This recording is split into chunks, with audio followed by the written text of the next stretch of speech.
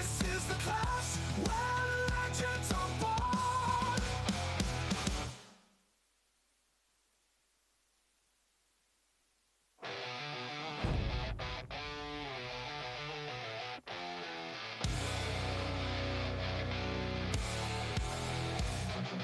Boots pound dust in the dead of night. Scars tell tales of the endless fight.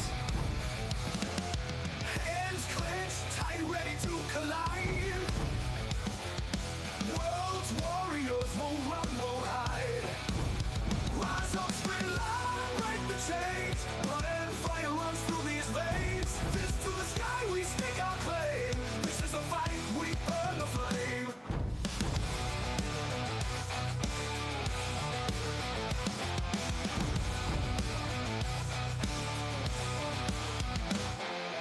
Mountains quake under battle cries. Shadows stretch across endless skies. Every step sparks the ground below. Warriors unite, let the fury show. Rise up, scream loud, break the chains. Blood and fire runs through these veins. Fist to the sky, we speak our claim. This is a fight, we burn the flame. Rise up, scream loud, break the chains. Blood and fire runs through these veins. Fist to the sky, we speak our claim. This is a fight, we burn the flame.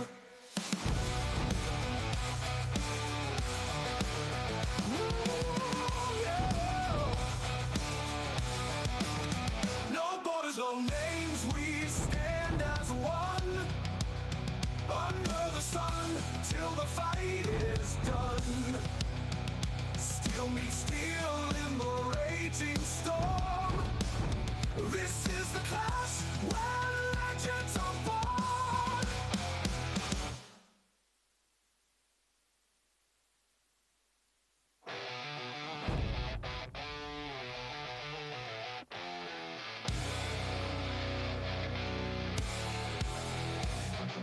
Boots pound dust in the dead of night. Scars tell tales of the endless fight. Hands clenched, tight, ready to collide. World's warriors won't run, won't hide. Rise up, spread light, break the chains. Blood and fire runs through these veins. Fist to the sky, we stake our claim. This is a fight, we burn the flame.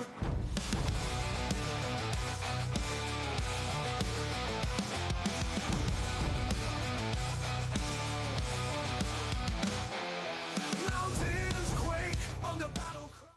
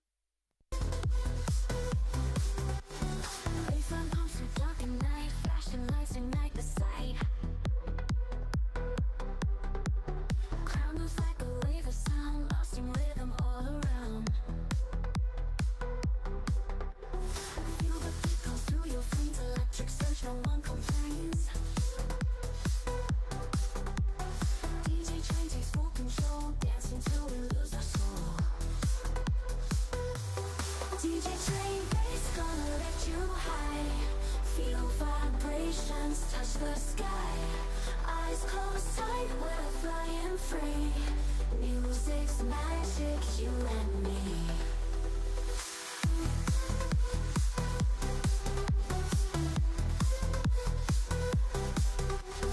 Neon colors paint the air. In this haze we lose despair. Every drop of fever scream, living out our techno dream. Heartbeat racing, sound surrounds, lost in music, no more bounds. DJ's kingdom reigns supreme. This is more than just a theme. DJ train bass gonna lift you high. Feel vibrations touch the sky. Eyes closed tight, we're flying free. Music's magic, you and me. DJ train bass gonna lift you high. Feel vibrations touch the sky. Eyes closed tight, we're flying free. Music's magic, you and me.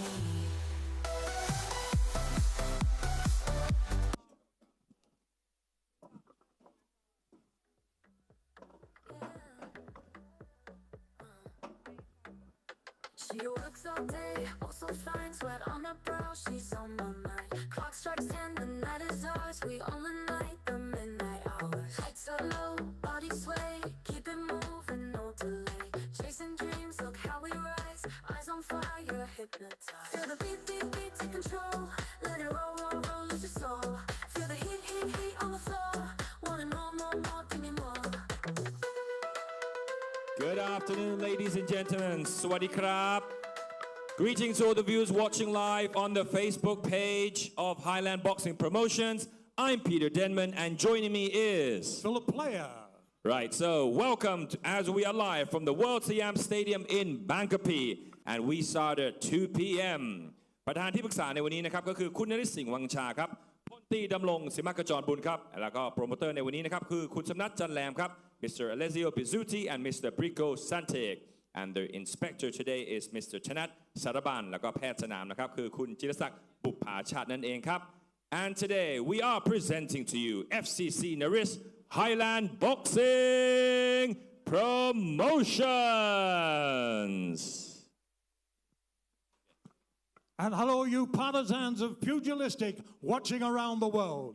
Today we have 20 countries here today, including New Zealand, Canada, India, Pakistan, China, Hong Kong, Australia, South Africa, Japan, Kazakhstan, France, Singapore, Vietnam, the United States of America, South Africa, Philippines, Turkey, Italy, Indonesia, and our home here, Thailand. It's going to be a fantastic event tonight, ladies and gentlemen, and your undercard boxing officials tonight. Your referees chairman, Mr. Warrawolf Dunkau. Your judges, Mr. Carlos Costa, Mr. Jonathan Tarakajat, Judge Arutha, Judge Narawaf, Madam Ponsongmani, and Dr. Jiraset Bupacek to patch up the blood. ถูกต้องแล้วครับวันนี้นะครับผมรายการของเรานะฮะก็มีชื่อว่า World Cup Boxing นั่นเองครับเพราะว่ามีนักชกนะครับผมทั้งหมดจาก 20 ประเทศด้วยกันแหละครับ All right, let's get the party started. Ladies and gentlemen, are we ready? เงียบสงบเลยครับผมขออีกรอบครับ Are ready? Okay. This first bout is scheduled for 4 rounds of featherweight action. Calling first to the ring from the blue corner, Pat Ban Tong.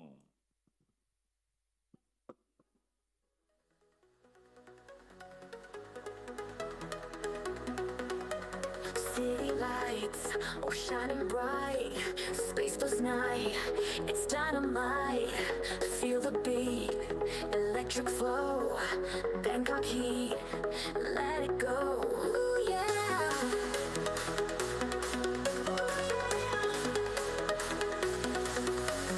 Moonlight glows, the rhythm starts. And his opponent from the red corner entering the ring, San Chai Lim.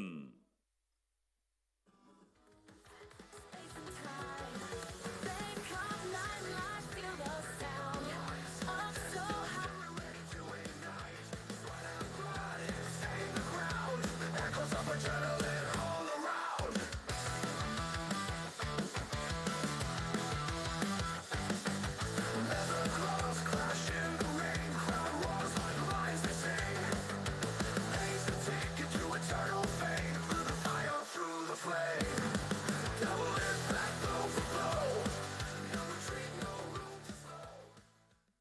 Ladies and gentlemen, this bout is scheduled for 4 rounds of featherweight action. Introducing to you first, finding out the blue corner, wearing blue with white trim, official weight 57.7 kilograms, with a professional boxing record of 2 victories and 1 defeat with no bouts even. Hailing out of and proudly representing Thailand, Han Tong.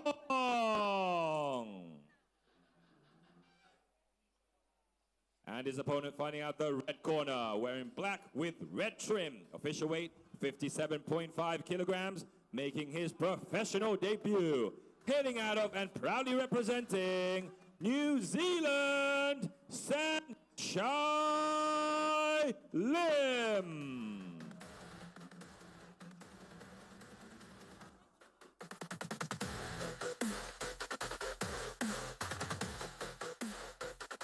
In charge of the action once it begins, อาจารย์ วรวุฒิ เดือนขาว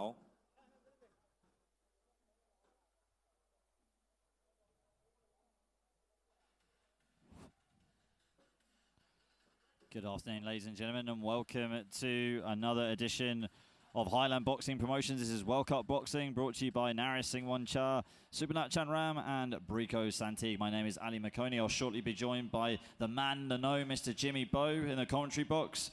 We've got 17 fights on the card this afternoon, with fighters coming from all corners of the earth to duke it out here at World SIAM Boxing Stadium. Countries like New Zealand, which we're seeing right now, Australia, Japan, France, Italy, Turkey, just to name a few, and of course Thailand. Here we go. We're starting with featherweight boxing right now for 4 rounds. Sanchai Lim in the red corner. Strong right hand there from Sanchai as he stalks his opponent. Pirouette down for the count right now. Big right hand there from Sanchai. Being told to go to the neutral corner. Referee Warwood Dunkau is at 7. He's at 8. Looks like Pirouette is going to make the count, and he does. Back in goes Sanchai. Just reading his opponent right now, taking his time, controlling center of the ring really well, trying to let go with that right hand. Good jab there and fight back there from Pirouette with the southpaw stance. Nice in and out there. Good left hand there from Pirouette, and Sanchai again with the right hand. It's a perfect shot that you need to land to unlock a southpaw, and Sanchai has really done that perfectly in this fight. Good, there he goes again, cracks him again with the right hand, and that has stumbled Pirouette back into his own corner. Good jab there from Sanchai, keeping it simple here with the straight punches. Sanchai in his debut today, whereas Pirouette, this is his 4th professional bout inside the ring. Good straight right to the body there from Sanchai. And again, jab, stiff jab being put out there by Sanchai. Good footwork as well from him, getting out of the pocket. And right hand going up there, again to the upstairs. Sanchai again with the feint. Pirouette controlling the center of the ring at the moment. Good right hand connects again there for Sanchai. That really has been his money shot so far in this first round. Going to the head and to the body. Having great success with it, and doing it a lot so with the footwork, making sure that his left foot is on the outside of Pirouette as he goes in with that right hand to close the distance. Right hand there from Sanchai, and he rips a left hook to the body. Pirouette showing a big heart at the moment. And storming forward right now with some good left hands. That really did startle Sanchai slightly, but he's ripping against the body with the left hook. Right hook there from Sanchai. Left hand from Pirouette. Shut up at the moment, trying to make sure that he can take a few punches and he's gone. And he lands a left hand and pushes Sanchai back. Sanchai pivoting there off the ropes and digging down to the body with the right hand. Left hook to the head, out to the body from Sanchai. Uppercut as well.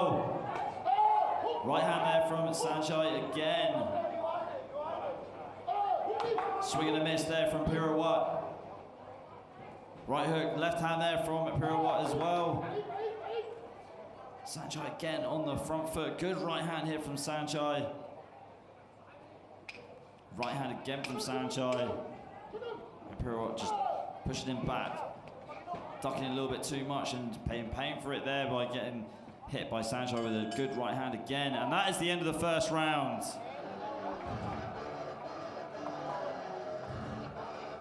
Okay, round 2 coming up next.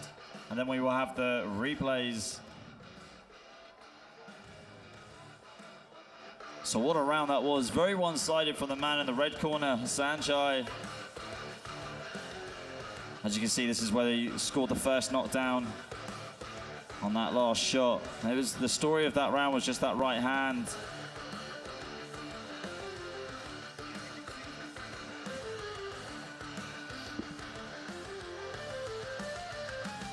Typical orthodox versus a southpaw. It's always tricky fighting a fighter that's in the opposite stance to you in your first fight in your debut, but Sanjay's really handled that perfectly, using his right hand to his advantage and scoring a lot of his points and being able to control the round so well with that right hand.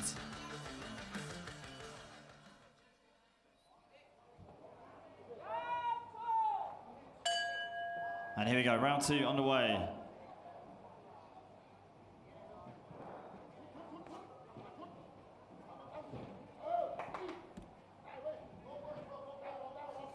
Sanjay closing the distance, using his straight punches yet again.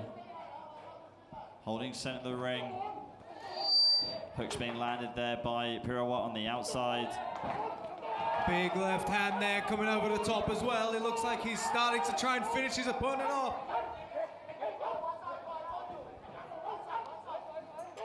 Left hand there from Pirawat.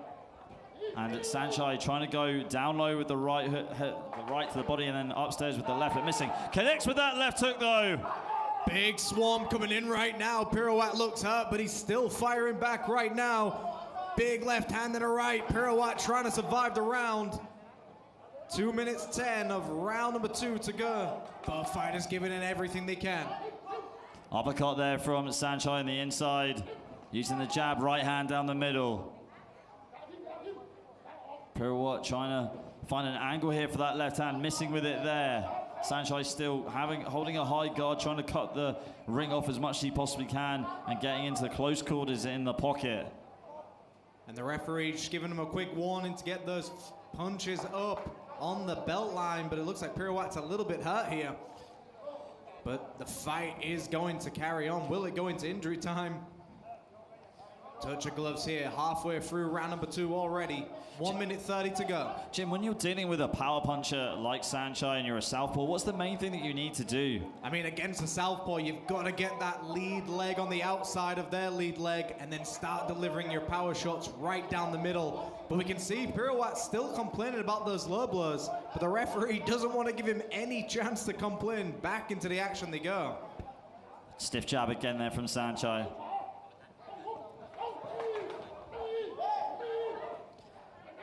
Pirawat coming in with a flurry, finishing it with the left hand to the head and to the body, and there he goes again with the left hand to the body. Swing and a miss there by Pirawat. He's looking a little bit tired here. A big slapping left hand. And both fighters starting to exchange heavy lever in the center of the ring. It's hook for hook madness right now. Pirawat with a slight swelling on his left eye and a little bit of a cut too, but it hasn't deterred him at all. He is still in there. He is still fighting. And as a southpaw as well, you block that right eye. It's going to be very hard to get your power and jabs right off as well. And we can see the round closing out, Lim charging in, got him against the ropes here, trying to finish him off. Left hand there again from Pirawat. That's the 10-second clapper gone right there.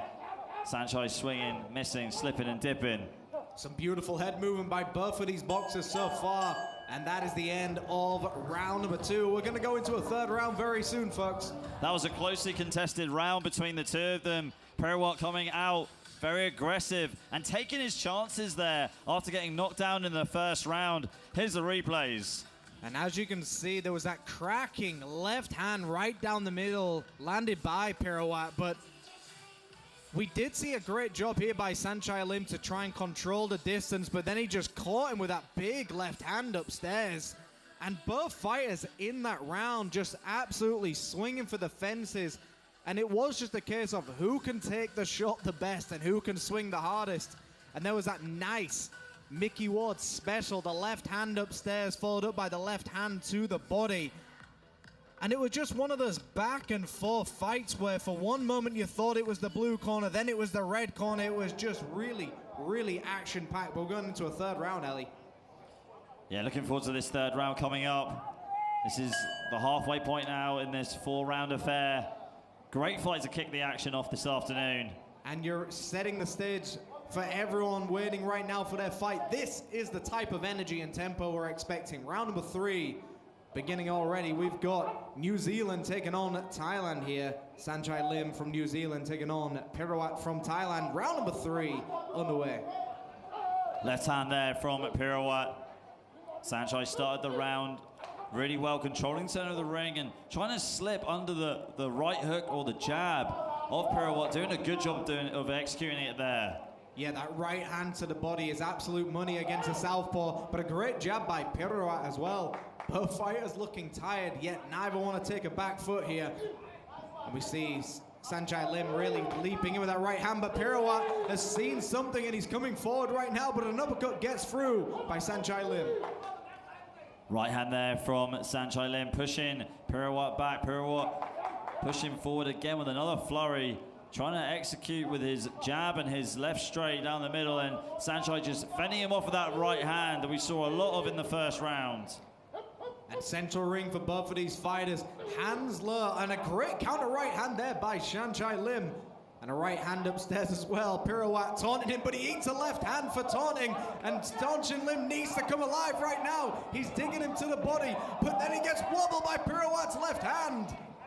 Yeah, we saw that more so in the second round from Sanchai Lim, Jimmy. Like, as soon as Pirawat shelled up, went to the body more. Is that advantageous to him, boxing against a southpaw like this? It is, but this is only a 4-round fight. These two gentlemen are definitely conditioned, but 4 rounds taking shots to the body, it pays dividends in the later rounds, but will it pay off right now? It depends on the condition of these fighters, but they look like they're in great shape so far. Whoa, double body rip there from Sanchai Lim, and for a moment, Pirawat dropping his gloves, looked like he had a bit of discomfort right there. Not sure if Sanchai Lim saw it, just trying to find the right moment, the right angle to go in for the kill. There it is again, that right hook to the body. And Pirawat landed one right to the body as well. So there's a battle of the body snatchers right now. Pirawat coming alive with those jabs. And you can see he's still very light on his feet, but that blood is starting to trickle down the left-hand side of Pirawat's eye. But will it be an issue for him? We've only got less than a minute to go of round number 3. Pirawat with a double, triple jab right there. Fending off Sanchai Lim, holding center of the ring. You always want to try and hold center of the ring as much as you can. It's almost like having the high ground in a battle, just controlling the battlefield very well. Sending those arrows down the hilltop, and that's exactly what he's doing right now with the jab as well. But a big right hand again. And this is just a battle of the counter punches, and a swing and a miss there. So Sanchai Lim got the right idea. Final moments of round number 3. Both fighters in the center of the ring, and a big right hand upstairs. And that is the end of round 3. What a round that was between these two. They really did leave it all in there in round 3. Let's see the action replays, then we'll go into the 4th and final round of this bout. And there was fireworks in that fight and that round. We've got one more coming up, but here we see these replays. The lightness of Pirawat dancing around with that jab, but he's trying to find that shovel left hand. So Pirawat right now really using that jab, but what he's looking for is that left hand to the body, and we see it there in the replay as well. Will Sanchai Lim take the bait of the jab upstairs and high his guard and then take the shot to the body? We're going to find out, but that leaping left hook by Sanchai Lim was a beautiful attempt, but Pirawat just managed to dance his way out of danger there. But a great round alley between these two fighters, and of course Sanchai Lim on his professional boxing debut, boxing absolutely beautifully here. But here we are, round number 4, the 4th and final round. New Zealand takes on Thailand. Yeah, Sanchai Lim definitely getting the valuable rounds under his belt in his debut. Pirawat thought he was down and out in the first round, but he's rallied back and done a really good job of getting himself back into this fight. Even though there's been moments where he looks exhausted, he's shown a huge heart and really has stuck to his good weapons of using that left hand, using that jab just to control the range. But here is Sanchai Lim coming in again, and like we talked about in the 3rd round, controlling center of the ring, controlling that high guard, if you will, Jim, the high ground. And what we're witnessing right now is almost a mirroring movement. Both fighters, although in the opposite stance, are mirroring each other's counter punches. So we're seeing a lot of slips, a lot of punches just glancing off the shoulders here. And there we see it again. Both fighters know exactly what they need to do in this 4th and final round. It is definitely a close fight. Pirouette still moving forward. Sanchai Lim trying to find those openings. It's a battle of the lead legs right now. You've got to get that lead leg, and there it is, the right hand down the middle. Sanchai Lim timed it perfectly, and Pirouette does not look fazed by anything. But it's that mirroring effect that you're talking about. Sanchai Lim using his right hand, Pirouette using his left, and there comes Pirouette again, pushing Sanchai Lim back onto the ropes with his own left hand. When he goes left, you go right, and vice versa. That's exactly what we're seeing between these two fighters. A calculated chess match is going on right now. Both trying to land that power punch right down the middle, but they're tired. They've got to set it up with the jab. Pirouette is more active with that jab. He looks more fresh right now. Sanchai Lim has got to bite down on that gum shield and start believing in his right hand. He's shown his opponent exactly what he's going to do. He's got to move forward. Right, great right hook there from Pirouette. Sanchai Lim trying to go to the body with the right hand, but just glancing the body of Pirouette. And there we see it again. Sean gets underneath the jab, but does not make him pay. You've got to make him miss, make him pay right now. And it's the final minute of round number 4. Both fighters just got to push it, pedal to the metal, and give it everything you've got. Believe in your right hand, believe in your left hand. Sanchai Lim stalking his opponent, whereas Pirouette is controlling, setting the ring yet again. Good 1-2 combination there from Pirouette. Sanchai Lim with that beautiful stiff jab, just keeping him there just to set up a shot. Showing a bit of experience here, Jimmy, instead of just going in there guns blazing, almost just taking his time to break down his opponent in the late stages of this fight. Yeah, Sanchai Lim looking like an Oscar De La Hoya here. He's got his hands at his shoulders, he's marching forward, still trying to bend at the hips and get that jab pumping out for him right now. But is he a little bit too tired? We're in the final moment of the 4th round. Right hook there from Pirouette. Sanchai Lim just shaking it off and coming forward, just taking one shot to land that big right hand. You've got to finish these rounds strong. It's how you start and how you finish that wins these rounds in these types of fights. Both fighters still pushing it. Right hand again there from Sanchai Lim, and that is the end of the 4th and final round. We're going to the judges' scorecards. What a fight between these two to kick the night of action off. Absolutely, both fighters laying everything on the line here. Let's go some action replays, Ali. So as we can see right now, it was that double jab with the left hand to start the action, and that was the difference in this fight.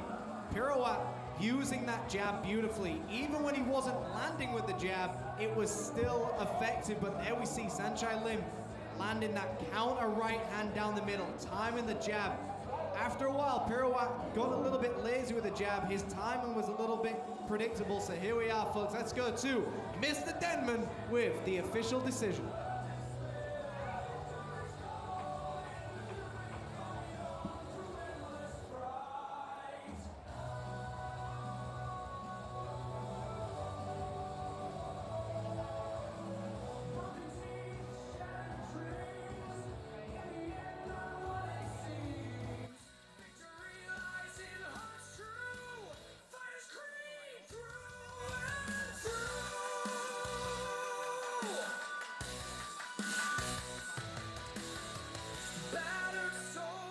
Ladies and gentlemen, the first two judges scores at 36 to 39, and the third judge scores at 37 to 38.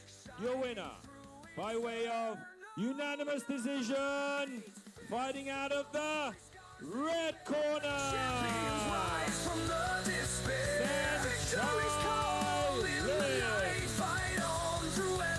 Sanchai, that was your first pro fight.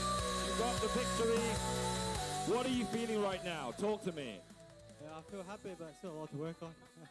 But yeah, I'm just happy to get out of there. All right, great fight. Thank you. Congratulations. Ladies and gentlemen, now we head to the second bout of the afternoon. This bout is scheduled for 4 rounds of lightweight action. Calling first to the ring, fighting out the blue corner, Britikiat Getsopa.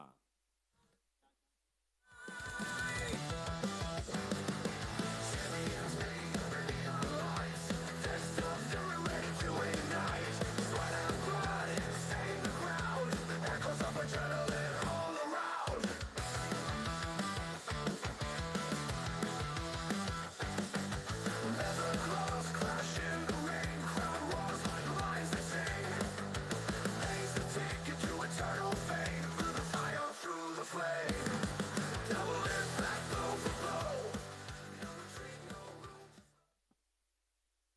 entering the ring, his opponent from the red corner, Iman Molay.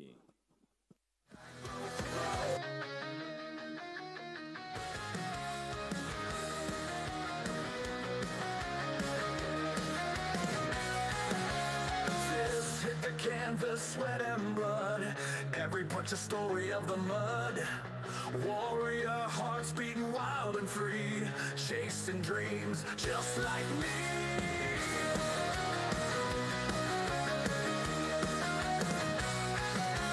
Days blend nights in a brutal fight. Pain and This glory. bout is scheduled for 4 rounds of lightweight action. Introducing to you first, fighting out the blue corner, official weight 61 kilograms with a professional boxing record of 1 victory and 5 defeats. Representing Thailand, Ritikiat Ketso. And his opponent fighting out the red corner, official weight 60.2 kilograms, making his professional debut. Representing Canada, Iman Molay. College dance clip, victory tight. Eyes of steel piercing through the fright. Sacrifice etched in their veins. Crushing barriers, breaking chains. Countless wounds rolling thunder loud. Every cheer lifts up the shroud. Okay, folks, here we are for the second fight of the afternoon, live at World SIAM Stadium in Bangkok. A lightweight fight scheduled for 4 3-minute rounds. Canada takes on Thailand. So Iman Molay from Canada making his boxing professional debut in the black shorts, and Ritiket Ketsopa from Thailand in the blue trunks with the yellow trim. Round number 1 underway.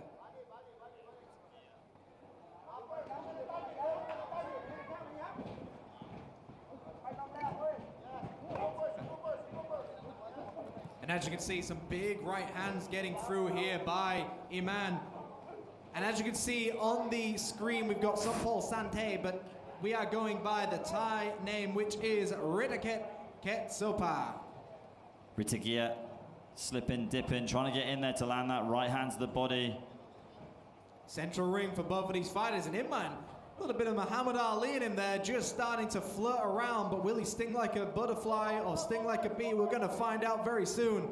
1-2 there being landed by Iman, and Ritiket trying to turtle his way up, trying to get away from the damage here, but he's taking a lot of shots and he swings upstairs.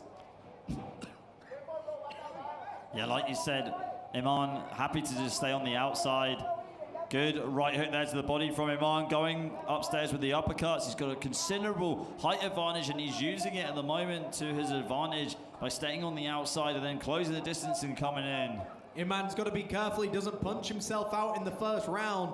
Delivering those uppercuts to the body in the first round can tire out very, very quickly. So it looks like Ritiket is just trying to weather the storm here.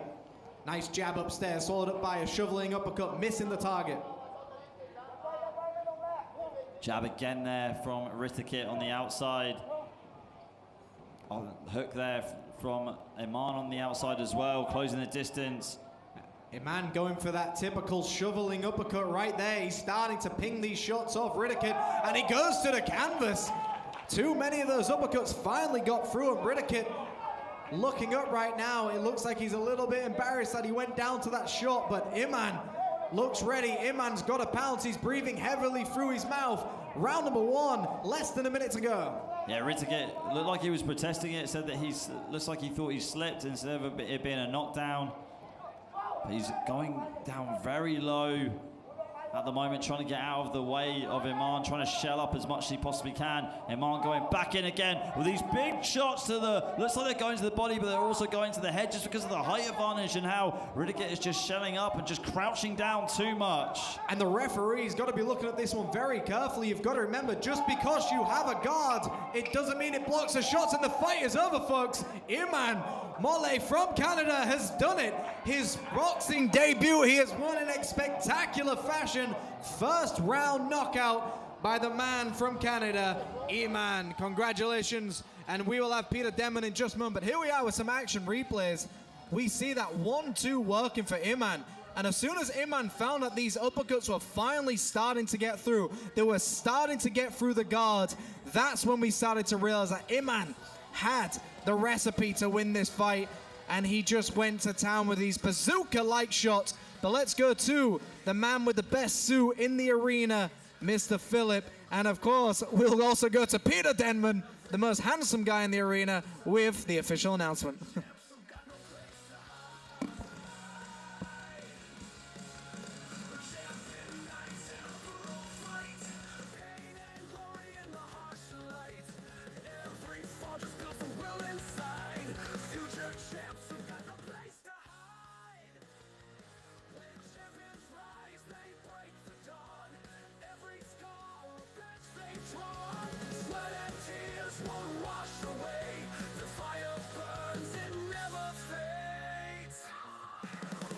Ladies and gentlemen, at the time of 2 minutes and 53 seconds, your winner by way of first round TKO, Iman Molay. Iman, that was your professional debut and you won in an electrifying fashion. How do you feel? How long have you prepared for this fight? It's a long time, and I want to come to Vietnam still 4 years. I know the team, the SCC, 4 years, but this year I made it happen. All right, congratulations. And now announcing the third bout, we have Mr. Philip Player. Thank you, Mr. Denman. Ladies and gentlemen, we go on to now a super featherweight contest. Please welcome into the red corner, all the way from Thailand locally, Monko Naksai.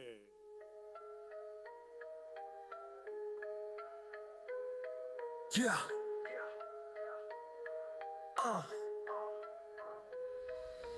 Dumbbells, clang, shadow box in the mirror. Dreams of the belt, vision getting clearer. Sweat hits the mad grind, never ends. Highland hustlers destined to transcend. Punching at the bag, gloves stained with fight. Round after round, battle shining bright. Footwork fierce, got the moves to evade. Knuckles His full of opponent fury in this every super day. featherweight contest, please welcome into the red corner, from Canada, Hamadia Bra. We invade.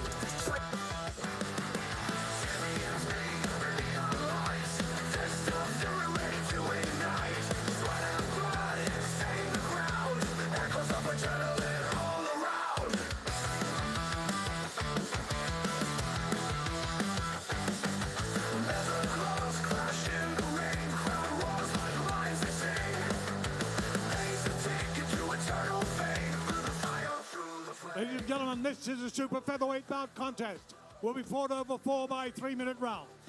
Tonight, fighting out of the blue corner, he weighed in at 58.9 kilos, stands 173 centimeters in height, 29 years of age. He's locally from Thailand, where he's trained here at Sitsasang Boxing. With a fight record, 6 fights, 1 win, 5 losses. Please welcome, wearing blue and black and white trim, Monko Naksai. His opponent, ladies and gentlemen, fighting out of the red corner, wearing black with red, white, and blue trim. He weighed in at 59.1 kilo, 170 centimeters in height, 29 years of age. He hailed from across the sea in Canada, but been training locally out of a FCC gym in Vietnam. He's making his debut tonight, so please make him welcome, Hamadia Bra. Your referee for this contest, ladies and gentlemen, Mr. Julatan Taragajata. Fighters to center ring, please.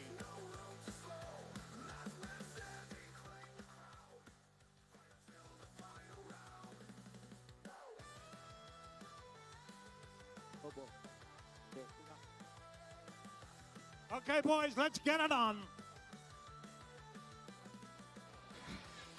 Okay, folks, let's move on to fight number 3. It's a super featherweight affair. Over 4 rounds of action, if we go that far, between Canada and Thailand. Monko Naksai in the blue corner. And making his debut is Harembra Bra in the red corner. Fast start here by the Canadian fighter, going downstairs with the jab to the body. Monko charges him, and both fighters get involved in the clinch here. And Hamenba just throws him apart, but you cannot push in boxing, so he's got to be very careful to not do that again. Back into the action. He's got that crouching 1950s boxing style, holding that left hand low and almost coming in like a Rocky Marciano with that right hand high. Swing and a miss by Moncon.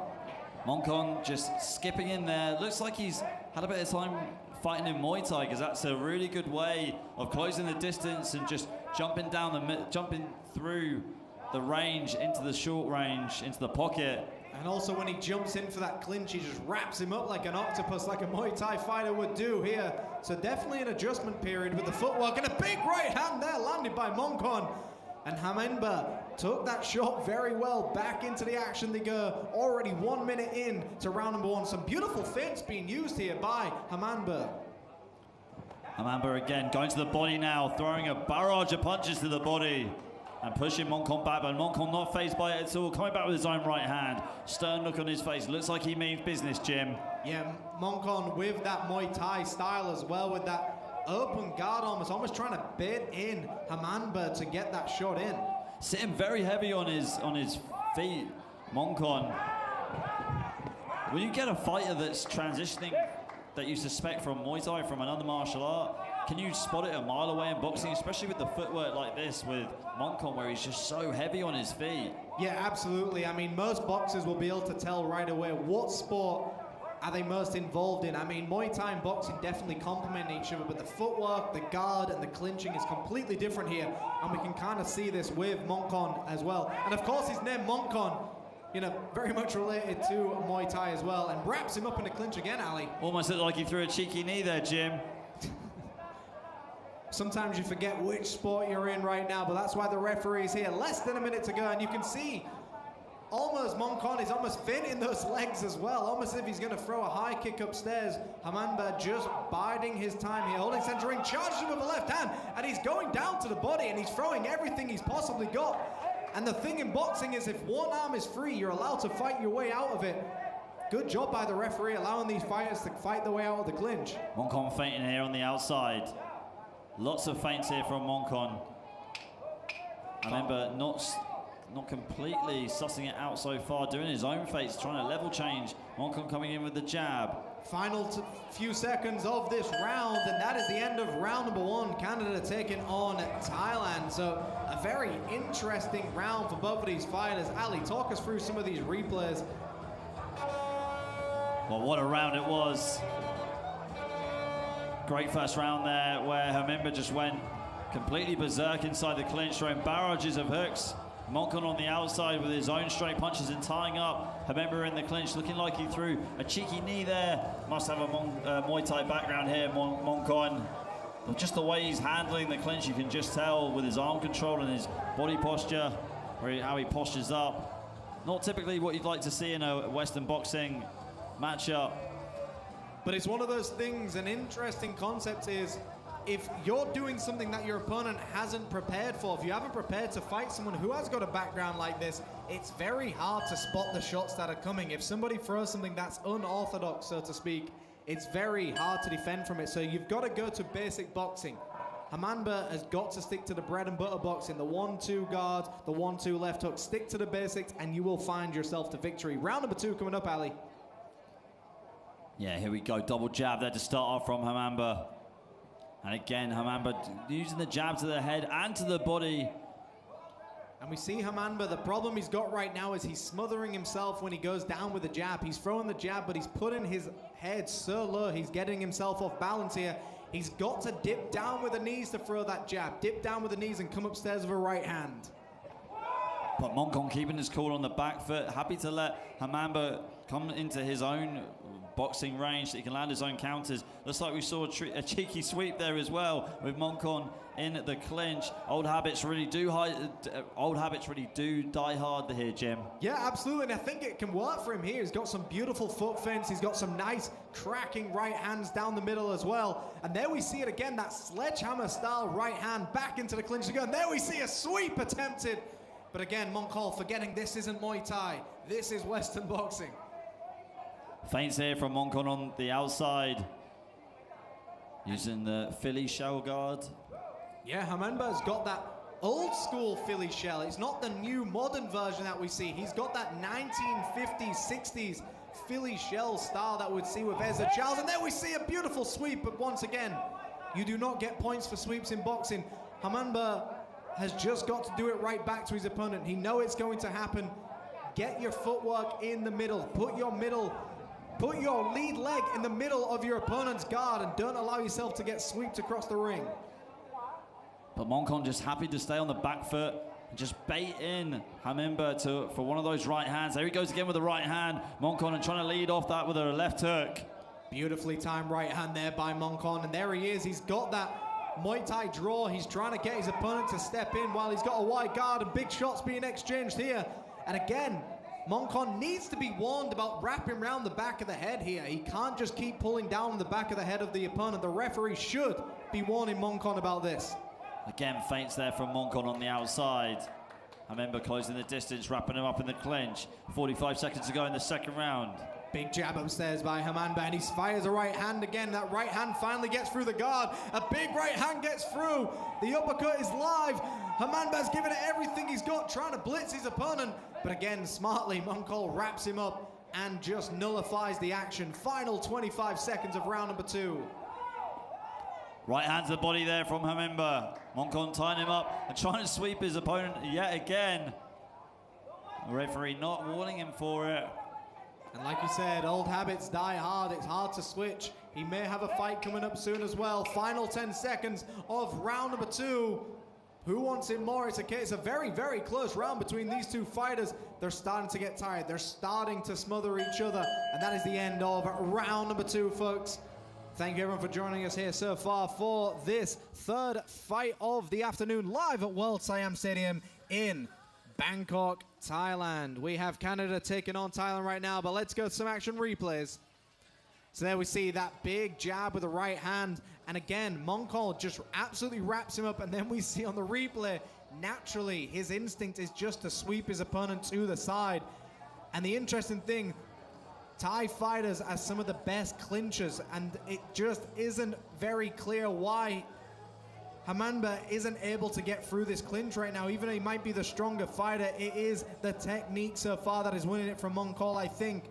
Hamamba doing a great job. He's coming in live, he's coming in fast, but he needs to set things up. That jab to the body was working for him, but he needs to dip his knees with that jab to the body and come upstairs with the right hand.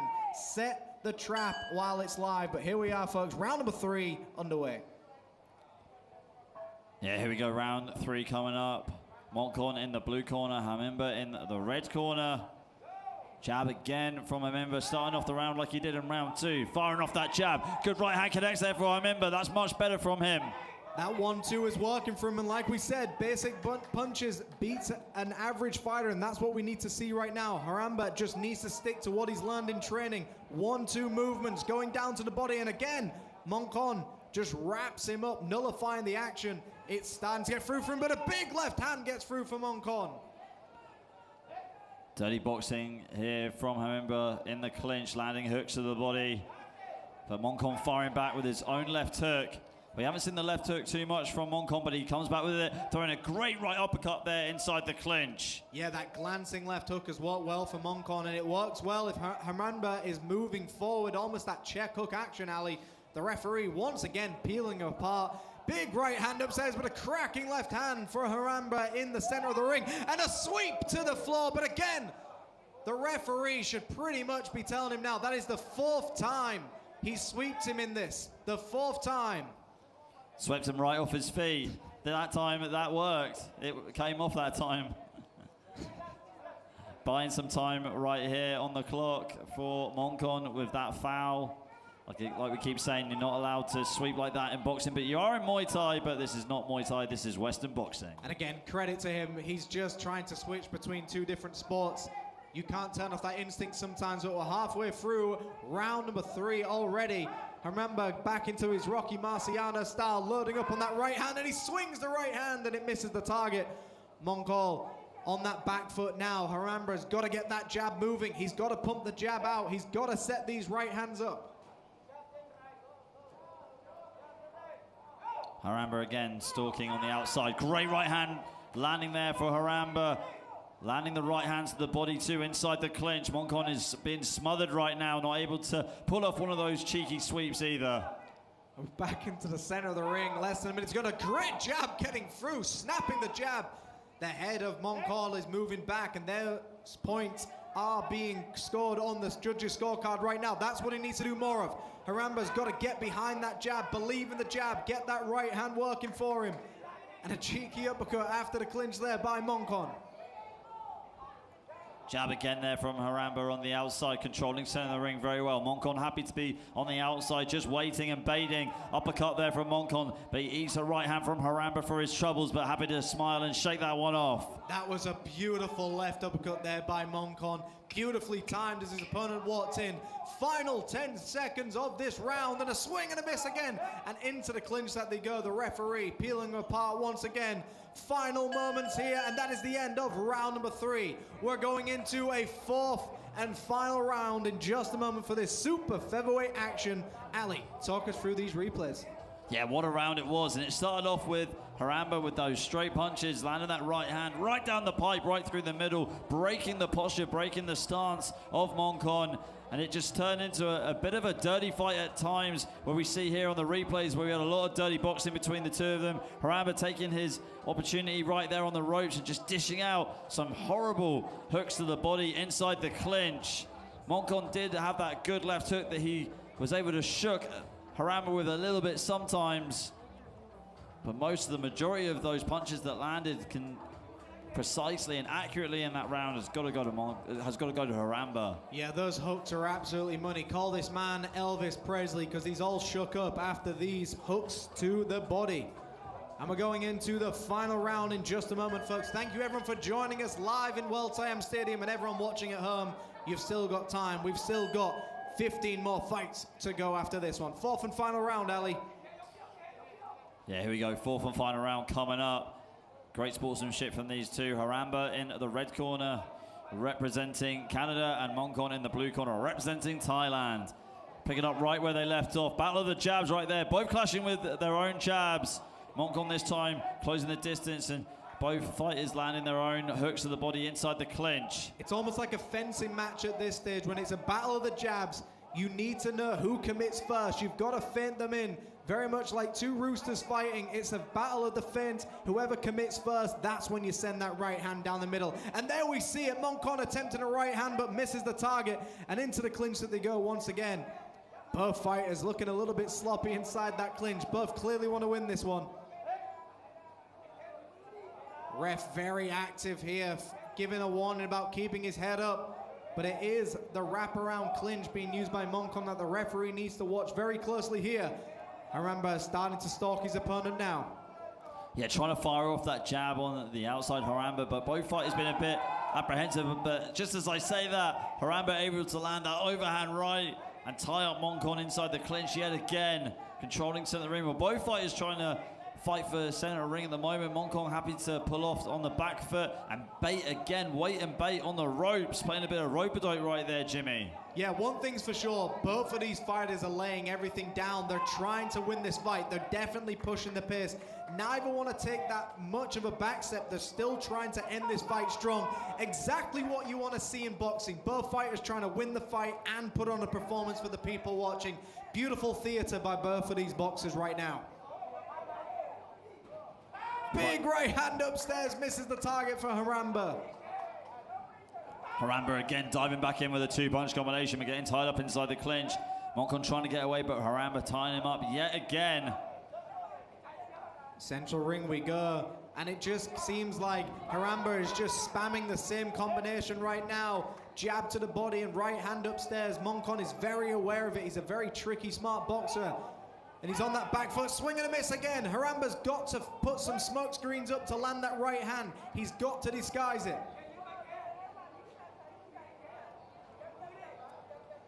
Haramba here trying to get his way in. Good jab there for being pushed away right there by Moncon on the outside. The referee once again breaking him up, put him in the center ring. Final moments of this round. Moncon on that back foot. Haramba starting to stalk forward. And again, he wraps him up in the clinch as well. Haramba should just start digging to the body as soon as he wraps his arm around him.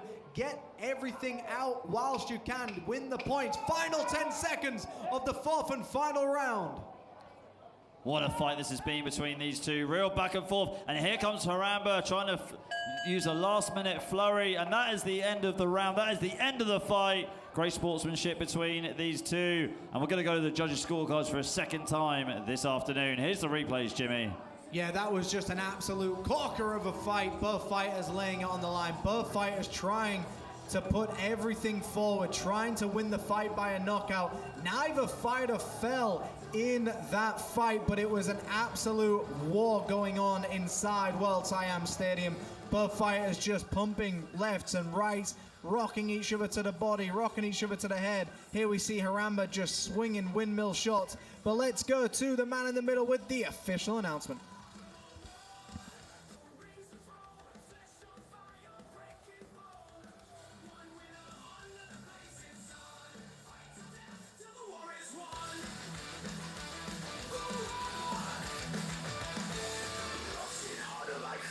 Storm, battle cries erupt, a violence warm, crowd to savage him, endless roar, champions crowned, but painted in gold.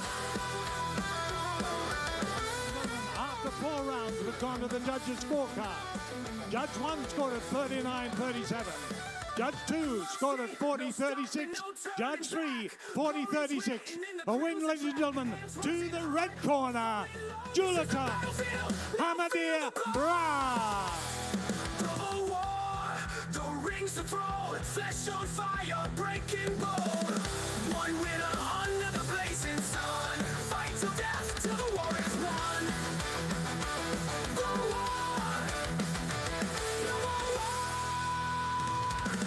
Different flags under the same lion dome. They fight for pride. We go to the 4th event of the evening, ladies and gentlemen, a super flyweight bout. Please welcome into the blue corner, Chunlat Chaimang Kako.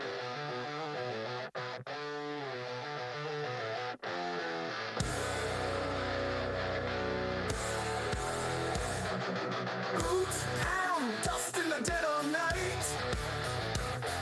Scars tell tales of the endless fight. Hands clenched, tight, ready to collide. World's warriors won't run, won't hide. Rise up, spread line, break the chains. Blood and fire runs through these veins. Fist to the sky, we stake our claim. Ladies and gentlemen, please welcome into the red corner, all the way from Pakistan, Hassan Manzoor.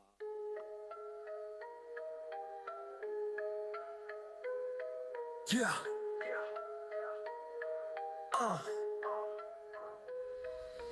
Dumbbells clang, shadow box in the mirror. Dreams of the belt, vision getting clearer. Sweat hits the mad grind, never ends. Highland hustlers destined to transcend. Punching at the bag, gloves stained with fight. Round after round, battle shining bright. Footwork fierce, got the moves to evade. Knuckles full of fury, every debt repaid. Highland grind, where champions are made. Fighting for dreams in the ring, we invade. Ladies and gentlemen, this super flyweight bout. Fight over 6 by 3 minute rounds. Tonight, fighting out of the blue corner. He weighed in at 53.4 kilos, 162 centimeters in height, 29 years of age. He hails locally from Thailand. He's trained at Bangkok Boxing Gym. With 2 fights, 2 losses, please wearing blue trunks with black trim, Chunlat Chaimang Kako. Never tire. Highland grind. His opponent, ladies and gentlemen, the super flyweight bout. Weighed in at 52 kilo, 165 centimeters in height, 26 years of age. He comes to us by way of Pakistan with a record, 4 fights, 3 wins, 1 loss. Ladies and gentlemen, wearing white with black design, Hassan Manzoor. Your referee for this contest, Mr. Arachu Ramanthara. Boxers to center ring, please. Dreams in the ring we invade. Training every day till the prize in hand. Future on the rise, here we make our stand. Coaches yell. Okay, let the battle go.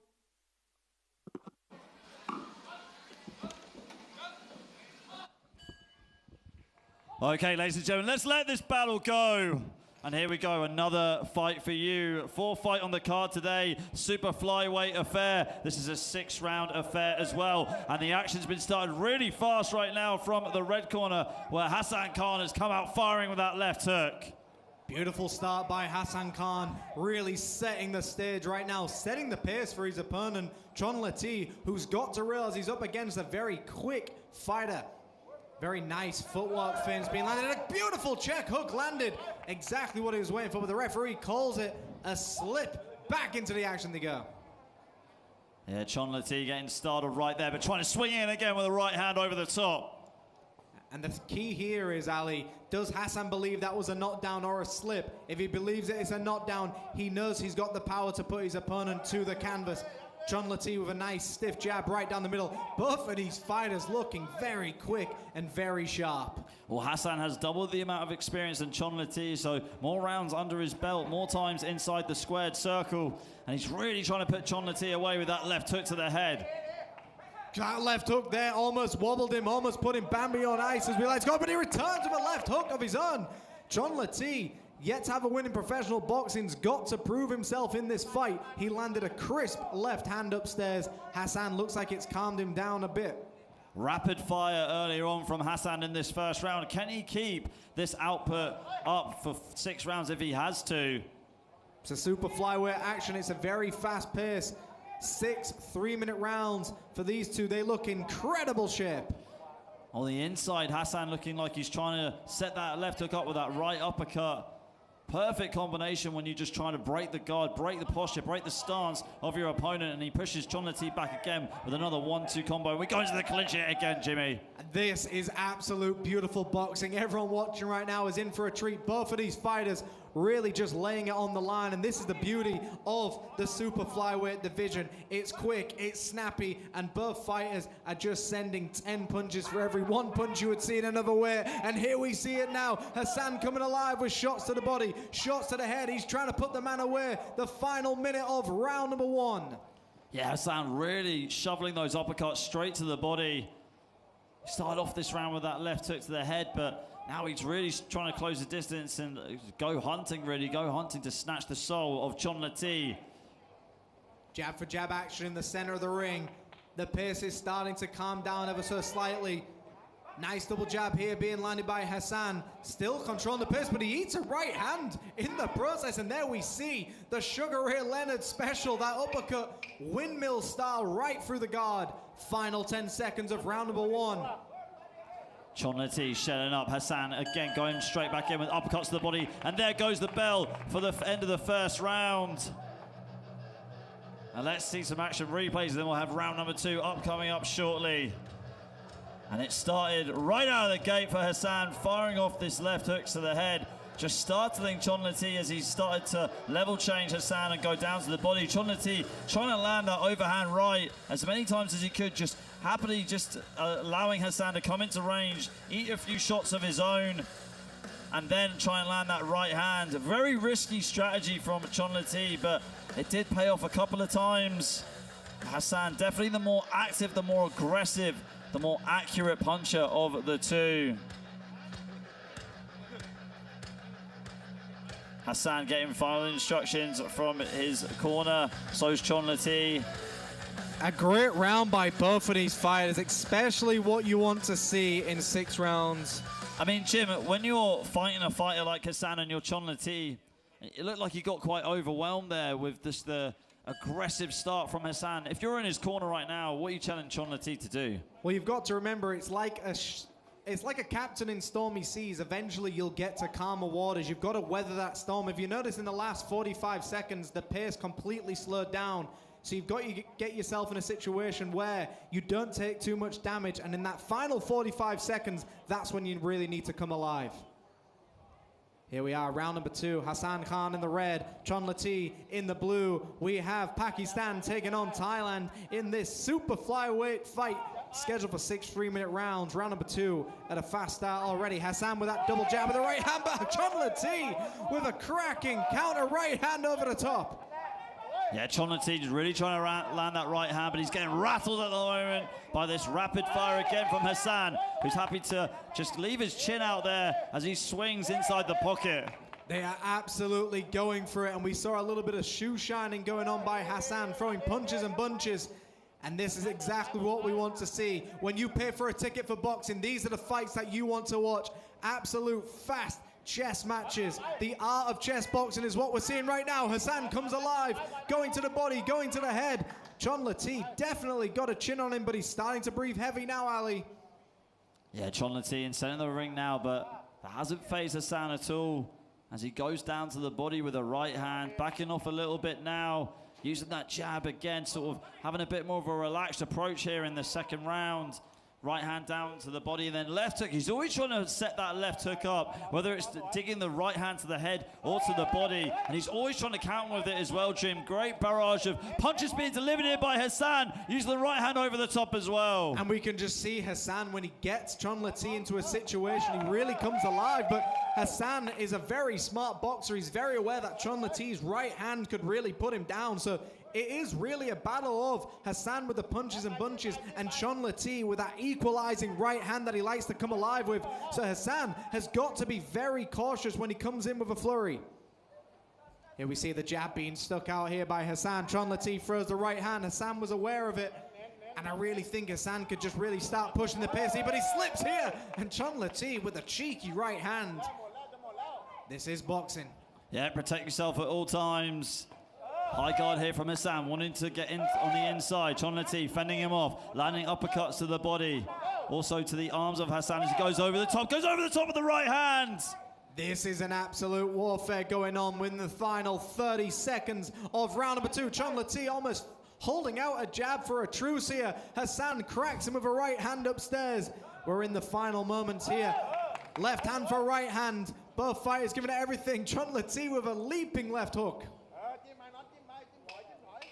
Final 10 seconds here of round number 2. Hassan staying light on his feet. Chonlati hitting nothing but air, and Hassan closing the distance and going straight back into the pocket, swinging with his left hook, and that is the end of round 2. What a round between these two warriors. Yeah, I mean, it's one of those situations. I mean, myself and Peter Denman, who sat next to me, we've discussed this before. The shots that you miss tend to tire out the most, and that's what we're witnessing right now. For every shot he misses, it tires him out twice as much. But here we see Hassan just coming alive with these beautiful shots to the body and head. But you can't count Chonlati out. Chonlati has that equalizing right hand. He has that devastating left hook. And we saw there, as soon as Hassan was on the canvas, Chonlati takes no prisoners. So Hassan's got to realize he's up against a man who's willing to take him out where he stands. Indeed, the shots that tire you out are the ones that you miss. It's not just physiological, it's psychological. 100%. When you load up those shots and you miss the shot, you just take out your entire energy. But the good thing about it is your opponent realizes, I got away from it that time. Will I get away from it again, Peter? And here we are, folks. Round number 3 coming up. Well, like the great Mike Tyson said, boxing is 90% mental, 10% physical. Got to agree with that one. Here we go. Round 3 starting off, and Hassan happy to stay on the outside now and bait Chonlati in. Chonlati almost rolls the reverse right now in round 2, from round 2 to round 3, Jimmy. Yeah, this round 3 is the most important round now because we're entering the halfway stage of the round. 6-round boxing. You can't give up any round. You can't take a round off to work out your opponent's timing. You've got to just keep moving forward here. But we've got a very, very close fight on our hands. I believe Hassan is winning, but Chonlati, like we said, has that equalizing right hand and left hook. 1-2 there from Hassan, trying to again land that left hook to the head, but hitting nothing but air. If he's knocking out anyone with that left hook, it's going to be a couple of ghosts inside this stadium. Coming forward with the blitz as well, but here we see Chonlati now on the front foot. Hassan starting to go on that back foot here, so Chonlati is trying something different here, and this is what we see a lot. Two fighters just trying something out different. Absolute beautiful stuff here. The absolute sweet science of boxing on full display. But Hassan, for every 8 punches he's landing, Chonlati is landing 2. Yeah, Chonlati trying to land that signature overhand right of his, and getting confident right there, swinging in with that left hook. And that left hook has been absolutely fantastic for him. It's almost that Poly Malignaggi left hook. It doesn't do too much damage, but when you walk into the shot, that's where it hurts the most. Back in central ring, Hassan behind that jab. Big right hand over the top, misses the target. And both fighters just swinging for the fences at this stage. Great body work being landed by Hassan. And the clinch nullifying that action. Back in central ring they go. Again, Chonati trying to land that overhand right. Hassan wisely stepping out the way. Hassan using his jab, just pushing out, creating some space right there, and coming in the close range, in the mid-range with the uppercuts. Big right hand getting over, but Chonati rolls with it. But he loses his footing here. Hassan comes alive. But smartly, Hassan steps back. He's aware of the right hand range of Chonati. He's boxing beautifully. He's using his IQ to the fullest here. Chonati boxing on instinct. Hassan very, very calculated here. So if we look at this fight as a whole, we look at Hassan in particular, he came out really heavy, really aggressive in the first round using that left hook. Now he's trying to set up punches to the body. Can you explain out exactly why he's doing that, Jimmy? Well, he's trying to bring the guard down of Chonati. He wants him to start to believe that he's only going to the body, and as soon as he gets that body work going, those headshots are going to land even cleaner. He's trying to manipulate the guard of Chonati, and it's working well for him right now. Yeah, when you're chopping a tree, you want to go as low as possible, and that's exactly what Hassan is trying to do.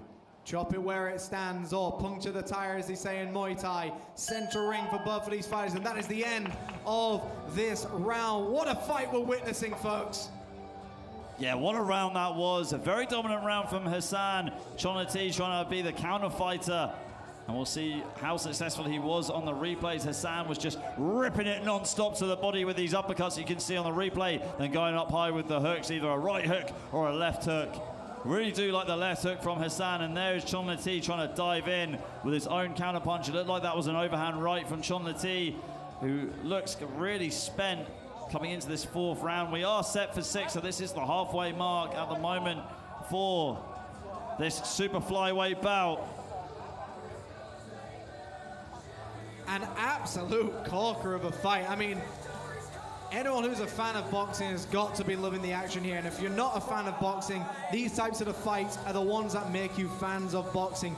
Two fighters laying it on the line. Neither want to take a back step. Both fighters trying to end it where they can with heavy shots. But it's a calculated science. It's not just violence. It is calculated science. And that's what we're seeing right now. Both fighters putting pedal to the metal. Here we go, fourth round coming up.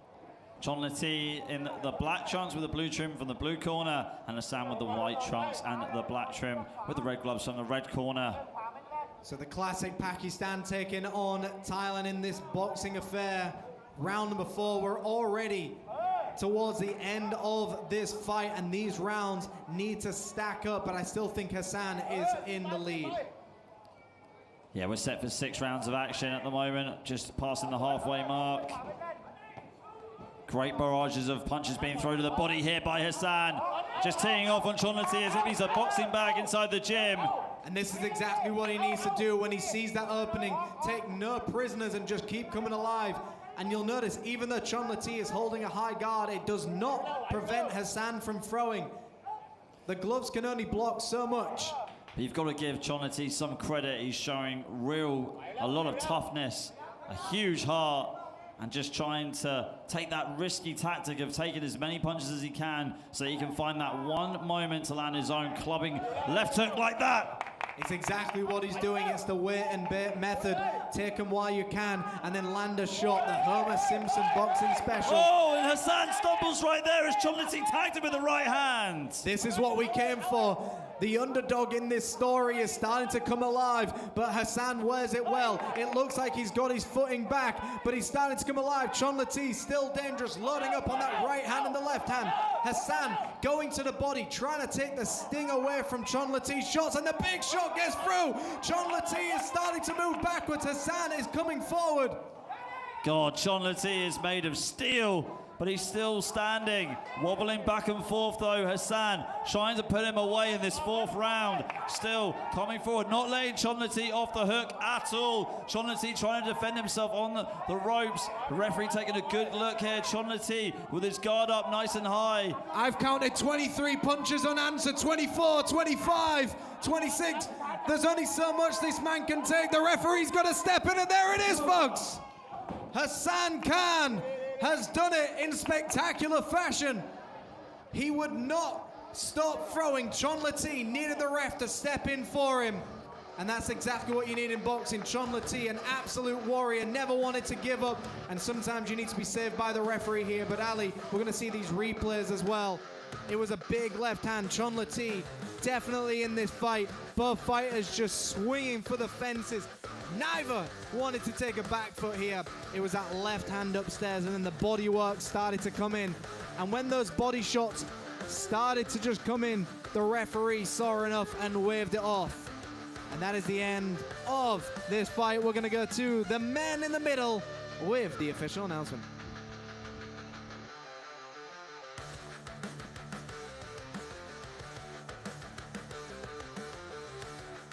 Ladies and gentlemen, as is the way the referee stopped the fight, ladies and gentlemen, after 2 minutes and 15 seconds of round 4, the winner, ladies and gentlemen, to the red corner, Hassan Manzoor. We now go back over to Peter Denman. What a lot of back and forth action. Congratulations. Ladies and gentlemen, now we head to the 5th bout. This bout is scheduled for 4 rounds of light heavyweight action. Calling first to the ring, fighting out the blue corner, Kiatka Pongpel.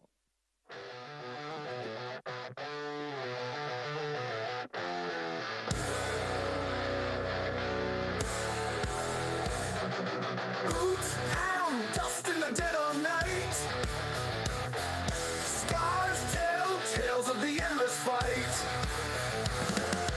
Hands clenched, tight, ready to collide. World's warriors won't run, won't hide. Rise up, straight line, break the chains. Blood and fire runs through these veins. Fist to the sky, we stake our claim. This is the fight, we burn the flame. And his opponent fighting out the red corner, welcoming to the ring, Jordan Robert Towns.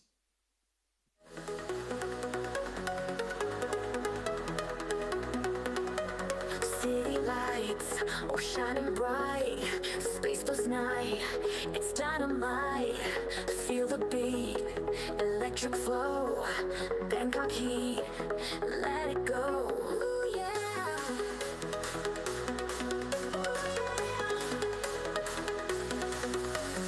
Moonlight glows, the rhythm starts. Dancing close with beating hearts. High above, the stars align. In this groove, space and time. Bangkok night. Introducing to you first, fighting out the blue corner, wearing blue, official weight 88.8 kilograms, making his professional debut, representing Thailand, Kiatka Pongpel.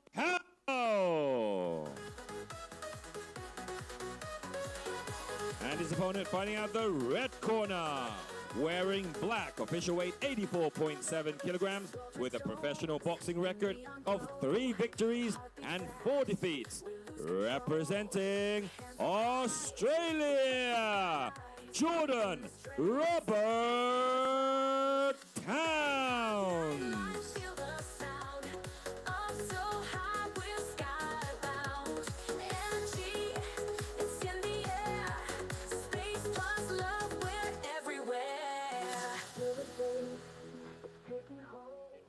Okay, ladies and gentlemen, here we go. Moving on to fight number 5, light heavyweight action. 4-round affair right now. Australia taking on Thailand. It is Jordan Robert Towns taking on Kiatka Pongpel. So Thailand taking on Australia. It is Kiatka's debut today. And it is Jordan's 8th bout. Huge right hand there landed by Jordan. Big swing and a miss here by Kiatka, just coming over the top here, but Jordan A big height difference here, you can see. Nice jab with the right hand, right down the middle. So Australia taking on Thailand here. Central ring for both of these gentlemen. So in your debut, Jim, if you're fighting a fighter that has a considerable height advantage to you, is that something that deters you, and how do you sort of get around it? It depends who you are. If you're someone who's never been in there, it doesn't really deter you at all because you haven't got anything to compare it to.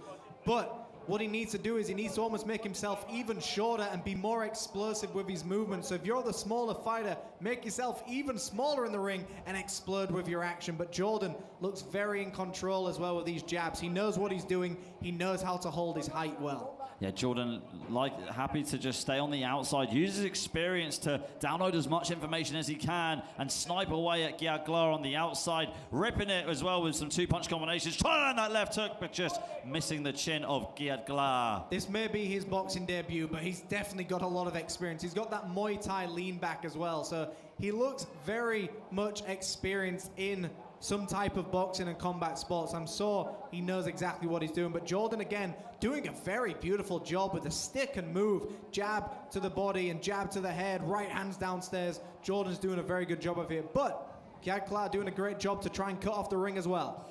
Yeah, Jordan's showing his experience, not putting all the power behind every single punch, keeping Gia Glar there, just, throwing a couple of punches to make sure Gia Glar keeps his hands up so that Jordan can move laterally around him. There's a good left hand to the body from Jordan.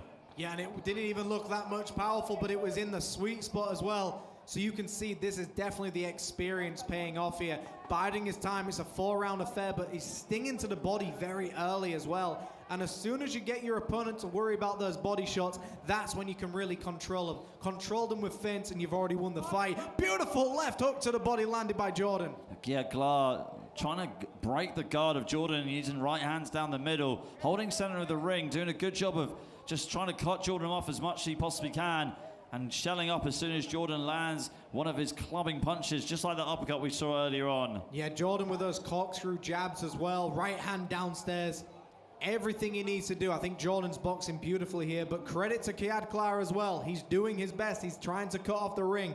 He's trying to stunt the man where he can, and it's a lot harder to quote-unquote get on the inside of a taller fighter, working other things. Big right hand upstairs there. Final moments of round number 1. And there we have it, folks. Round number 1 already finished. Australia takes on Thailand in this light heavyweight fight. We are scheduled for 4 rounds live at World SIAM Stadium.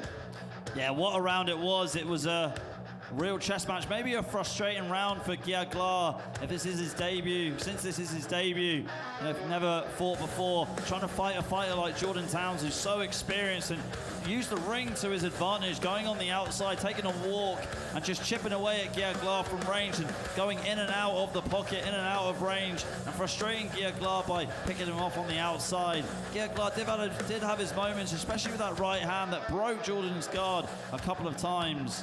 But Jordan definitely pulled off the more controlled tactics of that round, being able to control Gia Glar on the outside. Gia Glar having to follow him and cut him off. It was a much harder round for Gia Glar than Jordan, in my opinion, Jim. I mean, I think Gia Glar's boxing well. He's doing a very good for someone who's on his professional boxing debut. It's just the case of he's against a man who's had he's in his 8th professional fight. He knows how to weather the storm. He knows how to use his height. But here we are, folks. Round number 2. Jordan in the black trunks. Gia Glar in the blue trunks. Back in the action they go for this light heavyweight fight. Jordan popping out the jab early on, ripping it down to the body as well. Finding his momentum early on right now in this second round with that jab. And here he goes, body hunting right now in round number 2. Jordan getting those right uppercuts through the guard of Gia Glar. And this is the thing, Jordan doesn't have to follow Gia Glar. He can stay on that back foot and allow Gia Glar to walk into his shots as well. But the interesting thing here is Gia Glar's got very long arms. He doesn't need to be that close. He doesn't need to be on the inside. He can probably box him at the medium range, but Jordan is aware of this. This is why he's starting to take more risks. Gia Glar really coming alive here with some heavy shots. Yeah, Jordan just using his footwork smartly to sort of position himself in the right way to step in and land a clubbing shot to the head or to the body. Nice body work being landed by Jordan. Big right hand here. Almost stumbles Gia Glar. And Gia Glar starting to turtle himself up, but he takes it well. A great chin being tested here. Gia Glar goes down to the canvas and he takes these big shots. And that was almost like Rhea Mercer against Tommy Morrison, but the referee doesn't call it the knockdown. They carry on the action. And we can see Jordan was so close to getting a knockdown there. Kiaklar's been granted some more time in this round. Yeah, it doesn't look like the referee saw that Kiaklar was hurt, but now he does as Kiaklar takes a knee. A very tactical knee by Kiaklar. This is something you need to do. Just take your time. 8 seconds on. And he's on his feet. The referee's waving it off. A great decision by the referee. Great performance by the Aussie, Jordan Robert Towns, as he moves into his first victory. And Kiaklar, he boxed beautifully. He just got caught, and that's the thing in boxing. You're always one punch away from the fight being over. And this is that moment where it looked like a knockdown. When we saw Rhea Mercer against Tommy Morrison, he sat him on the ropes and started sending hooks to the body into the head. Luckily, the referee steps in at the right time. Great refereeing. And we'll go to the men in the middle with the official announcement.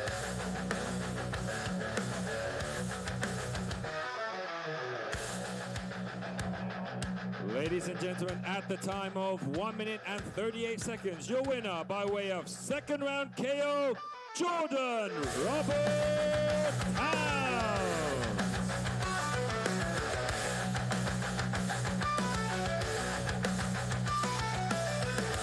And this next bout coming up is scheduled for 6 rounds of middleweight action. Calling first to the ring from the blue corner, Wanchalerm Aramchai.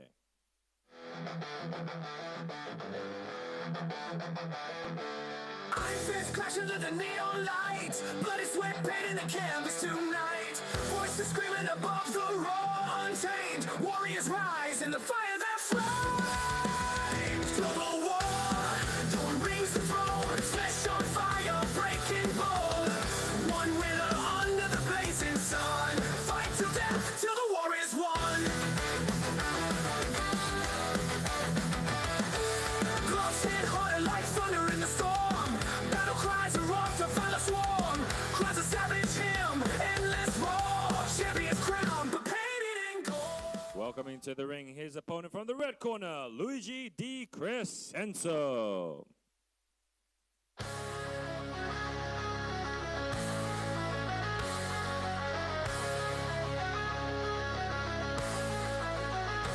In the ring of fire, fists collide.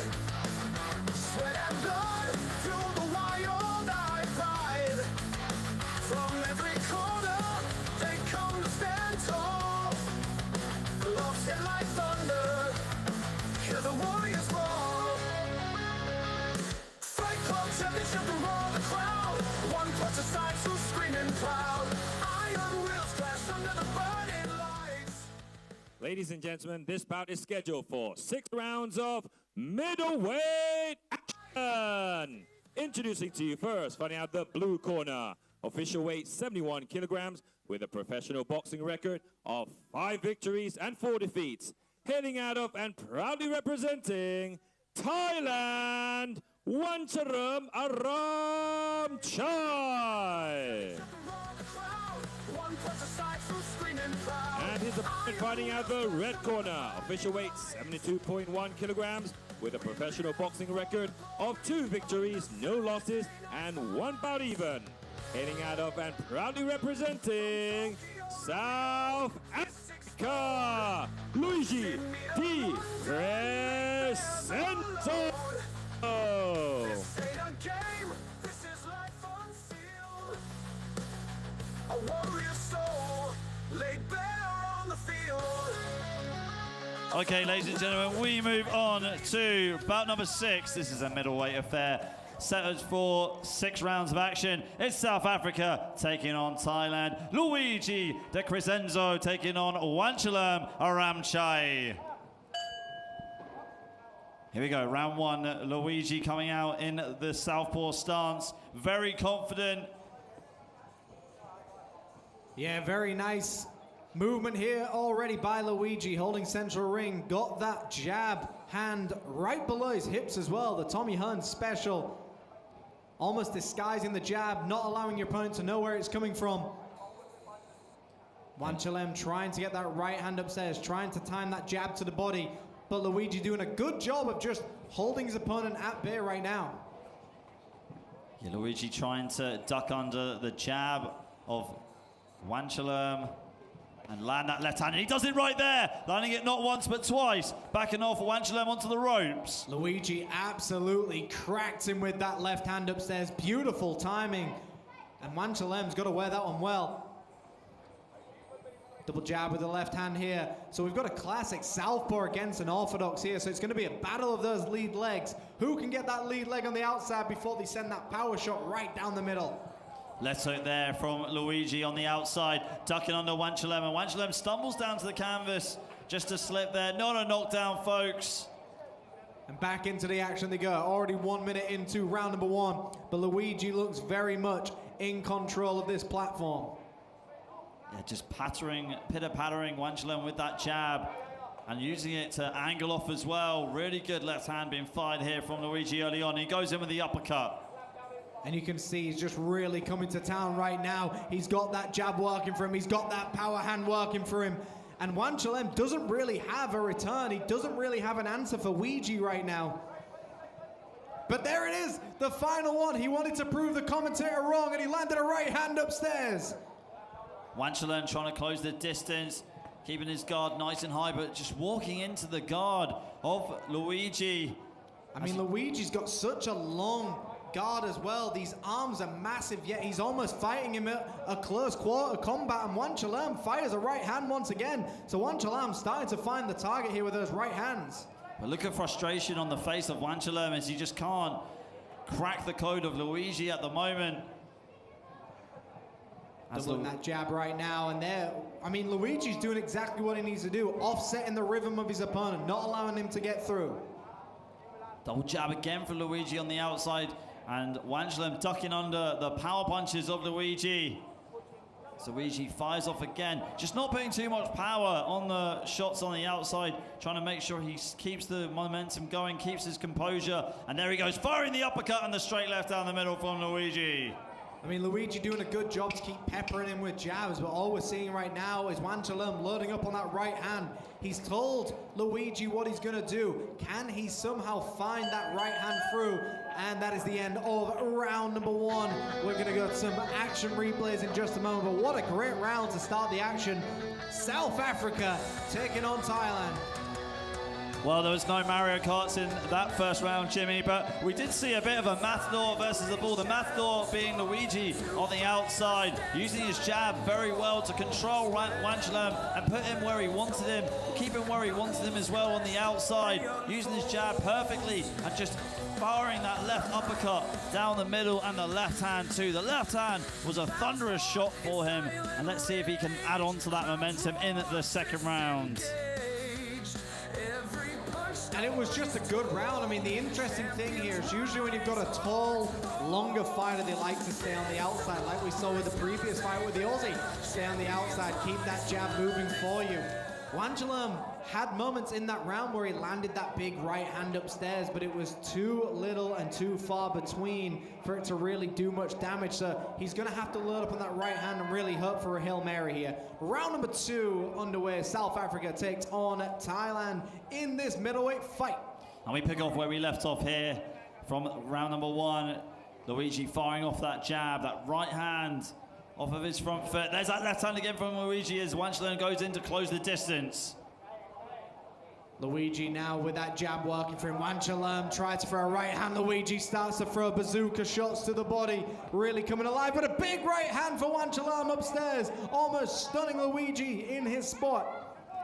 Yeah, that's got to be the best punch that Wanchalerm has landed so far in this fight. Let's see if we can see more of it from the Thai fighter as he ducks under, tries to close the distance again, landing the right hook to the head and to the body of Luigi. Right hand again from Wanchalerm. He's starting to find a bit of a groove now, eating as many punches as he can to land a devastating right hand. And we've got to remember Wanchalerm, this is his 10th professional fight, whilst this is only Luigi's 4th professional fight, so it's definitely experience paying off for Wanchalerm to survive. But Luigi starts to come alive, jumping left hooks and right hooks, but Wanchalerm returns with a right of his own. Both fighters exchanging huge shot there by Wanchalerm. Wow, that really did shake Luigi. Let's see if Wanchalerm has spotted that as he comes in swinging. Luigi is shelling up, trying to defend himself with the uppercut. And Wanchalerm is going in for the kill like a shark in the water, Jimmy. He's smelling blood and he's going for it. They should just start pushing it forward right now. He's got his opponent where he wants him. Luigi doing a good job to stay on his feet. A glancing left hand goes across the temple of Luigi. Wanchalerm pushing the presser. He's got to be careful he doesn't punch himself out.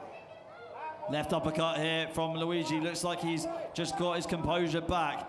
Pitter-pattering away on the outside with that jab as he circles away from Wanchalerm. Wanchalerm still hunting him down on the outside. Coming in again to the inside. Uppercut and right hook there from Wanchalerm. And you can see Wanchalerm is just looking a little bit tired right now. But again, if you've got equalizing power, you can take a little bit of time off between your flurries. And there it is. The right hand followed up by the left. And a absolute beautiful combination against the southpaw here. And Luigi trying to get those hooks off. Luigi trying to weather the storm, so to speak. He's got 45 seconds to survive this round, get to his corner, recuperate, and come out stronger in the next round.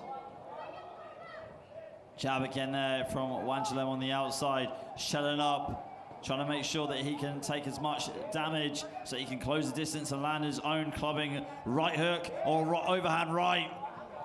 And there we see the right hand still trying to get through. Both fighters have given each other their best shot. Neither fighter has found themselves on the canvas just yet. But we see a big left hand, and he knocks him back with Wanchalerm. Starting to look a little bit wobbly. Luigi coming alive, but throws a right hand in the process. The final moments of this round, and there it is, folks.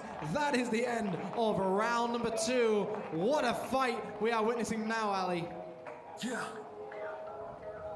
We're going to go to some action replays in just a moment here. So, there we see where Luigi started landing good shots, but it was that right hand by Wanchalerm that really flopped this fight on a side, and it started to go the other way. So we started with Luigi looking like he's controlling the pace and the action.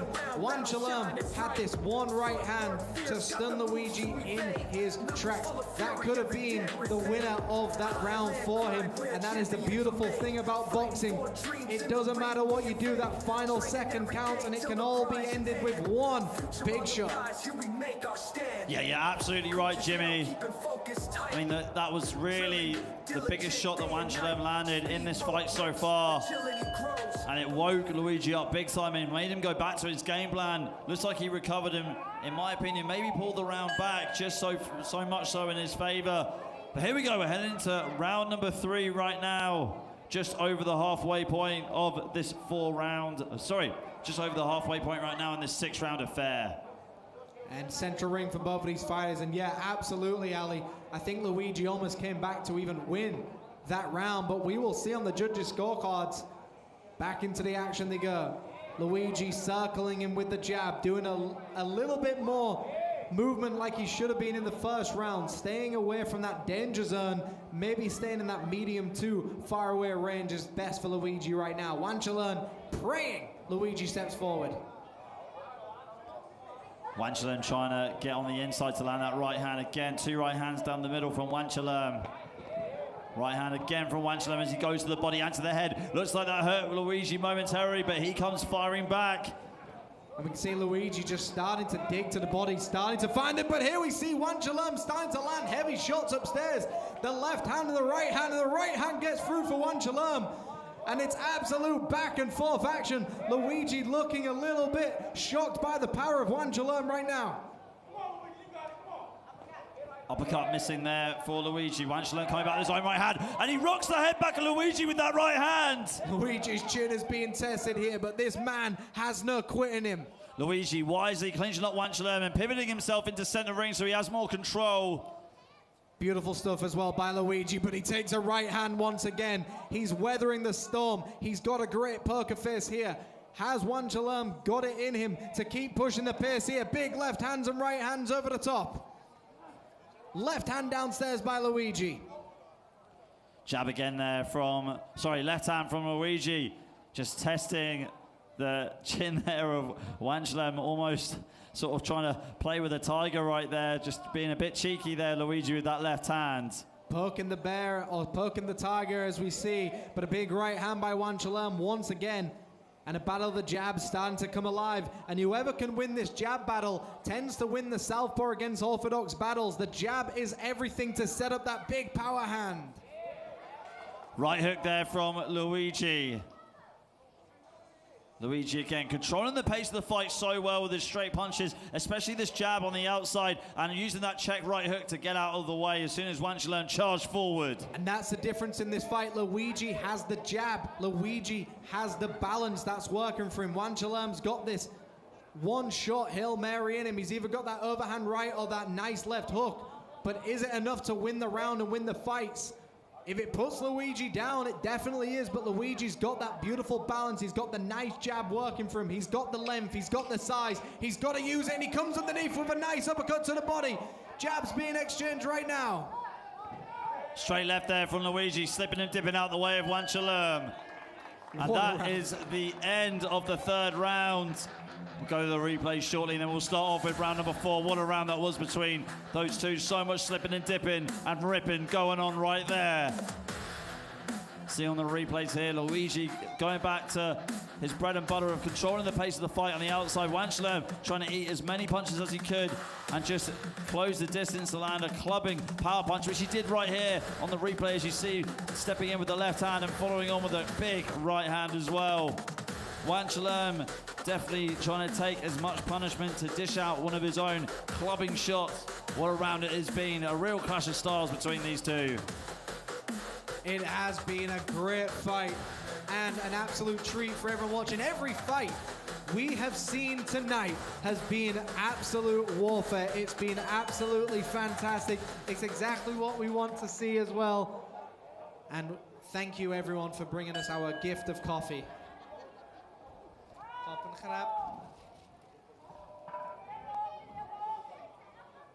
Yeah, you definitely can't knock out a man that's caffeined up, Jim. Here we are, folks, into the next round, and both fighters looking fresh. Wanchalerm almost tapping his head, asking Luigi to come forward. Luigi looks a lot more fresh in this round. The jab is working for him, the double jab right down the middle. Double jab with the left hand upstairs. Just pouring him with the jab. Luigi's got to be careful.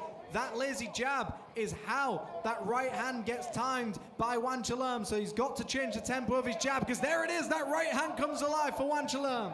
How do you get past a jab like this from Luigi if you're Wanchalerm? If you're in his corner, Jimmy, what are you telling him? Time the jab. You know it's coming at a certain tempo, and eventually you step in on the jab, take away the sting, and just send your right hand to the chest.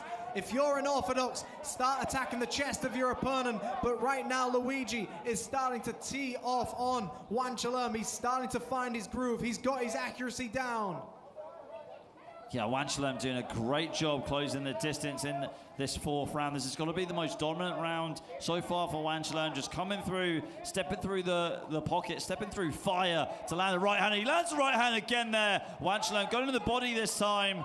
And Luigi trying to get out of the way, using lateral movement, switching momentarily into orthodox, using his jab, almost just keeping it out there as a long guard, and now just stepping around Wanchalerm, like you like to say, Jimmy, fencing on the outside. Yeah, beautiful work here. Almost just bridging his opponent, not allowing him to get across the bridge without facing a troll. And that's what he's doing, just stepping back. Great movement by Luigi here. Wanchalerm just marching forward, trying to land everything. Almost that Ricky Hatton style of coming forward and just trying to land anything but everything. Double jab again there from Luigi. Really getting the rounds in here against Wanchalerm, a seasoned veteran. Jab there from Luigi, straight left as well from Luigi. Wanchalerm, very low guard, looks like he's slightly fatigued, and you can understand why. Putting on a really fast pace here in this fourth round, trying to take out Luigi with these right hands and really putting the pressure up. Luigi's got power, even moving backwards. It's very hard to get power in your shots whilst on the back foot. Luigi proving those doubters wrong. He's doing exactly what he needs to do. But Wanchalerm is just sucking in all the oxygen and then firing off these big right hands. So he's just weathering the storm. But a big right hand gets through for Luigi. Wanchalerm returns. Wanchalerm again with the uppercuts. Using that Philly shell just to step through as much as he can, taking the sting away from the body punches if Luigi chooses to use them, but he's happy to just stick away at Wanchalem on the outside with his jab. Triple jab there from Luigi. Luigi and smart. Wanchalem backing up. I don't know what happened there. And Wanchalem is hurt, and he goes down. And you can't be saved by the bell here. He's still going to get counted. And that could be it, folks. He doesn't look like he's getting up. 8 seconds. And that is it, folks. The fight is over. Luigi has done it. The man from South Africa, Luigi Di Crescenzo, has done it. He has stopped his opponent. Here we see some of the action replays. And we see the power just starting to develop by Luigi, and like we said before, it was the jab that was going to win it for him, and he just kept touching him with that jab, and eventually, as soon as he found the weakness, as soon as he found the soft spot, he sent that power hand right down the middle. And here we are, folks. Let's go to the two men in the middle with the official announcement.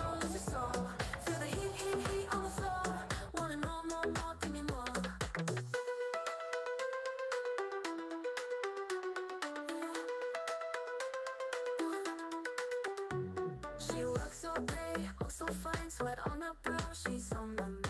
Clock strikes and the night is over. Ladies and gentlemen, your winner at the time of 3 minutes, winner by way of KO in the 4th round, Luigi Di Crescenzo. Control, let it roll, it's your soul. Feel the heat on the floor. Want it more, give me more. Feel the beat, take control. Let it roll, it's your soul. And announcing the next bout is Mr. Philip Player. Give me more. City's pulse. Right, thank you, ladies and gentlemen. We're back. Just before we go on to the next bout, ladies and gentlemen, the promoters would like to welcome one of Europe's most premier boxing promoters. He's known as the Brain, ladies and gentlemen. Welcome, Mr. Rainer Goldwald, sitting down in the audience there. One of Germany's most prestigious boxing promoter. Let's go on now, ladies and gentlemen, to the ladies' bantamweight contest. Please welcome into the blue corner from Thailand, Kamantip Sukan.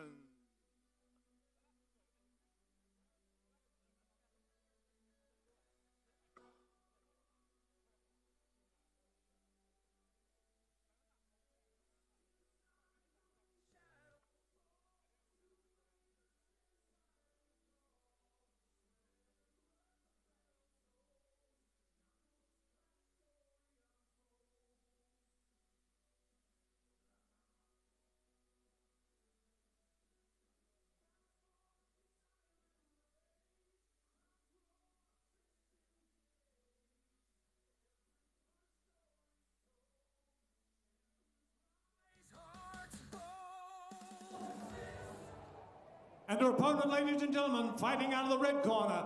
Please welcome from Japan, the catwalk model, Tomomi Takano.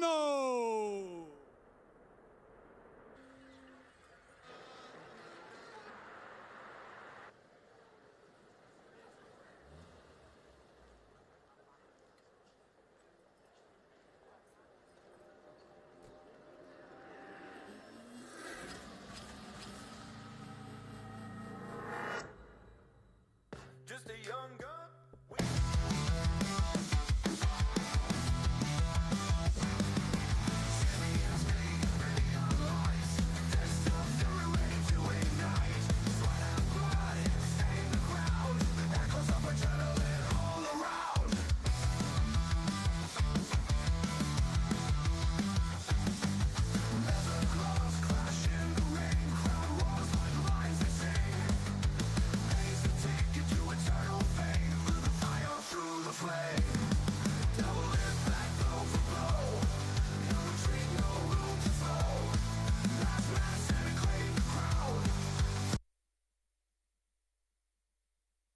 Please welcome into the blue corner.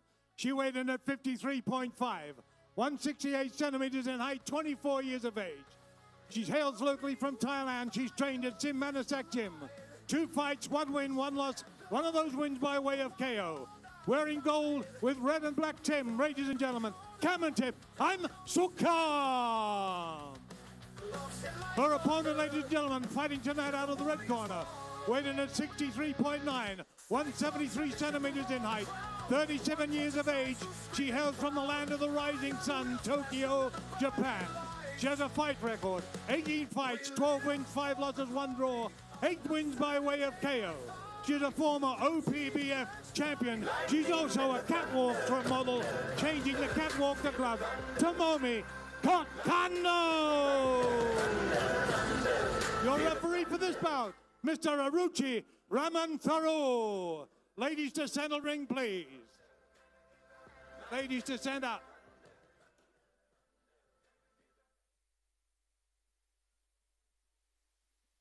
You done any foul? Okay, fight. Okay. Okay, ladies, no scratching, no pulling hair. Yeah, we can guarantee there'll be no hair pulling right here in this 4-round affair right here. It is a female bantamweight boxing bout. Japan taking on Thailand. And we've got Tomomi from Japan in the red corner and Kamontip from Thailand in the blue. A significant height advantage for Tomomi from Japan in the red corner. Jim, I'm going to sound like a broken record, but what does Tomomi need to do to keep this advantage in her favor? Well, Tomomi's the taller fighter. She can stay on the outside. She can flick that jab going. But Kamontip knows how to use her size well. You can see she's already dipping her hips. She's already got a bend in her knees. And she's going to the body early. So Kamontip is already doing exactly what she needs to. It's Tomomi that needs to do something spectacular here. Stay on the outside with that jab and then deliver that rear uppercut right down the middle. Tomomi again on the outside, using that jab like you said. But Kamontip, it's got to go through a bad neighborhood like Teddy Atlas would say. Got to try and slip that jab, get through that jab so that she can rip it to the body and go upstairs to the head. I mean, Kamontip knows how to box as a shorter fighter. Tomomi is definitely tall for this weight, but this is 4 2-minute rounds. You've got no time to waste. You've got to go for it. You cannot give up any round. You cannot take any time off trying to get the timing off your opponent. Tomomi looks very confident here, slapping with that left hook. But again, I think Kamontip's got to stick to that bread and butter boxing. Just go forward with the 1-2. Yeah, you're right. Tomomi again, hands down. Real good swagger right here, very confident, but sometimes that confidence can go against you and backfire on you. Here comes Kamontip, using her punches to get on the inside, using a machine gun 4-punch combination and get into the clinch. Like when Nassim Hamid went up against Marco Barrera, he's let his confidence get to him, and that's where you get clipped. So Tomomi's got to treat Kamontip with a little bit more respect here, otherwise Tomomi might get cracked and fall to the canvas. But here we are. End of round number 1. So these will be 2-minute rounds. Japan taking on Thailand here, but let's see some action replays. So there we see Kamontip just coming forward with some beautiful flurries. You know, Tomomi did a good job to wrap her up, nullify the action, not take too much damage when you're inside that clinch. But Kamontip, to me, took that first round with the great activity. The power shots landed to the head and to the body. But the confidence of Tomomi cannot be knocked. I mean, she had an infamous weigh-in that is now going viral at the moment as well. So the confidence is very clear for Tomomi. Confidence can win fights, but it can go the other way as well. But we're going into round number 2 in just a moment for this bantamweight fight scheduled for 4 2-minute rounds live. World SIAM Stadium in Bangkok, Thailand. Thank you everyone in the audience for joining us. We've got the legendary Siramon Call in the audience watching on as well. Yeah, and like you said, Tomomi using her jab on the outside to control the pace of the fight really, really well. Let's see if she can follow on that in the second round.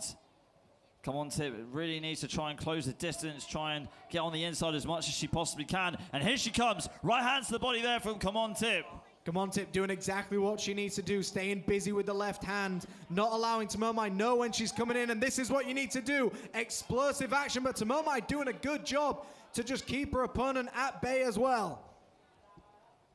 Big right hand there by Tomomi, but Kamontip just walked into it as well. And sometimes you've got to step in on those shots and not allow the full extension of the punch.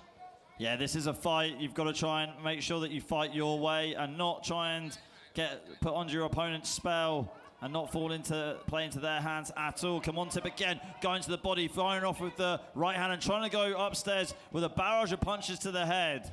And you can see the tiger on the shorts of Come On Tip, and that's exactly how she's fighting, just pouncing on her opponent. Every chance she sees an opening, she pounces in there. And Tomomai now on that back foot, dancing away around the ring. Less than a minute to go. Big right hand upstairs by Come On Tip. The fan favorite, Tomomai, still having a great time in there, not taking much damage in that situation as well, but she's got to do something to win these rounds. She's got to flick the jab out. She's got to use her size. Great hooks to the body there by Come On Tip, as she's finding a good way, a good groove of closing the distance and getting on the inside and smothering Tomomai as much as she possibly can. Frustration there from Tomomai as she speaks to her corner, trying to get a bit of advice.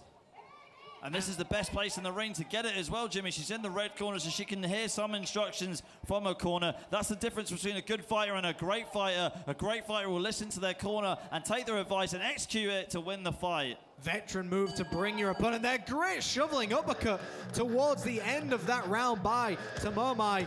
But still, I've got to just say, Come On Tip was more active. Ali, talk us through these replays. Yeah, Come On Tip was just able to close the distance a lot better. Put Tomomai inside the clinch where she didn't want to be, and just make this fight almost a dirty fight, make it a dog fight in a way. But going on the inside, a beautiful left hook to the body there by Come On Tip, using two punches to rip it to the body as well. And Tomomai wasn't able to have the fight her way too much so. And you can see right there in the corner of Tomomai, her coach telling her, you need to try and throw the uppercut as Come On Tip comes in on the inside. Great advice there. Let's see if she can execute it. Well, if someone's coming in at a lower size as well, you've got to throw those uppercuts. When Tommy Hearns was fighting anyone shorter than him, it was those uppercuts that really got through for him. So here we are in the third round, 2 minute schedule. Japan takes on Thailand. So Tomomai from Japan in the pink shorts. Come On Tip in the yellow shorts with the tiger picture on the side, representing Thailand. Central ring for both of these ladies. And a flurry coming alive right now, but a great movement there. Misdirection by Tomomai. Tomomai on the outside. Come On Tip trying to find a way in like she did in the second round. The second round was a really good round for Come On Tip. She can follow on from the same work rate, the same flow that she had in the second round. Tomomai's got a better groove, as you mentioned now, Ali. It is a bit of a dance match here. She's gone into the southpaw stance, but she's using her length a lot better in this round. She's moving back. She's getting away from the flurries. And as soon as she gets in the corner, she gets herself out there. A veteran move is stand behind the referee every time he breaks you up, and you get a little bit more space between your opponent. Jab there from Come On Tip, ripping it right to the body. This is exactly what you need to do against a taller fighter. Go to the body and let their arms drop down. And you can just see the frustration on the face of Tomomai as she shells up, trying to control the pace on the outside. Are these the right tactics that Tomomai needs to use, Jimmy? Just sort of wait and bait like we've seen previous fighters do on this show tonight? Tomomai is using a lot of veteran moves. Look at how she gets as much time as possible. She puts her head down. She starts to reset. She is very, very smart with creating gaps of time in this fight. But to me, it's not going to win the fight, but she's using lots of veteran moves. Tomomai has got to be active. She's got to kind of be a little bit scrappier in there. She's got to take the fight to her opponent, because right now, Come On Tip is the active, front, forward, aggressive fighter. Final 10 seconds. As this clock winds down now, Tomomai landing a right hand and a left hook. Another right hand there from Tomomai, and there goes the bell. That is the end of the round, and we will have the replays coming up for you shortly. End of round 3, and here is Come On Tip just trying to rush Tomomai as much as she possibly could with the punches to the body. Yeah, and there we see, that was that moment where Tomomai, she knows how to get as much time to rest. She knows how to get away from her opponent. She stands behind the referee. She starts to reset her stance. She knows how to get gaps of time, but to me, she's landing Not enough punches that could maybe win the round, but again, it depends what the judges are seeing. Are the judges seeing something that we can't see? So right now, you can see the final instructions being given. This is the fourth and final round. But the great thing about Tamomai is she's enjoying herself. She's having a fun time. Boxing is supposed to be enjoyed, and it looks like she's enjoying herself in there. So definitely a character, and that's what this sports needs more of. Personalities and characters, and Tamomai is definitely one of those. Yeah, personalities definitely do sell fights. And here we go, heading into round number 4. It is Tamomai from Japan taking on Kamontip from Thailand. Fourth and final round here, and it is just a battle of who wants it more. Kamontip coming alive, looking up at the crowd, just taking in all of this moment. She's just enjoying herself in there, but knows how to weather the storm. She's doing a good job of it. Kamontip gets a right hand through. Again, Kamontip going to the body. Right hand there from Kamontip. Tamomai with some nice counters as well. She's starting to throw those counters in those left hands. And here we see it again. As soon as they break up, she goes behind the referee, creates that movement, and gets more time in. We've only got 1 minute 15 of this round and this fight to go. A hard one to judge for sure. But nice combinations being landed by Tamomai. And there we see again, as soon as she's in the clinch, wraps her up, nullifies the action. Smart boxing by Tamomai and great boxing by Kamontip to keep pushing the action. Yeah, chewing the clock. You see this a lot in other team sports like American football, basketball, also in football as well, where you know that you're ahead and you just try and chew up as much time as you can. It definitely frustrates your opponent if they're chasing the fight. But also, if you're the longer fighter, you want to have as much space between your opponent as well, so you've got to use these things. Chris Eubank used to do it all the time. Roy Jones did it against John Ruiz. He kept getting behind the referee. He created as much space between his opponent as possible, and that's what we're seeing with Tamomai. Beautiful stuff, really, but Kamontip, definitely the aggressor, but she needs to come alive with nice shots to the body. And there we see Tamomai wrap her up once again. Kamontip digging Tamomai to the body as many times as she possibly can. Great left hand there from Tamomai. Digging it again to the head of Kamontip, following up with the right hand. It's a bull shark against an octopus at this point. Kamontip coming forward like the shark. The octopus, Tamomai, just wrapping her up. And that is the end of the fight, folks. The fourth and final round is over. A very close fight between these two. And we're going to go to the official announcement very soon. But let's go to some of these replays, Alistair.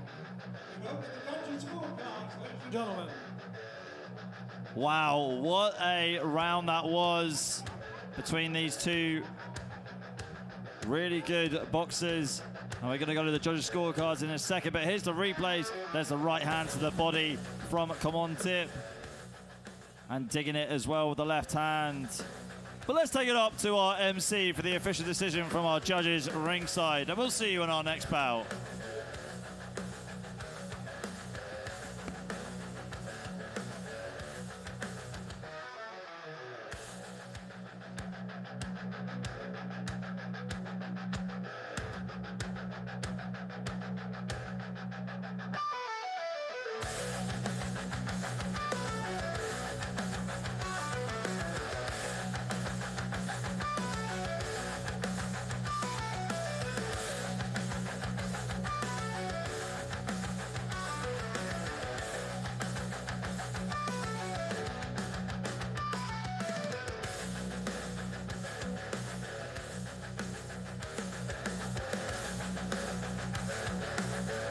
Right, ladies and gentlemen, the judges score it. Judge 1, 38-38. Judge 2, 39-37. Judge 3, 39-37. A win to the red corner from the catwalk model, Tomomi Takano.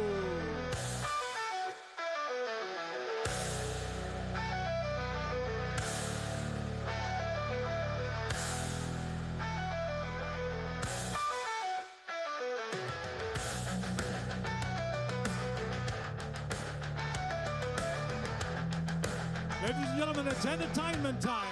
Please make welcome to the center stage, the beautiful Highland Dancers.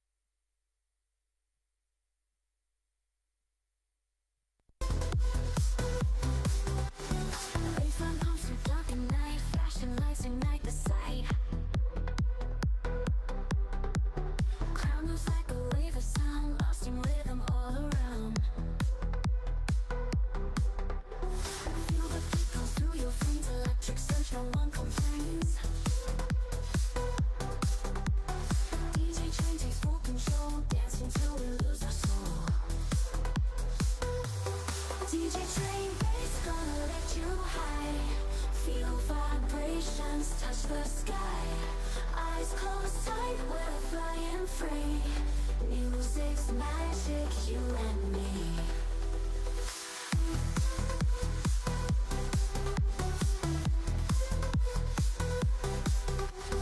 Neon colors paint the air. In this haze we lose despair. Every drop of fever scream, living out a techno dream. Heartbeat racing, sound so loud, lost in music, no more bounds. Ladies and gentlemen, let's have a big hand, please. The beautiful Highlander dancers.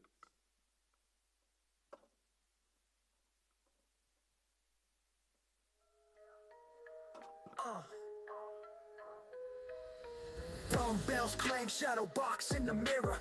Dreams of the belt, vision getting clearer. Right, ladies and gentlemen, we've had the beauty, now we go to the beast. Ladies and gentlemen, the next bout is a cruiserweight bout. Please welcome into the blue corner, from Denpasar, Indonesia, the black horse, Alexander Badawa. Knuckles full of fury, every day with pain. Iron fist clashing to the neon lights. Bloody sweat painting the canvas tonight. Voices screaming above the roar, untamed. Warriors rise in the fire that flames. Global war, don't rings the throne. Flesh on fire, breaking bold.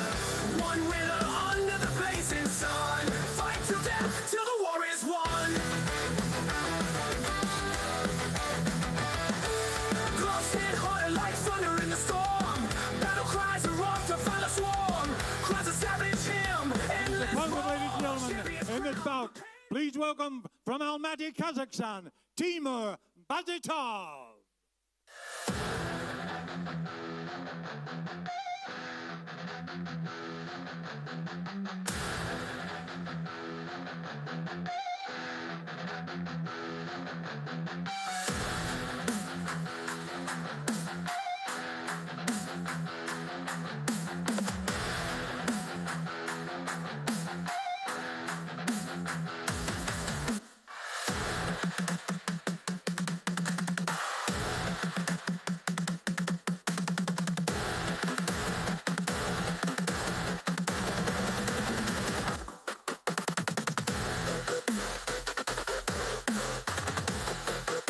Ladies and gentlemen, this is a cruiserweight bout. Order over by 8 by 3-minute rounds. Tonight, fighting out of the 8th blue corner, wearing black trunks. He weighed in at 85.3 kilos, 167 centimeters in height, 43 years of age, and from Denpasar in Indonesia.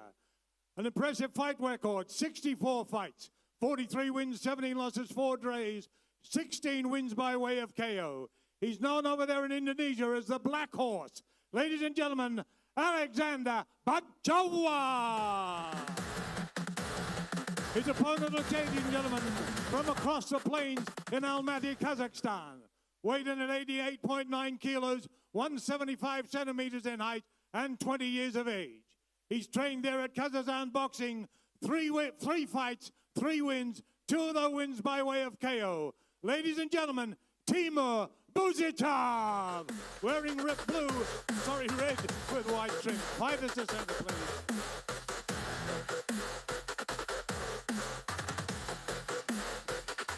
Your referee, Mr. Thakavon Kanton. Right, boys, let's get it on.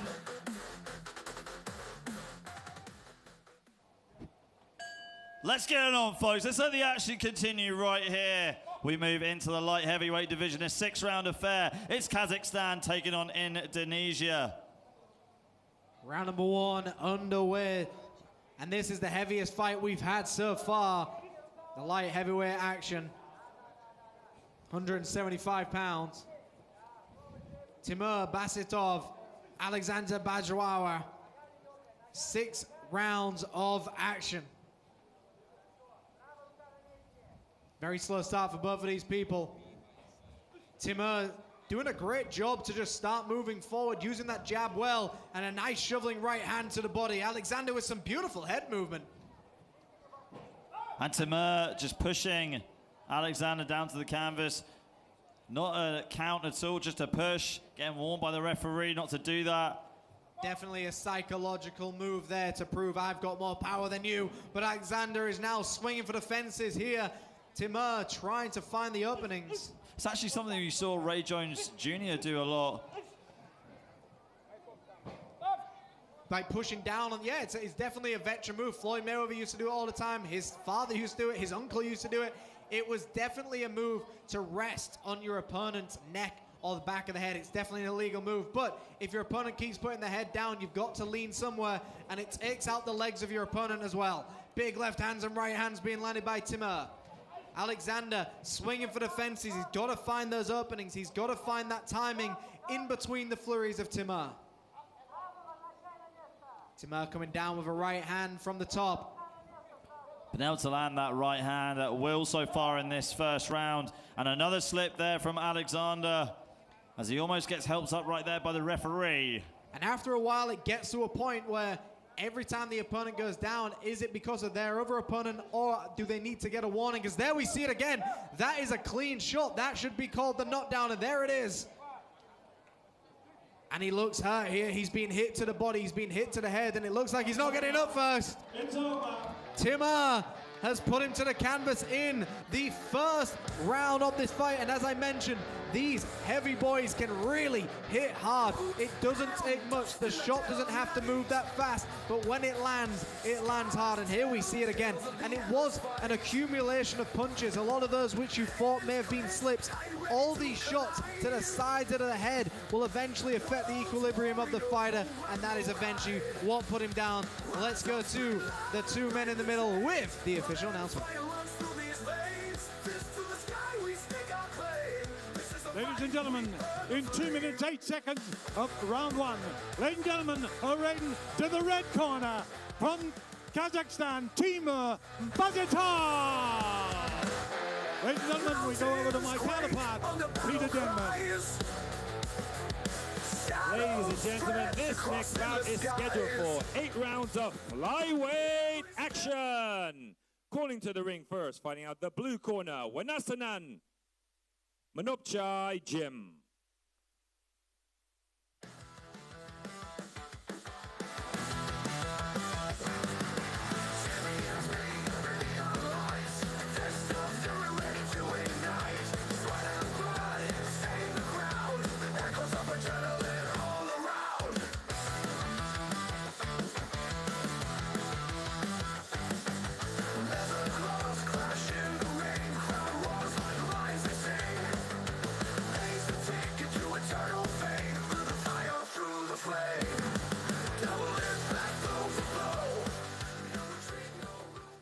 And her opponent finding out the red corner, familiar face, Hin Tin Chan.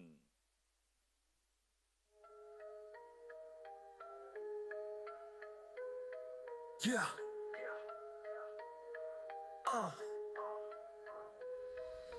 Dumbbells clang, shadow box in the mirror. Dreams of the belt, vision getting clearer. Sweat hits the mad grind, never ends. Highland hustlers destined to transcend. Punching at the bag, gloves stained with fight.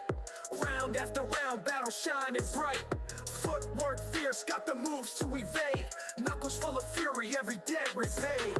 Highland grind where champions are made. Fighting for dreams in the ring we invade. Training every day till the prize in hand. Future on the rise, here we make our stand.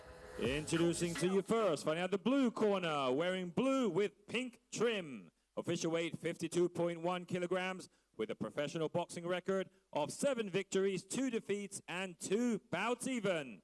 Hailing out of and proudly representing Thailand, Wanasanan Manopchai Dreams never tire. Highland grind where champions are made. Fighting for dreams. And her opponent wearing silver, official weight 50.8 kilograms with a professional boxing record, an outstanding one with 9 victories with only 1 defeat and no bouts even. Representing Hong Kong, Hin Tin Chan. Feel the beat, beat, beat, take control. Let it roll, roll, roll, lose your soul. Feel the heat, heat, heat on the floor. Wanna know more, more, give me more.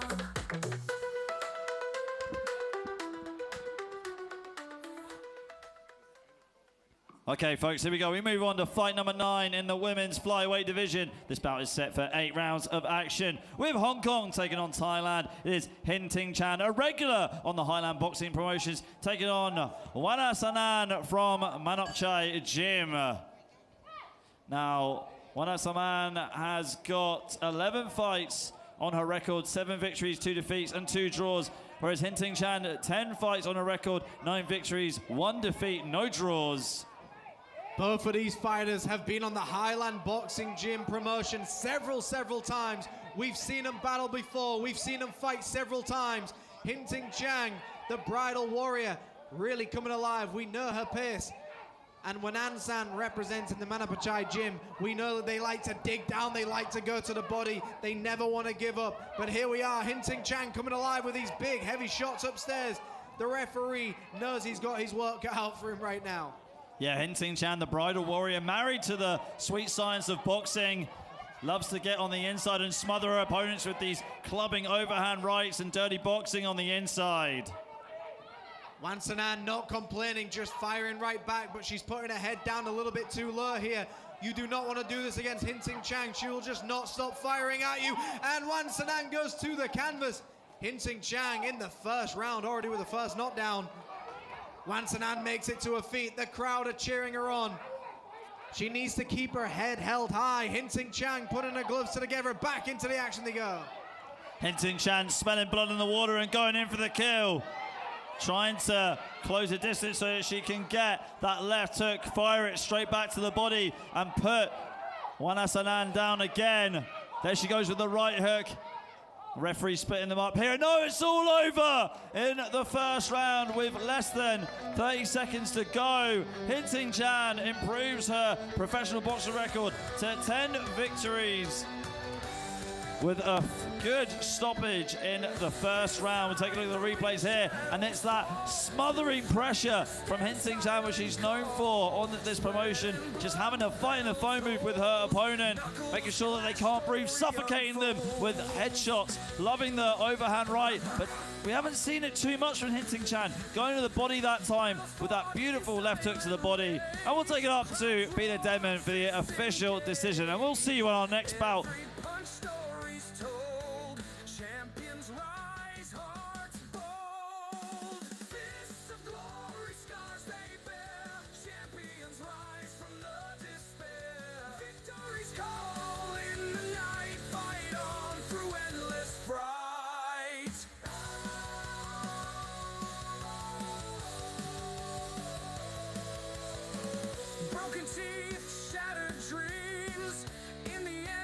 Ladies and gentlemen, at the time of 1 minute and 35 seconds, your winner by way of first round TKO, Hin Ting Chan.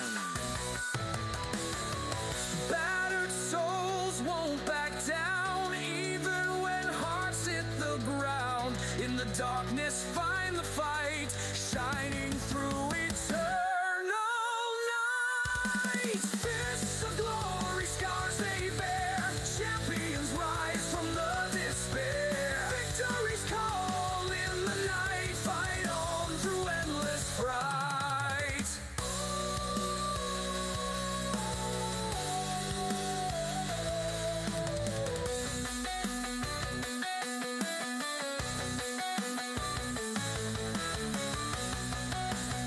Today's event is FCC 12, and this promotion is known as FCC 12 The Risk Highland Boxing Promotions ประธานที่ปรึกษานะครับก็คือคุณนฤทธิ์สิงห์วังชานะครับเป็นพ่อพระวงการมวยนะฮะก็นายกสมาคมชักเขย่อแห่งประเทศไทยฮะ and the other ประธานที่ปรึกษานะครับผมพลตรีดำรงสิมกจรบุญครับ and the promoter today is คุณสุพนัทจันแรม Mr. Alessio Pizzuti and Mr. Brico Santek, and we are live from the World SIAM Stadium, and we started at 2 p.m. here in Bangkok.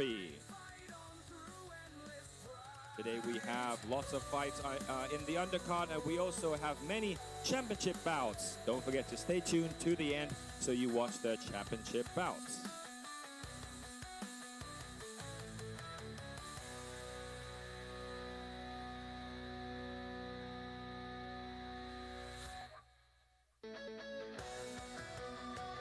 Ladies and gentlemen, this next bout is scheduled for 8 rounds of super welterweight action.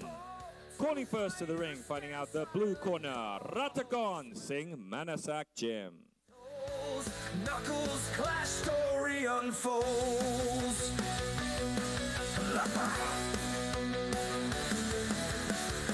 Battles fought in silent rage, crowds roar, fists engaged. Every punch story's told, champions rise, hearts bold. Fists of glory, scars they bear, champions rise from the despair. Victory's call in the night, fight on through endless fright. And now welcoming to the ring his opponent, finding out the red corner, Abdullah Karoom. ขอเรียนเชิญนะครับ Abdullah Karoom เข้ามาในเวทีด้วยนะครับ Fists clash under the neon light, bloody sweat painting the canvas tonight. Voices screaming above the roar, untamed warriors rise in the fire that flames. Global war, dawn rings the throne, flesh on fire, breaking bold. One winner under the blazing sun, fight till death till the war is won. Gloves hit harder like thunder in the storm. Battle cries erupt to find a swarm. Cries a savage hymn, endless roar. Champions crowned, but painted in gold. Global war, dawn rings the throne, flesh on fire, breaking bold. One winner under the blazing sun. Fight till death, till the war is won. Gloves hit harder like thunder in the storm. Battle cries erupt, a violent swarm. Crowds a savage hymn, endless roar. Champions crowned, but painted in gold. Introducing to you first, finding out the blue corner, wearing black with orange trim. Official weight 70 kilograms with a professional boxing record of 21 victories, 16 defeats, and 1 bout even. Hailing out of and proudly representing Thailand, Ratakon Singh Manasak Rings the throne, Jim. flesh on fire, breaking bold. One winner under the blazing sun. And his opponent finding out the red corner, wearing black with blue trim. Official weight 71.27 kilograms with a professional boxing record, a perfect 13 victories and no defeats. Hailing out of and proudly representing France. Please give it up for the undefeated Abdullah Karoom.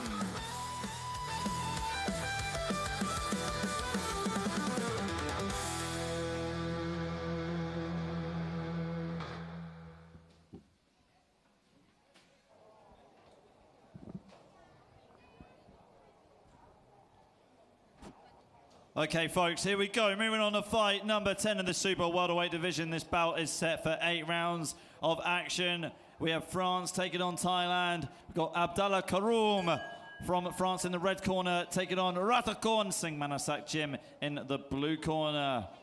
Ratakon, a veteran of 38 fights, and Abdullah Karoom, an undefeated pro of 13 bouts.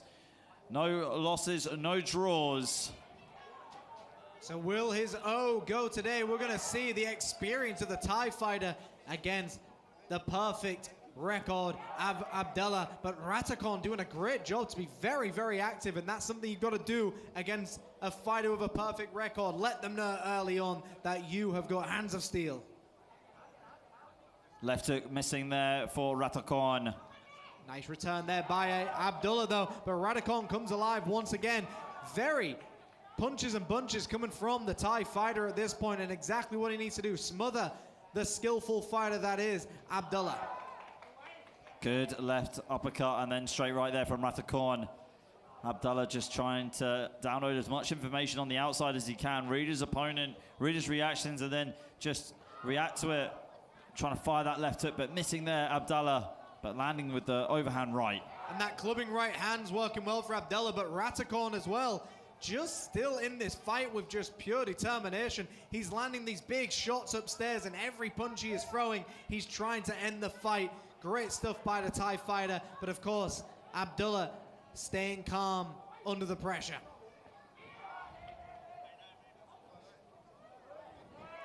Jab there from Abdullah on the outside. Ratakorn showboating on the outside as well, trying to bait Abdullah in, feinting as well as he goes in, goes down to the body, gets out of the way of Abdullah before he can fire off his own counter. Good jab there from Ratakorn on the outside. Ratakorn representing the Singman to sack Jim well. He's got that head movement working for him, but Abdullah starting to tee off on him. But Ratakorn wants this. Ratakorn wants him to come forward and swing for the fences, because that's where the counters come in. Ratakorn shelling up on the ropes. Again, waiting patiently, but eating a left hook to the body there from Abdullah. Right hand again there from Abdullah. Just slowly chipping away the defense of Ratakorn. Really showing his experience right here, a veteran of 13 fights. And you can see why he's undefeated, Jim. Just really taking his time to go through this first round, just not blowing a gasket straight away and completely emptying the tank. Yeah, you've got to be very careful these first rounds. If you know you haven't done those extra miles in the gym, then you've got to try and end that fight as early as you possibly can before you get too tired. When you're tired, shots hit even harder on you. Abdullah doing a great job here. Counts him with a nice shot here. Final 10 seconds of round number 1.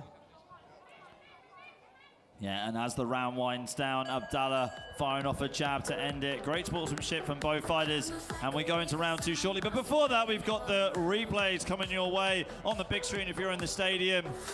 And it was just Ratakorn just closing the distance as much as he possibly could.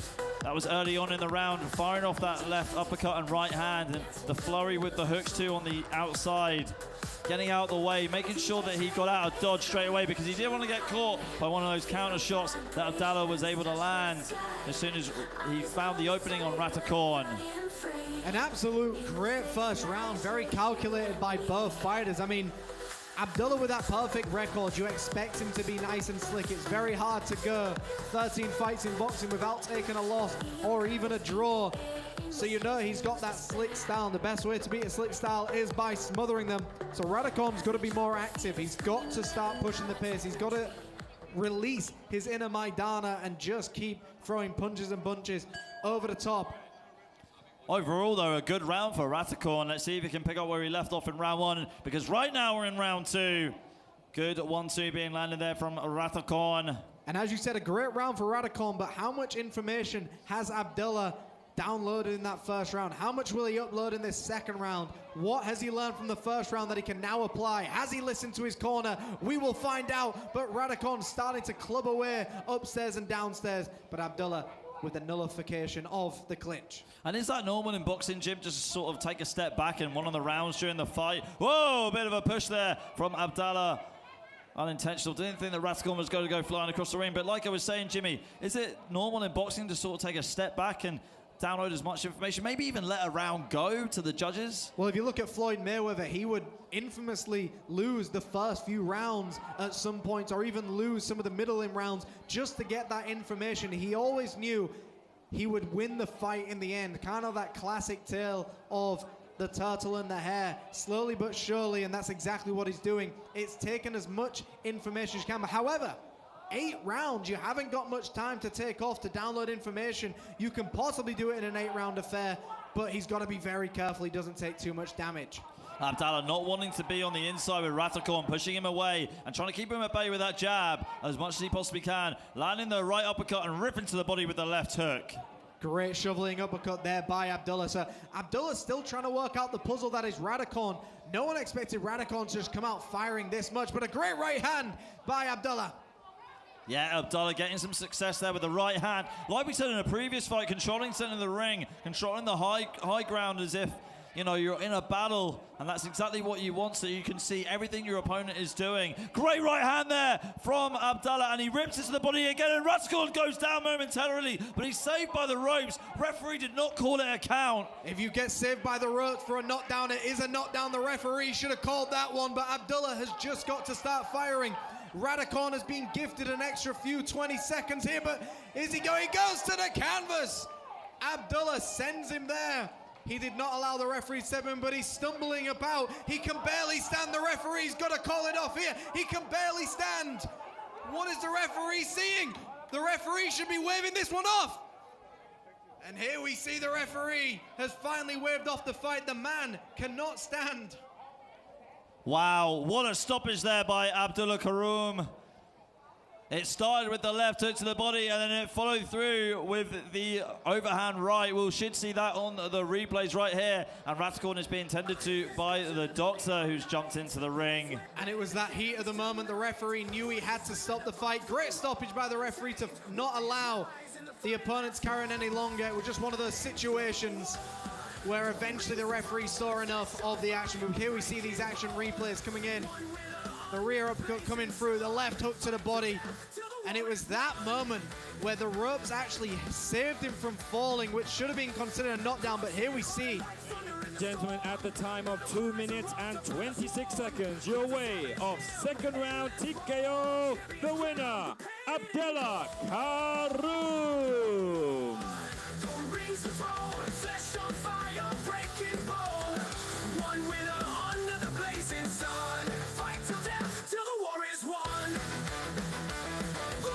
Tonight we have the WBF officials, promoters and guests, Mr. Rainer Gottwald, officials and promoters to the ring, please.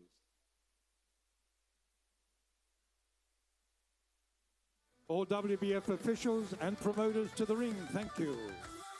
No stopping, no turning back. Glory's written in the crimson track. Hands rising high or falling low. This is the battlefield. Now feel the blow.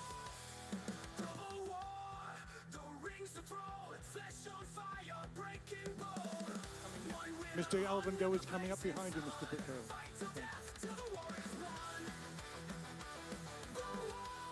Ladies and gentlemen, we welcome into the ring promoter, Mr. Brico Santig, the supervisor of the WBF, Vice President Mr. Alvin Esco from the Philippines, special guest from Germany, Mr. Brainer Goldreinhardt. Gold what?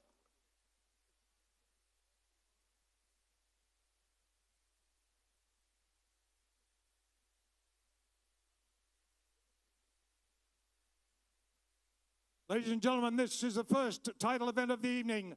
Ladies and gentlemen of the WBF Australasian Lightweight Championship. Please welcome into the blue corner, Chairo Turianon.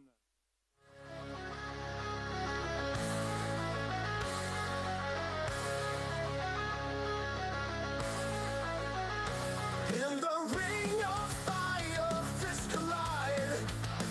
Sweat and Mr. Superman, Shamrock, when you come into the ring, please. pride. From every corner, they come to stand tall.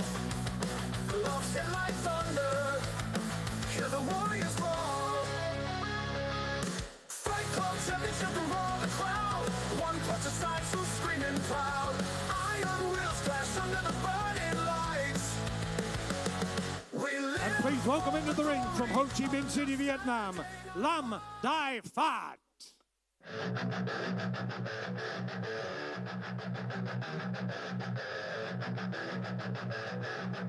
Mr. Supernat Chanram to the ring, please.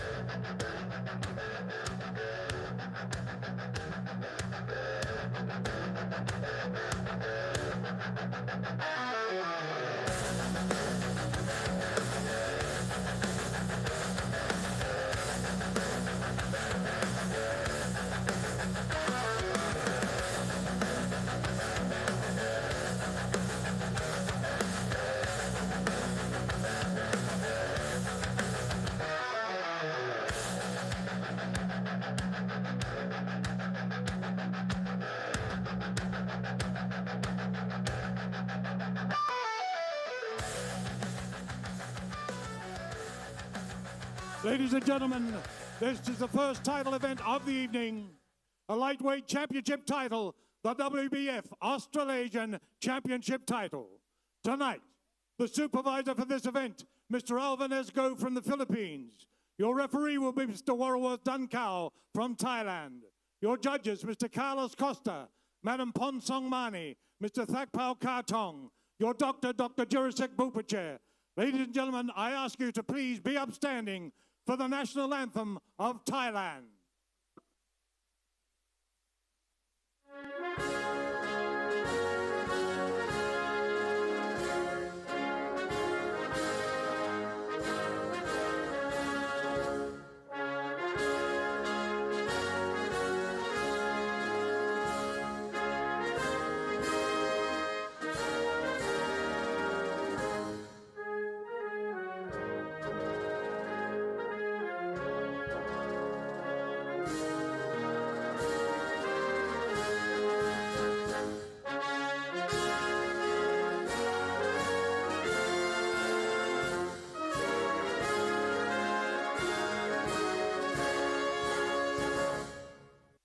I ask you to please remain upstanding for the national anthem of Vietnam.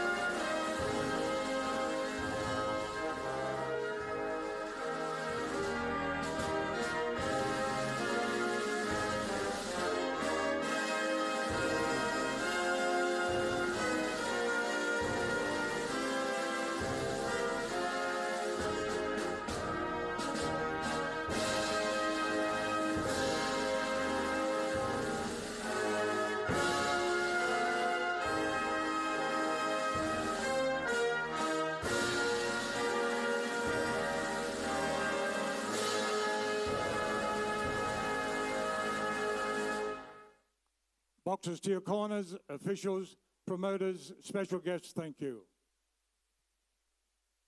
Ladies and gentlemen, this is a WBF Australasian Lightweight Championship title. This is a weight limit of 61.23 kilos and 4/10 by 3-minute round. Tonight, fighting for this title out of the blue corner, wearing lime green trunks. He weighed in at 60.9 kilos, 165 centimeters in height, 30 years of age. He hails here from Thailand. He trained at Bangkok Boxing. A fight record, 10 fights, 7 wins, 3 losses, 4 wins by way of knockout. He is from the blue corner, Chirayu Ture Hianon. His opponent this evening, fighting out of the red corner, weighed in at 61.23 kilos, 168 centimeters in height, and 26 years of age. He's trained at FCC Boxing in Vietnam. He hails from Ho Chi Minh City with a fight record, 5 fights, 3 wins, 2 losses, 2 wins by way of knockout. Wearing white with red trim, ladies and gentlemen, Lam Thai Phat. Your referee for this championship title, Mr. Warrawolf Dun Kao. Fighters to center ring, please.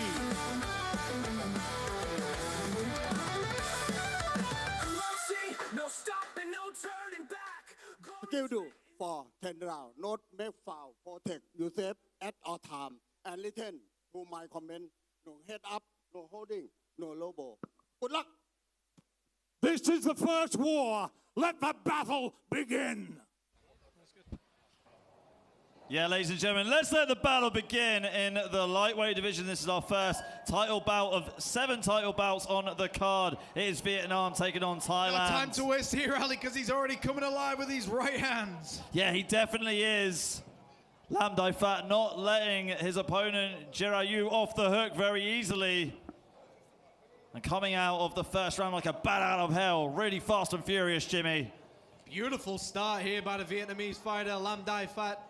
Just really coming forward with some beautiful shots. The 1-2 working for him, the nice wide stance as well. But we've got a great referee in there giving him the quick warning. Jab again there from Lam Thai Phat on the outside. And the rear uppercut getting through. Great head movement by Chirayu, just getting him out of dodge right there. But a very fast start for this WBF lightweight title. We interrupted you in the middle at the start of this fight, Alistair, with what we just happened. Yes, James, you did, but it doesn't matter. This bout is giving what the fans want. It's been fast and it's been furious. And here comes Lam Dai Fat again, ripping it to the body, going upstairs. Great uppercut there from Lam Dai Fat as he keeps on putting so much pressure on Jiraiyu. Jiraiyu trying to slip and dip his way out of there, but he can't shake Lam Dai Fat early on in this first round. Lam Dai Fat just going to the body early and just winging these shots into the body and to the head. And it makes it very difficult, but Jiraiyu has got to remember, he's just got to go right down the middle. It will land a lot faster than a hook will, so Jiraiyu's just got to keep his composure and start getting that jab and that right hand working for him. Like you like to say, Jimmy, all the time, timing beats speed and power, and Jiraiyu just needs to execute that as much as he possibly can. Easier said than done, but tactics like that normally pay off against someone that's coming out this fast like Lam Dai Fat. Absolutely, everyone thinks he can do it in the heat of the moment, but knowing how to time someone when someone is constantly throwing at you, if Jiraiyu lets his guard slip or he lets his focus go at any point, Lam Dai Fat can put him to the canvas. Lam Dai Fat there just using the jab. Great clubbing right hand there from Lam Dai Fat and going to the body as well. Not just with the left hook, but with the right hook too. Going back to the body with the left hook. And the great thing here is Lam Dai Fat, his limbs are so long and every shot he is throwing has so much power being generated on it. Jiraiyu's got to weather this storm. Final 35 seconds of round number one. But Jiraiyu having some success here, pushing on the gloves with against Lam Dai Fat with that high guard, and then slipping up that uppercut to right through the guard of Lam Dai Fat, and also that left hook too. And we've seen this before with Lam Dai Fat. We've seen him fight before. He likes that wide stance. He gives up some power with that live stance, but he definitely controls the range very well. Final 10 seconds of round number one. Again, Lam Dai Fat going in with a two-punch combination, tying up Jiraiyu on the ropes, and that is the end of the first round. Don't go anywhere because we've got the action replays on the big screen, and then we'll have round two coming up shortly. It was a very fast start for Lam Dai Fat, coming out extremely fast out of the gate in the first round. Jiraiyu weathering the storm, and it wasn't until the later stages of the round where Jiraiyu shelled up and was able to slip some great uppercuts and hooks through the guard of Lam Dai Fat. But the majority of the fight was really, majority of the round, was Lam Dai Fat. He was just able to have his way with Jiraiyu as much as possible, slipping shots down to the body with his hooks and controlling the outside very well with his straight punches. Yeah, just an absolute all-out. I mean, it was very tactical by Lam Dai Fat. He has that good tactic. We've seen him fight before. He keeps that very wide stance. He likes to use the full length of his shot. I think Jiraiyu was just in the heat of the moment for that first round. He's got to just accept that these are stormy seas right now, and the sea gets calmer later on down the road. Start finding those jabs in between the flurries. Yeah. Getting some great advice there, ladies and gentlemen, from an experienced man at sea, Mr. Jimmy Bowe. And here we go, round two underway. Jiraiyu coming out very aggressive this time. Instead of just waiting for Lam Dai Fat, he's fighting fire with fire and ripping it to the body. He wants to have the fight on the inside. We saw that near towards the end of the first round where Jiraiyu wanted to have a fight in the phone booth. He wanted to shell up and throw uppercuts and hooks to Lam Dai Fat, having a lot of success. And you know what they say, to be a slick fighter, you've got to smother them. You cannot give them time to start working, and that's exactly what we need to see right now. But Lam Dai Fat with the taunting in the center as well. Beautiful stuff so far. An absolute warfare coming through. Lam Dai Fat going to the body, going to the head, winging in shots.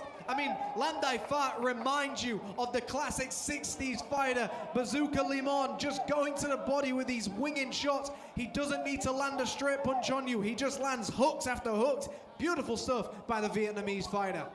But is this the fight that Lam Dai Fat wants to fight against Jiraiyu? Jiraiyu looks like he wants to be the inside fighter. Is Lam Dai Fat being sort of baited into his own, into Jiraiyu's expertise, into his own game? We never know what someone's being baited into until it doesn't work, so maybe this is the game plan that goes for Lam Dai Fat, but Jiraiyu wants to be in this. He throws a big right hand. Lam Dai Fat doesn't even move. That right hand would have put everyone down except Lam Dai Fat. Yeah, that right hand would have put down a Rhino, but not Lam Dai Fat, who's still in there, winging it, throwing his own right hands, swinging and missing, but that great right hook, left hook lands there for Lam Dai Fat. Beautiful stuff. And this is Boxing 101, putting on a show for the audience, for the referee and the judges. Lam Dai Fat's got it all, but Jirayu still in this fight, still pushing forward. And we've only got a minute to go for round number 2. We are scheduled for 10 3-minute rounds. Right hook there from Lam Dai Fat, swinging and missing with his left. Pushing Jirayu away, doesn't want to be on the inside at the moment. Left hook goes through to the body for Lam Dai Fat. Lam Dai Fat with the constant pop shotting going on. I would love to see him get behind the jab as well, start jabbing to the body and setting up some of these pot shots, because right now, Jirayu realizes that these pop shots are something he can get away from. Central ring for both of these fighters, shots getting through, and it's gotta be demoralizing for Jirayu to crack someone with a right hand and they don't even move, like fighting someone in one of your bad dreams. And here we see Lam Dai Fat gets that rear uppercut through, finds the target well. Yeah, well, Lam Dai Fat is definitely not sleepwalking, walking through Jirayu at the moment with the left hooks to the body and to the head. And the referee's great, he's straight in there, but back in with the action. We've got to appreciate the great referees, and this is one of them right now, allowing the fight to continue. And that is the end of round number 2. And we're going into a third round in just a moment. Lam Dai Fat punching himself on his way to the corner. Let's see some of these replays here. So here we see the bodywork of Jirayu, and this is that classic moment. Lam Dai Fat left his chin out and allowed Jirayu to throw a big shot at him, but just absolute psychological warfare going on between these two. And here it is, the right hand absolutely smashing Lam Dai Fat, and it did not move him. And you know what they say, folks, the shots you do not see are the ones that put you down. And Lam Dai Fat was just allowing everyone to see that he's the toughest man in this room. Yeah, that definitely is demoralizing for your opponent when you crack them with your hardest punch and they don't go down, and they're not fazed by it at all. They just smile it off, they shrug it off. Great psychological warfare there for Lam Dai Fat, and it's paid off. Jirayu is retired on the stool. He's not going to come out for the third round. So Lam Dai Fat will win the WBF lightweight title by retirement by RTKO. What a fight there for Lam Dai Fat.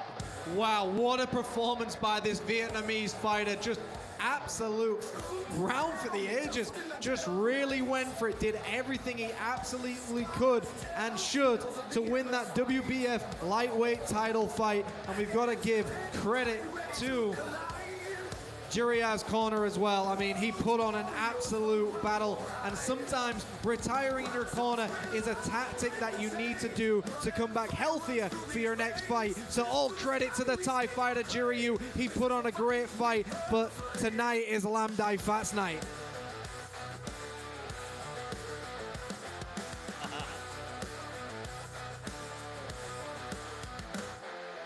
Mountains quake on the battle cries. Shadows stretch across endless skies. Every step sparks the ground. Ladies and gentlemen, the official ruling in round 2, winner by TKO, ladies and gentlemen, from Vietnam, Lam Dai Fat, your new WBF Australasian lightweight champion.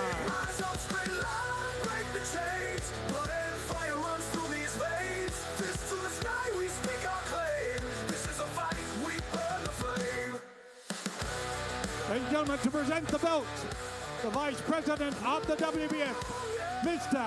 Alvin S. Go.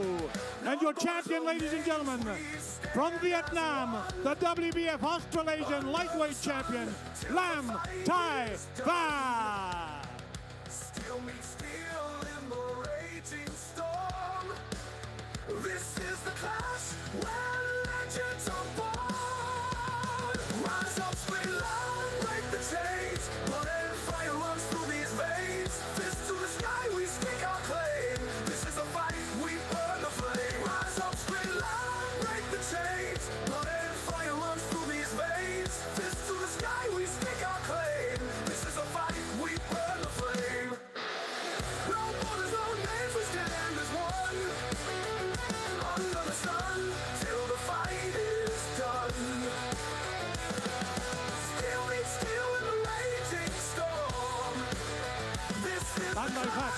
Congratulations on your win. You're the new WBF lightweight champion. How does that glory feel?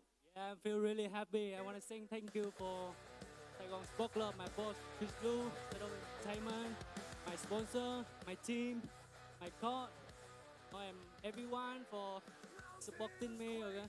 My family, my dad. I want to say thank you, everyone, guys. Thank you. Thank you. Ladies and gentlemen, ladies and gentlemen, once again, please give a big hand for the WBF Australasian lightweight champion, Lam Dai Pha. I now hand the microphone over to Mr. Peter Denman. Thank you, Mr. Philip Player. Ladies and gentlemen, next up, it is the Pat International Female Super Flyweight Championship. Scheduled for 6 rounds. Calling first to the ring, fighting out the blue corner, Kanyarat Singh Manasak Jim.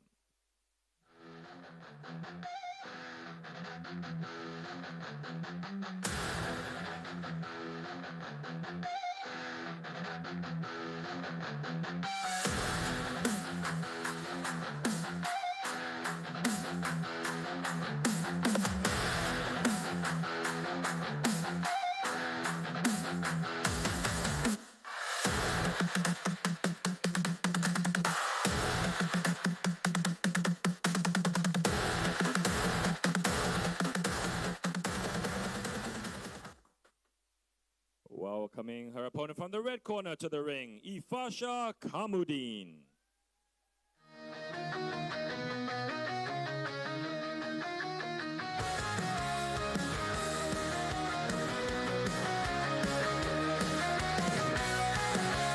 Fist hit the canvas, sweat and blood. Every punch a story of the mud. Warrior hearts beating wild and free, chasing dreams just like me.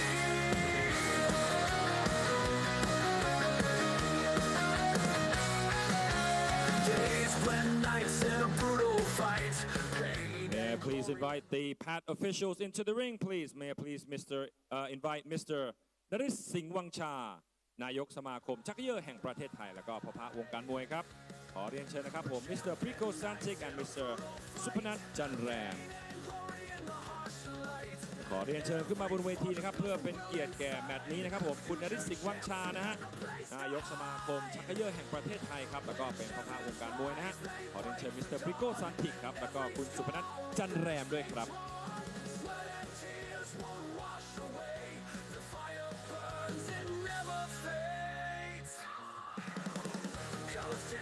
Ladies and gentlemen, may I please ask you to stand up and pay your respects to the national anthems of the fighters. ขอเชิญทุกท่านยืนขึ้นนะครับเพื่อเคารพเพลงชาติของนักมวยทั้งคู่ด้วยครับ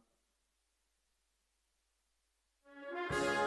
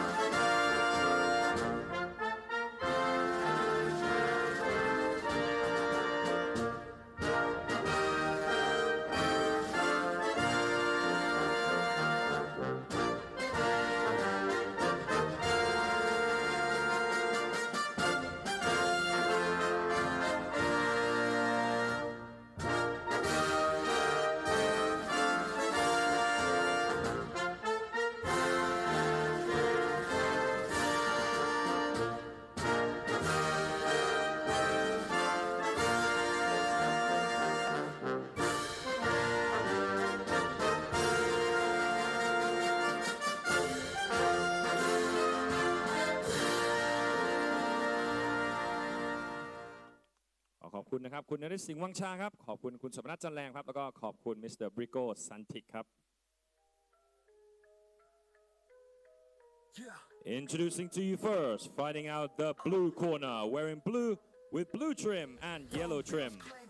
Official weight 52 kilograms with a professional boxing record of 9 victories, 7 defeats, and 2 bouts even.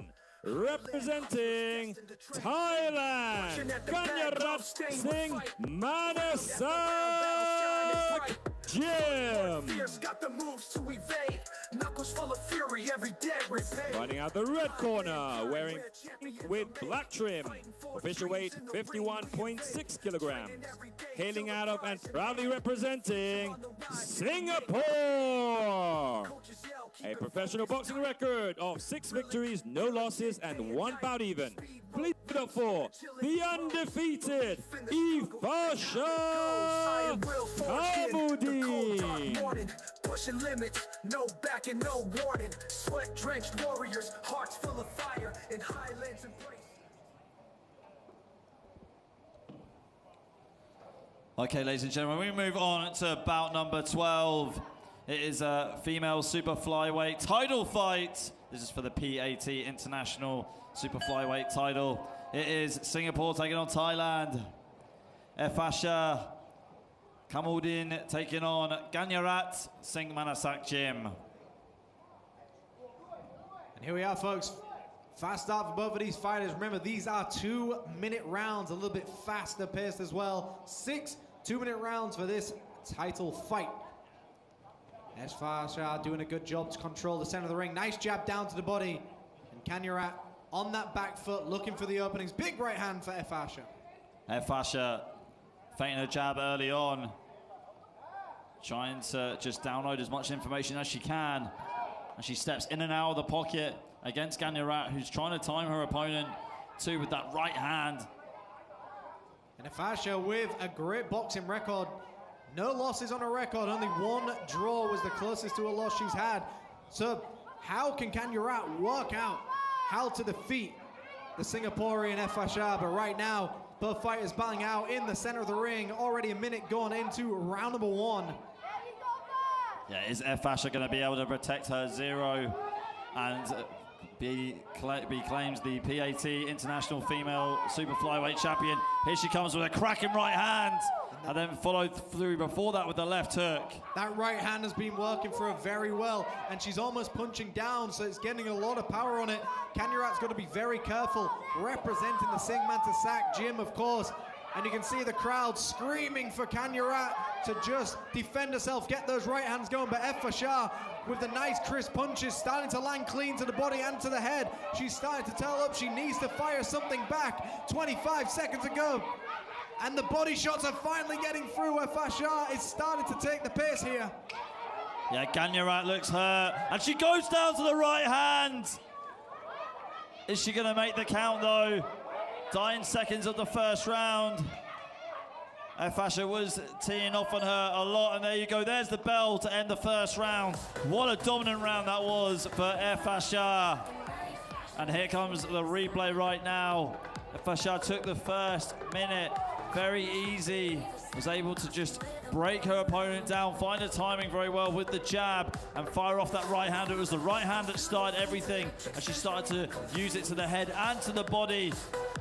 Just clocking Ganyarat with it. Ganyarat trying to just be the counter-puncher, take as much damage as she could, use her tight defense, but it wasn't enough. And the right hand sneaked through and put her down to the canvas. Let's see if she can recover in between rounds and just kind of recollect her thoughts, regroup in the corner, and come out strong for this second round. Yeah, Ifasha did a great job in that round to not waste any unnecessary energy. Everything she was throwing was landing. She wasn't just throwing punches for the sake of it. Her accuracy was on point. Ganyarat's got to come out swinging and got to give Ifasha something to worry about here. But here we are, folks. Round number 2 for the PAT International Female Super Flyweight title fight, scheduled for 6 2-minute rounds. Jab for jab action in the center of the ring. Ganyarat a little bit more active in this round. Right hand there from Ganyarat. Those jabs to the body setting up something soon. Efashar with the jabs to the body and the fence as well. Kanyarat just trying to weather the storm here, trying to work out how she can beat the slick Efashar. Good cracking right hand there again from Efashar. Ganyarat trying to mirror her as well, using her own right hand, but she gets cracked there again by Efashar with the right hand, and Efashar uses that to get into the short range so that she can tee off to the body with the uppercuts, and again lands the right hand, and Ganyarat goes down. The referee is waving it off. That is a TKO victory for Efashar. I don't think she's realised it just yet, but she is now the new PAT International Female Super Flyweight Champion.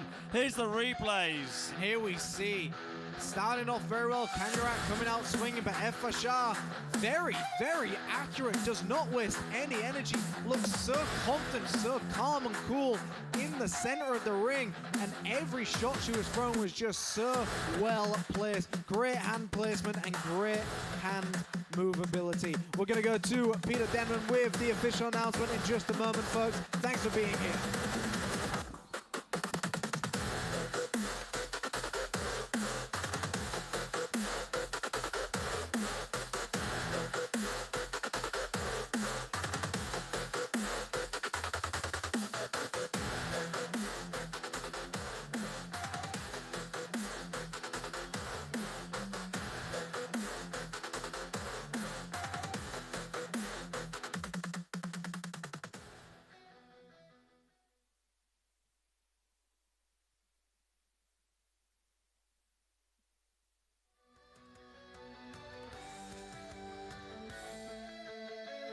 Inside the ring, shadows fall to fight. Ladies and gentlemen, at the time of 53 seconds, your winner by way of second round TKO and the new International Female Super Flyweight Champion, Efashar Kamuddin. Silent rage, crowds roar, fists engaged.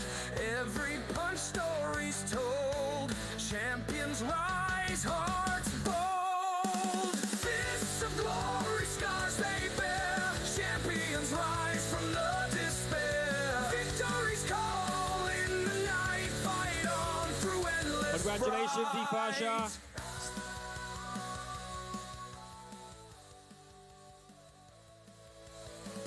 Broken teeth, shattered dreams. In the end, not what it seems. Victory lies in hearts true. Congratulations, a champion and still undefeated. How do you feel and what's next? Feels really good because it's my comeback since I gave birth 9 months ago. So I'm really happy to step back in the ring. And yeah, feels so good. Wow, a comeback since giving birth. นี่เพิ่งคลอดลูกแล้วก็กลับมาชกครั้งแรกเลยนะครับ ขอเสียงมือหน่อยได้ไหมครับ Give her a round of applause. A mother, a champion, and undefeated. Efashar, ladies and gentlemen. Victory's call in the night. Fight on through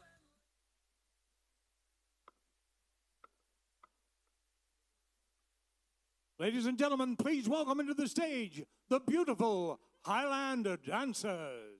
Showtime.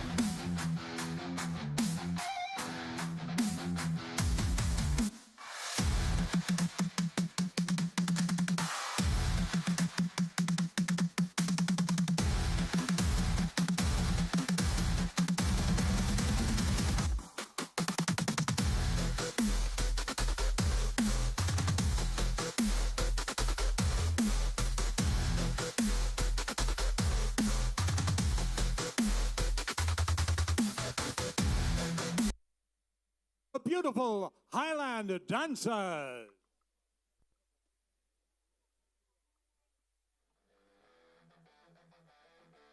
Isis clashing under the neon lights. Bloody sweat painting the canvas tonight. Voices screaming above the roar. Untamed warriors rise in the fire that flames. Global war, don't rings the throne. Ladies and gentlemen, we go on to the WIBA Women's World Minimum Weight Championship. Please welcome into the blue corner from Pratchaburi, Thailand, Pornapin Pongpao.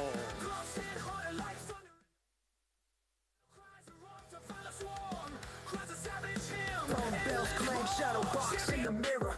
Dreams of the belt, vision getting clearer. Sweat hits the mad grind, never ends. Highland hustlers destined to transcend. Punching at the bag, gloves stained with fight. Round after round, battle shining bright.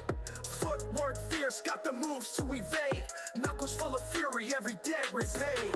Highland grind where champions are made. Fighting for dreams in the ring we invade. Training every day till the prize in hand. Future on the rise, here we make our stand. Coaches yell, keeping focus tight.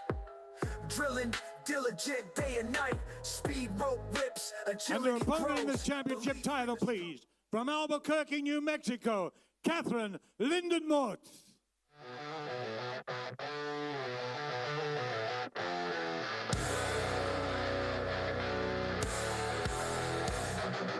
Boots down, dust in the dead of night. Scars tell tales of the endless fight. Hands clenched, tight, ready to collide. World's warriors won't run, won't hide. Rise up, sprint line, break the chains. Blood and fire runs through these veins. Fist to the sky, we stake our claim. This is the fight, we burn the flame. Ladies and gentlemen, please welcome into the ring the promoters and administration of this bout. Please welcome into the ring promoters Mr. Briko Santig, Mr. Narasingwan Cha, Mr. Supanath Chanpung, Supervisor Mr. Carlos Custa, administrators Mr. Warwolf Dunkau, Madam Ponsong Mani, Mr. Tanakon Kantong, Mr. Julian Tanawat, and please, once again, Mr. Rainer Gottwald, special guest of the promoters.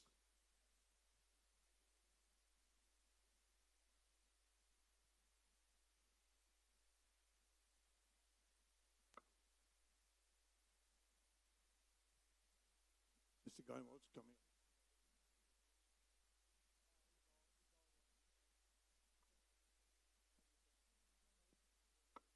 Ladies and gentlemen, this is the Women's WIBA World Minimum Weight Championship.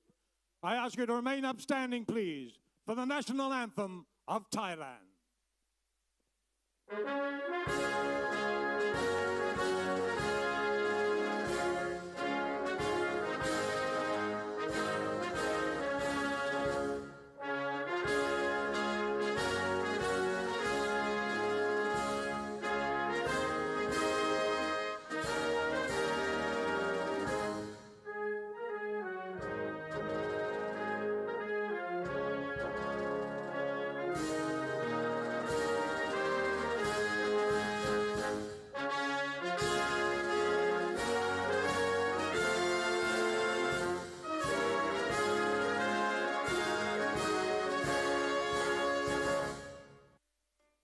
I ask you to remain upstanding, please, for the national anthem of New Mexico, the United States of America.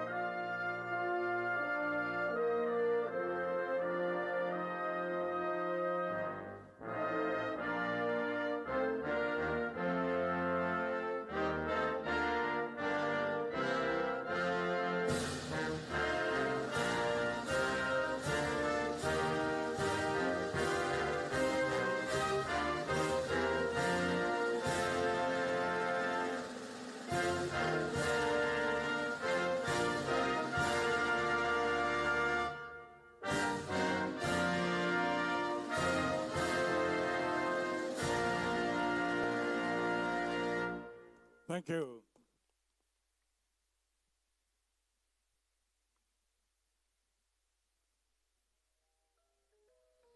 Dumbbells claim shadow box in the mirror. Dreams of the belt, vision getting clearer. Sweat hits the mat. Ladies and gentlemen, this is the women's WIBA World Middleweight Championship title. This was a weight limit of 48 kilos, fought over 10 by 2-minute rounds. Tonight, in this championship title bout, fighting out of the blue corner, she wearing pink.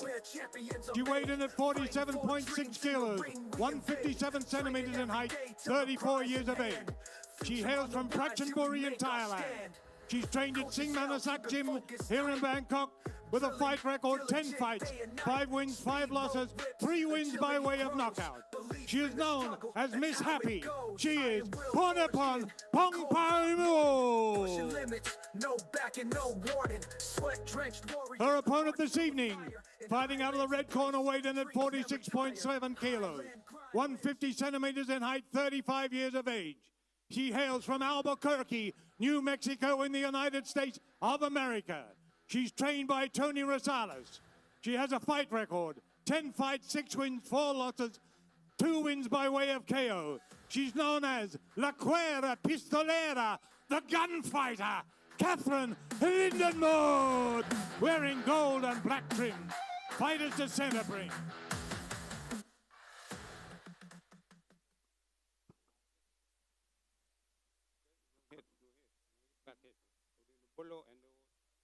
Holding, okay?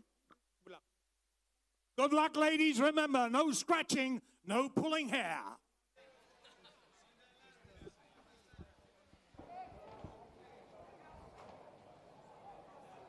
Don't quite know how we're going to get some scratching with boxing gloves on, but let's see. Here we go, ladies and gentlemen, moving on to fight number 13. It's the WIBA World Minimum Weight title between the United States of America and Thailand. We've got Catherine Lindenmuth in the red corner and Porn Pimon Pongpeo in the blue corner. And a fast start right there from Lindenmuth, straight away putting pressure on Pornipon. Very fast start here by Catherine, just marching forward, trying to close the gap as early as she possibly can. The Thai fighter's got to somehow find a way to just stop Catherine in her tracks, so to speak. Try and derail her off this train that's coming forward. Ponpimon just got to stay behind that jab, just not allow Catherine to cut off the ring. Catherine really living up to her nickname as the gunfighter, throwing heavy shots at the beginning of this first round. Jim, I didn't bring my bulletproof vest, so hoping I'm not going to get hit with a ricochet right here. And we're seeing it right now, just coming forward very, very fast, just trying to send everything she possibly can. We're already a minute into this round, scheduled for 8 2-minute rounds. This WIBA World Minimum Weight title fight right now. USA taking on Thailand, and Catherine really wanted to go for it. Jim, just break down the tactics here from Catherine Lindenmuth. She's coming in with the straight punches and then slipping and dipping her way in. What's the reason behind that? Well, it's the first round as well. You're trying to set the pace. You're trying to set the stage. You're almost trying to mesmerize your opponent, not really letting them know what your game plan could be. She might come out firing now, but a second round, she might try something different. So right now, she's just trying to overwhelm Ponpimon right now. Both fighters with 10 fights in their record, but big shots being fired right now. Ponpimon trying to cover up. Catherine giving it everything she's possibly got. The referee looking closely at this one. And Catherine just landing punch after punch after punch here. Yeah, right hand's being fired here by Catherine to the head and to the body. She's not letting Ponpimon off the hook at all. And Ponpimon struggling to defend herself as she just goes right into the clinch against Catherine. Referee separating them here, and that is the bell to end the first round. What a round it was for Catherine. She was shot out of a cannon instead of being shot out of a pistol. And here we go with the replays. It was a really fast start there from Catherine Lindenmuth in the red corner. just teeing off with straight punches to the head and to the body, slipping her, dipping her way into the pocket and not letting Pompimon breathe at all. She was drowning her with this pressure, not letting her come up for air at all. Pompimon retreating into the clinch, but not having too much success in the clinch as well. She got completely suffocated in that fight, almost tied up in a straitjacket. Yeah, I mean, it was a great fight, great round so far. I mean, Catherine just coming forward, delivering everything she can. I mean, there was a moment in that first round where Pompimon took a lot of punches, a big barrage of punches, where the referee was definitely looking very closely at that. So now we've got to see, is Catherine going to come out with the same tactics? Is she going to try and smother her opponent? And is Pompimon, has she found a return for the onslaught that is coming forward?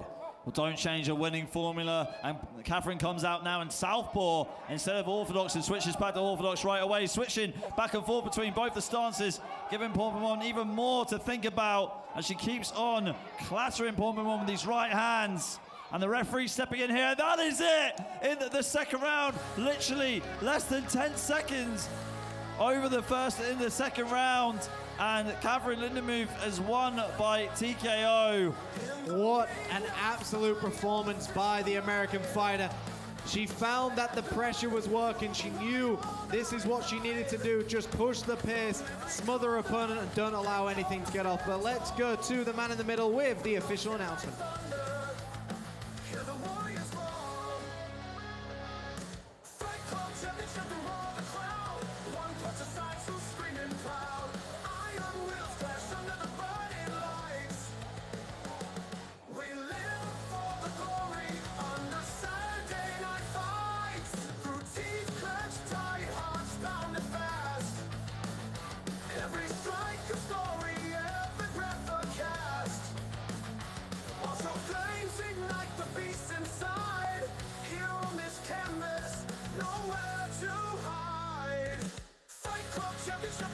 Ladies and gentlemen, in 19 seconds of the second round, the referee stopped the contest.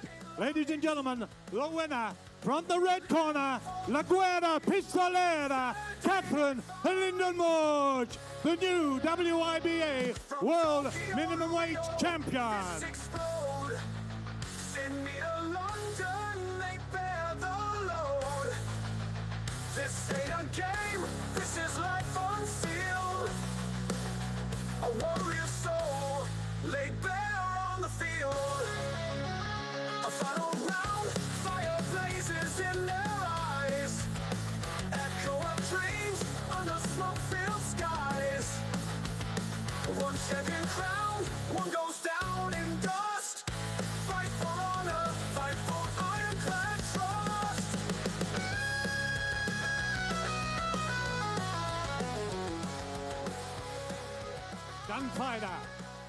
Gunfighter, just a moment, please.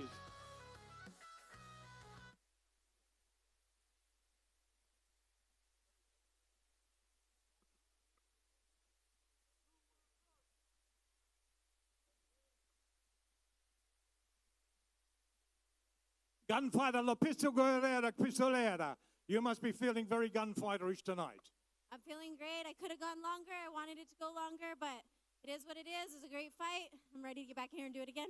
Well, you've got that belt round your waist now, and you can be taking that back to Albuquerque, New Mexico. Yeah, about 20 hours away. Yes. Once again, Linden, thank you very much. Ladies and gentlemen, Miss Catherine Lindenmuth, the La Guerra Gunfighter Pistolera.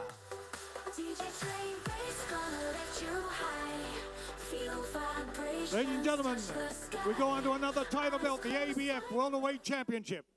Please welcome into the blue corner from Thailand, Janapo Raksapat.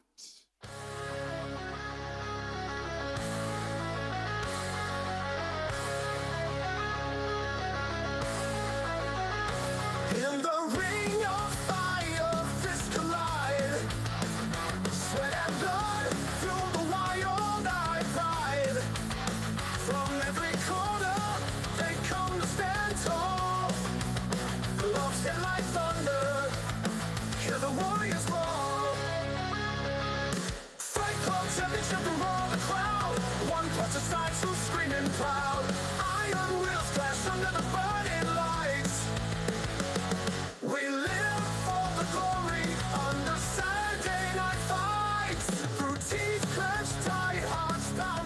welcome into the ring, into the red corner, his opponent from the Philippines, Raymond Soledad.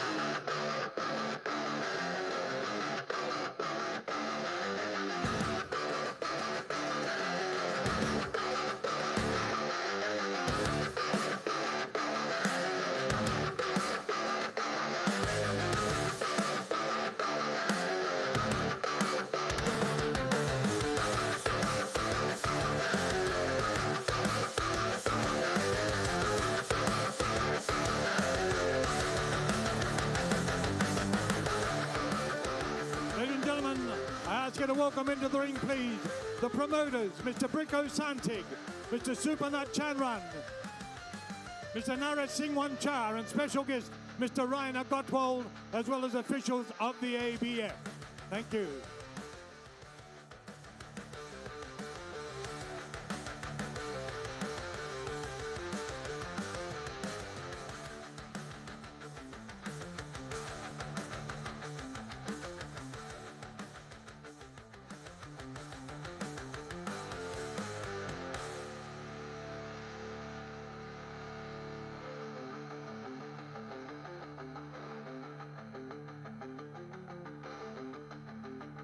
Ladies and gentlemen, I ask you to be upstanding, please, for the national anthem of Thailand.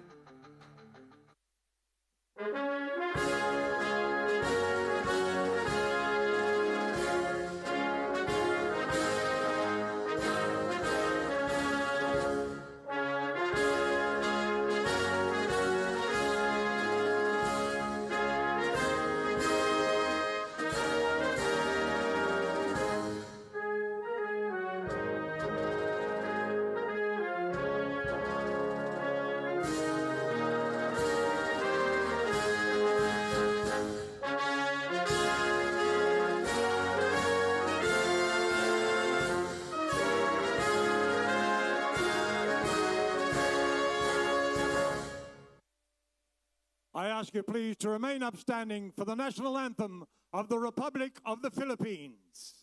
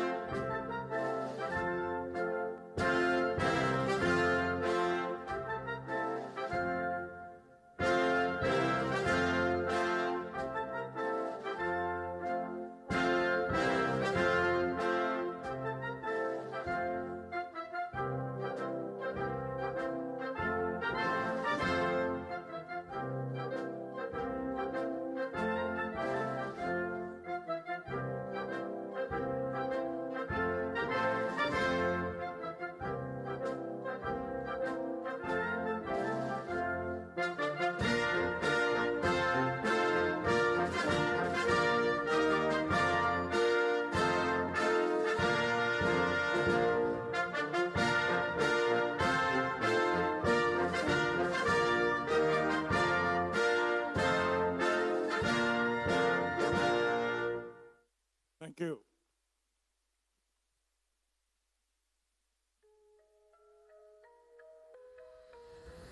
Ladies and gentlemen, this is the ABF Welterweight Championship title.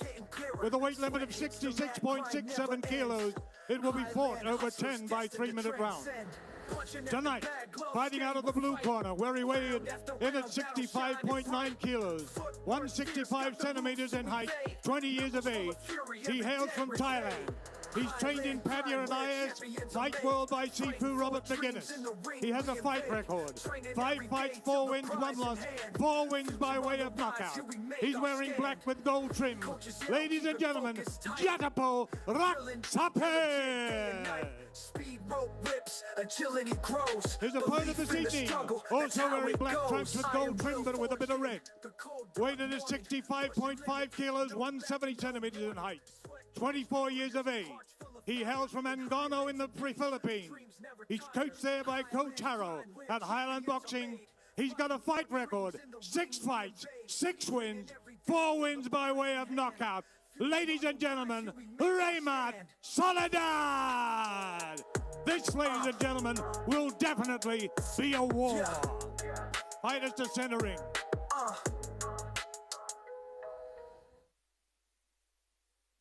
Schedule for 10 rounds. Not make foul. protect yourself at all time and listen to my comment. No head up, no holding, no logo. Good luck. Go to the war. Let's have blood on the glove.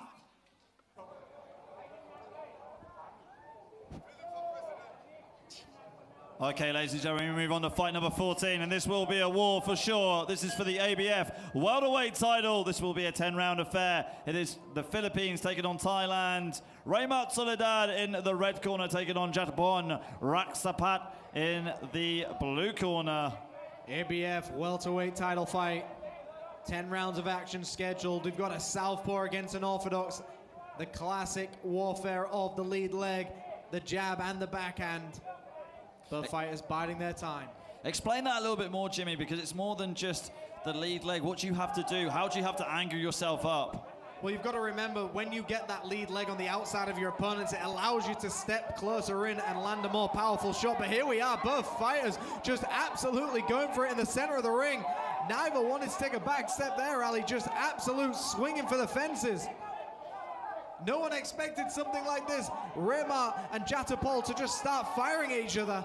Yeah, Jatapal taking more hits than the pinata, and the left hook cracks him right down to the canvas. Jatapal doesn't look like he's going to recover. Referee's at 7, he's at 8, and that is it. Raymat Soledad improves his professional record, his undefeated record, to 7 victories, no defeats. What a performance right there. Really fast and furious start for Raymat Soledad. And he came out just firing hard, going to the body and going to the head, and it was the left hook that got the job done for him in the first round. That beautiful piece of a left hook, and Jatapon Raksapet wasn't able to recover, but we'll give it up to the man in the ring, our MC, for the official decision. And congratulations to Raymat Soledad.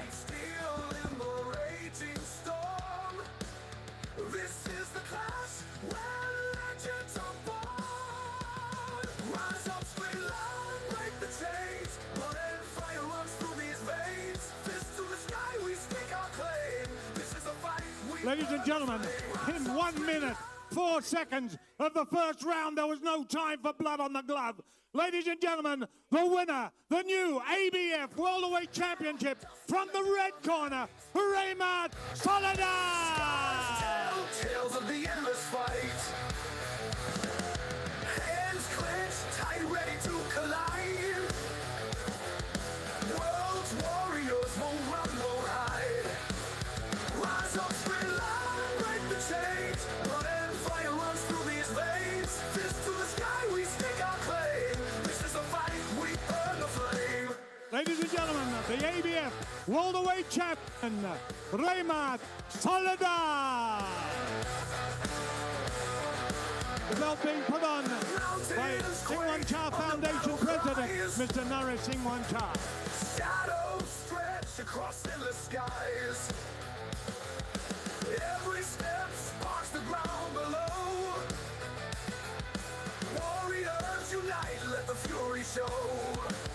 Rise up, scream loud, break the chains. Blood and fire runs through these veins. Fist to the sky, we speak our claim. This is a fight, we burn the flame. Rise up, scream loud, break the chains. Blood and fire runs through these veins. Fist to the sky, we speak our claim. This is a fight, we burn the flame.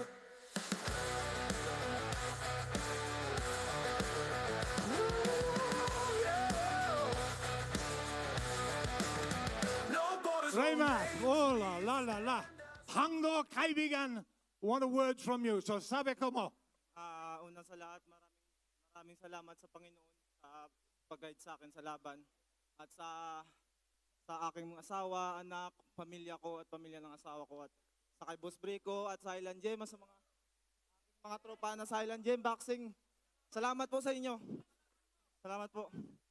At sa Team Victorias, kay Boss sa promoter ko at sa kay Mayor Habib. Viva la Philippines!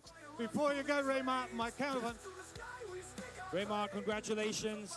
Your opponent today is a superstar on social media. He came from street fighting, one of the most famous guys in street fighting in Thailand. The whole country was watching to see him fight. You defeated him in a very short amount of time. What do you have to say to him and his fans? sa akin kalaban, magaling at malakas din, pero na-timingan talaga. Timingan ko lang sa... Thank you. What did he say? His opponent is very good. My Tagalog's not that good, Peter. But he got knocked out. เขาบอกว่าคู่ชกเขาเก่งนะครับ แต่ก็โดนเขาน็อกอยู่ดีครับผม Okay. Once again, ladies and gentlemen, the ABF Worldweight Champion, Raymond Soledad. Let's go over now to Mr. Peter Denman. Ladies and gentlemen, this next bout, it is for the WBO Oriental Flyweight Championship. Scheduled for 10 rounds, inviting to the ring from the blue corner, Sanchai Yotbun.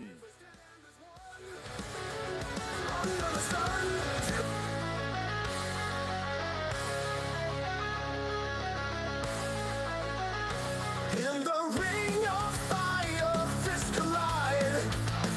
Sweat and blood through the wild eyed pride. From every corner, they come to stand tall. Love's hit like thunder, hear the warriors roar. Fight Club Championship and roar the crowd. One punch aside, so screaming proud. Iron wheels crash under the burning lights.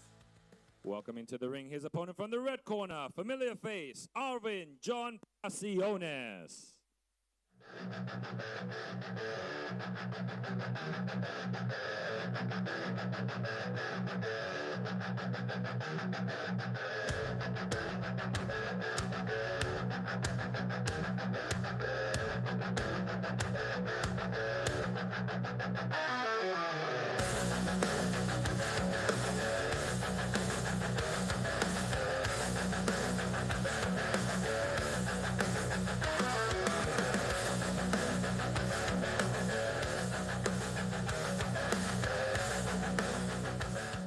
Inviting to the ring to start off this bout, Mr. Leon Panoncilio, the supervisor from Hawaii, is a WBO official.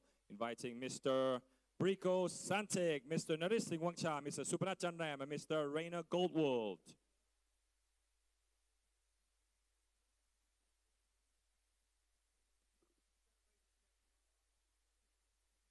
And the officials from the WBO, we have Mr. Sangwon Klumbun Klung, and Mr. Pijit Wang Poramet, Mr. Sompong Pon Sawat, and Mr. Seweng Fati Kun. May I please ask everybody to stand up and pay your respects to the Thai national anthem, please. ขอเชิญทุกท่านยืนขึ้นนะครับเพื่อเคารพเพลงชาติของประเทศไทยนะครับ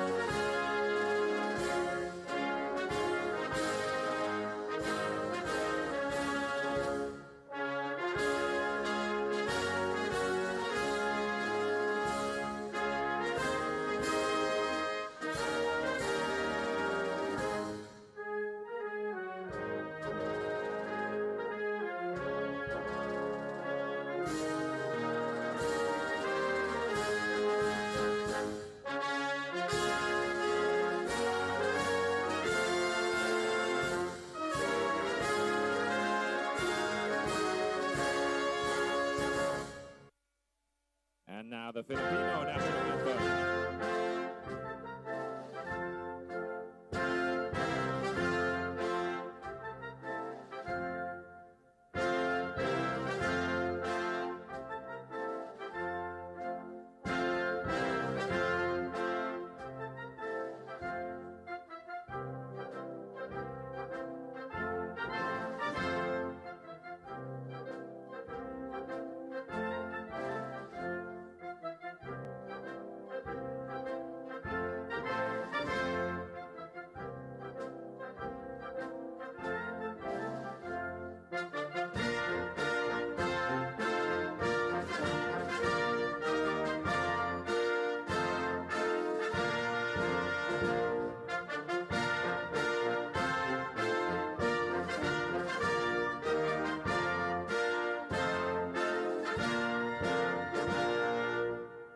Thank you, Mr. Naris Singh Wangcha. Thank you, Mr. Leon Panoncilio. Thank you, Mr. Rainer Goldwald. Thank you, Mr. Supanat Chandra and Mr. Brico Santig.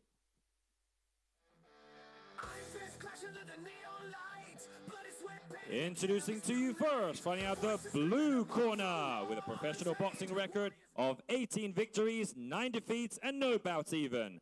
Representing Thailand, Sanchai Yotbun. And his opponent finding out the red corner with a professional boxing record, a perfect one, 10 victories and no losses. Hailing out of and proudly representing the Philippines. Please put your hands together for the undefeated Arvin John Pasiones. Punching at the bag, gloves stained with fight. Round after round, now shining bright. Footwork fierce, got the moves to evade. Knuckles full of fury, every debt repaid. Highland grind where champions are made. Fighting for dreams in the ring we invade. Training every day till the prime.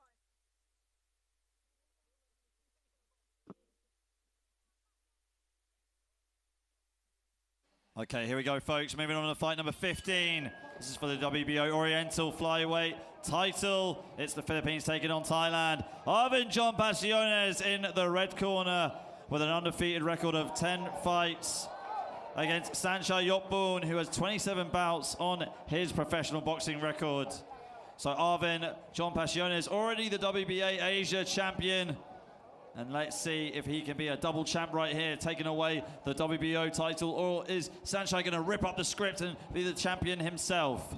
Arvin's a very slick fighter. He's got that sniper style. He likes to pop shot people, and he's got the knockout power to go with it as well. We've seen him put many people to the canvas, and Sanchai walking into these shots, definitely going to feel the power very early of Arvin. Yeah, you're absolutely right, Jimmy. He's a sniper. He's very good at just using the long-range weapons. And there he goes, putting down Sanchai with the left hooks to the body, snatching the life away from him. Is he going to make the count? The referee's at 6, now at 7. Sanchai stands up at 8. Looks like he's going to be able to continue. Is Pasiones going to be able to get this done in round number 1? Let's see. Comes diving in with the uppercut. The Prince Nassim Hamid, the southpaw style with the pop shots to go with it. And of course the backup, and there he's found that shot again right underneath the ribcage. He's going to the exact same spot every time. Has Sanchai fully recovered after that knockdown? We're going to find out soon. Sanchai trying to survive here. Let's see if he's completely recovered from that knockdown. Pasiones moving into orthodox, stepping back very slightly, trying to step into orthodox to land that left hook to the body, and he goes down again. Second knockdown now in the first round. We're halfway through the round right now. Is Sanchai going to get up from this one? Referee's at 6, he's at 7, he's at 8, and Sanchai stands up. One more knockdown, and it's all over. Pasiones will be crowned the new champ if he can get a knockdown in this round. Another one. 3 knockdowns a round, and it is a TKO victory. He's channeling his inner Mickey Ward here and just digging to the body with those left hooks, putting his opponent to the canvas, right underneath the ribcage, right in the sweet spot. Sanchai has to survive this round. He's got to make it through round number 1. Great left hand with the right hand. The crowd are going wild. And you've got to give it to Sanchai here, trying to have a firefight with Pasiones when he's already hurt, and he's had 2 knockdowns in this round, really risking it here, trying to fight back against Pasiones instead of going on the back foot and trying to kill time, trying to chew the clock up as he could. And that's what he needs to do. He needs to try and prove he's not hurt and that he's got the energy to continue. But when you've been down twice, it's very hard to convince your opponent that you haven't been hurt yet. Big left hand there, and he puts him to the canvas, and that is the 3rd knockdown. The 3rd knockdown. The ref giving him the count. There is no 3 knockdown rule in this. And he makes it to his feet. The referee allows him to continue, and that is the end of the round. Somewhat saved by the bell. Both fighters laid it on the line there. Ali talking through these replays. Wow, what a marksmanship there from Pasiones in the red corner. There's that left hook to the body. That was the 2nd knockdown in the first round. Pasiones just able to have quick fire, great success in southpaw and in orthodox, putting Sanchai down 3 times in the first round. Sanchai coming back with a left hook and a right hand. That was probably the best 2-punch combination that Sanchai landed. And Pasiones, rightfully so, very confident going into round number 2. Yeah, very interesting because 3 knockdowns in the first round. As you mentioned earlier, usually a 3 knockdowns ends the fight, but it's only depending on the type of fight that they're in the organization. So 3 times down in the first round, he's got a lot of catching up to do. The only way Arvin can really solidify this is just putting him down again. I think the referee may have seen enough, but let's see. We cannot count Sanchai out. Round number 2 underway. No, you definitely can't count out a wounded animal. They're always deadly and lethal. Here we go, left hook there from Sanchai. Right hand again from Sanchai. The crowd really getting behind him. Sanchai has Passiones cornered on the ropes. And this is what Arvin wants. He wants Sanchai to come forward. He knows he can use the momentum against him.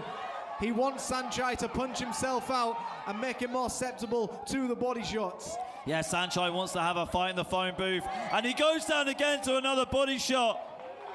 Is he going to make the count this time? Referee at 6.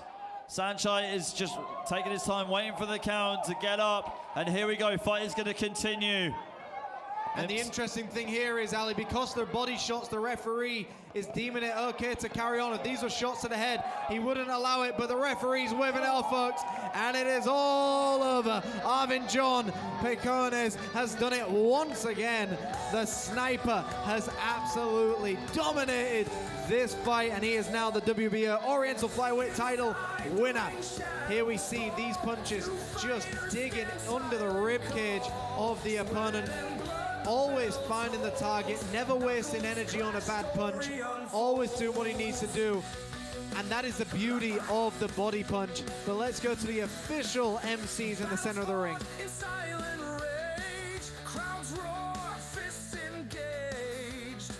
Every punch story's told. Champions rise, hearts bold. Fists of glory, scars they bear. Champions rise from the despair. Victory's call in the night. Fight on through endless fright.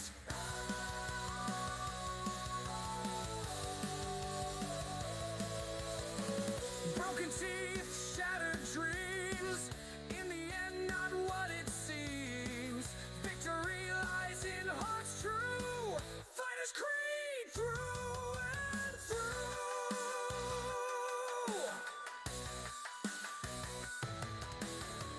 Battered souls won't back down, even when hearts hit the ground. In the darkness, find the fight, shining through eternal night. Fists of glory, scars they bear. Champions rise from the despair. Victory's call in the night. Fight on through endless fright.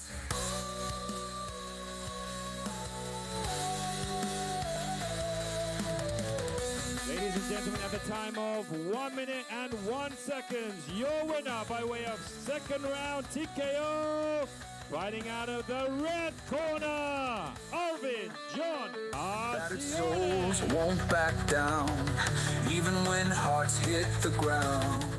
In the darkness, find the fight, shining through eternal night.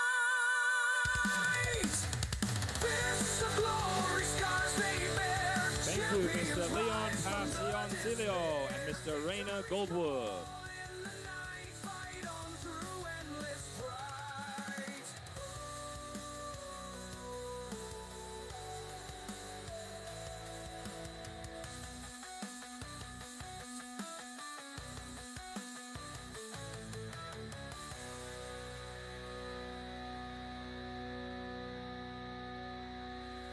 All night, fists of glory, scars they bear.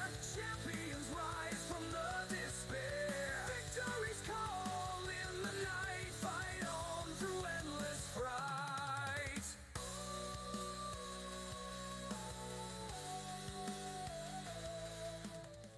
Ladies and gentlemen, we go on to the next event, the FCC 12 World Cup Boxing. Well, ladies and gentlemen, this is the UBA World Youth Super Lightweight Championship title. Please welcome into the blue corner, from Thailand, Phong Wangkitikon Chayapan. Yeah.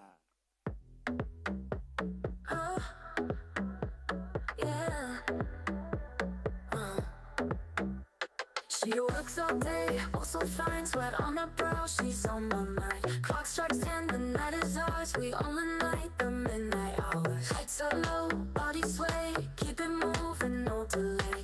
Chasing dreams, look how we rise, eyes on fire, hypnotized. Feel the beat, beat, beat, take control, let it roll, roll, roll, lose your soul.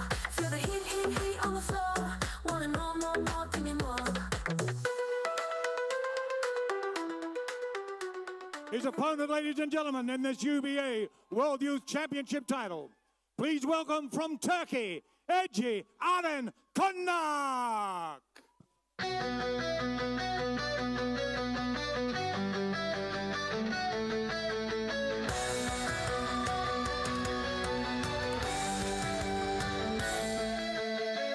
Inside the ring, shadows fall. Two fighters stand silent call. Sweat and blood, the bell tolls. Knuckles clash, story unfolds.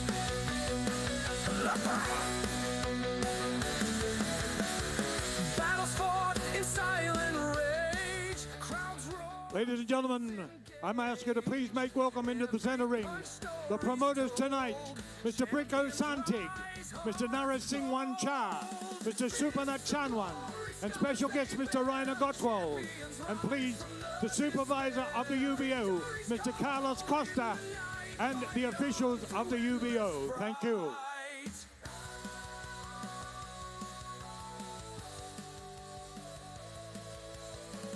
Broken teeth, shattered dreams. In the end, not what it seems. Victory lies in hearts true. Fighters creed through and through. Ladies and gentlemen, I ask you to please be upstanding for the national anthem of Thailand.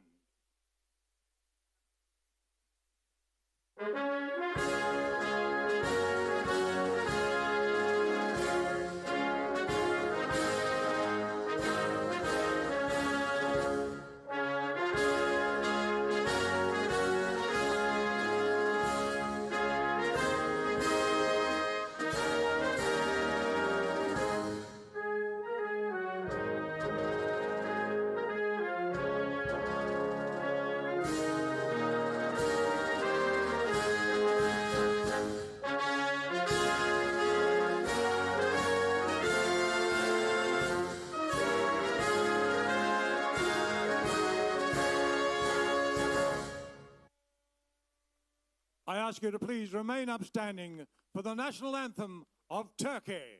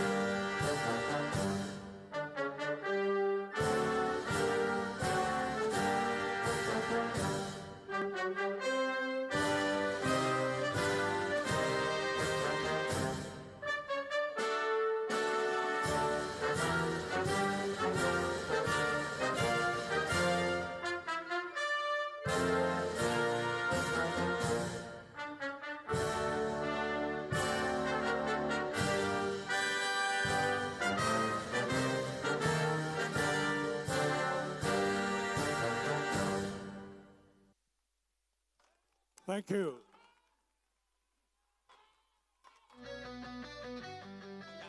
Ladies and gentlemen, this is the co-main event brought to you by Highland Boxing, Naras Singh One Foundation, and FCC 12. This, ladies and gentlemen, is for the UBO World Youth Super Lightweight Championship title. A weight limit of 63.5 kilos, fought over 10 by 3-minute rounds. Tonight, fighting out of the blue corner, wearing black trunks with white and silver trim. He weighed in at 63.9 kilos. He is 23 years of age. He comes from Pattaya in Thailand. He's trained there at Fight World at ISS Gym by Sifu McGuinness. He had an incredible fight record, 10 fights, 10 wins, 9 wins by way of knockout. He is the WBA Asia champion, the ABF Super Featherweight champion. Ladies and gentlemen, Pong Wan Kitikon Chayapa! Broken teeth, shattered dreams. His opponent this evening, ladies and gentlemen, in this UBO World Youth Super Lightweight Championship title, weighed in at 63.46, 172 centimeters in height, 22 years of age. He hails from Kanakan, Turkey. He's trained at FCC Fight Gym in Pattaya. Also with an incredible fight record, 14 fights, 14 wins, 8 wins by way of knockout. He is the WBC Asia Continental Champion, the UBA International Lightweight Champion, the ABF Lightweight Champion. Ladies and gentlemen, one of the fighting Kanak families, Eji Aren Kanok. Your referee for this title, ladies and gentlemen, Mr. Warawa Dunkau. Fighters to center ring, please.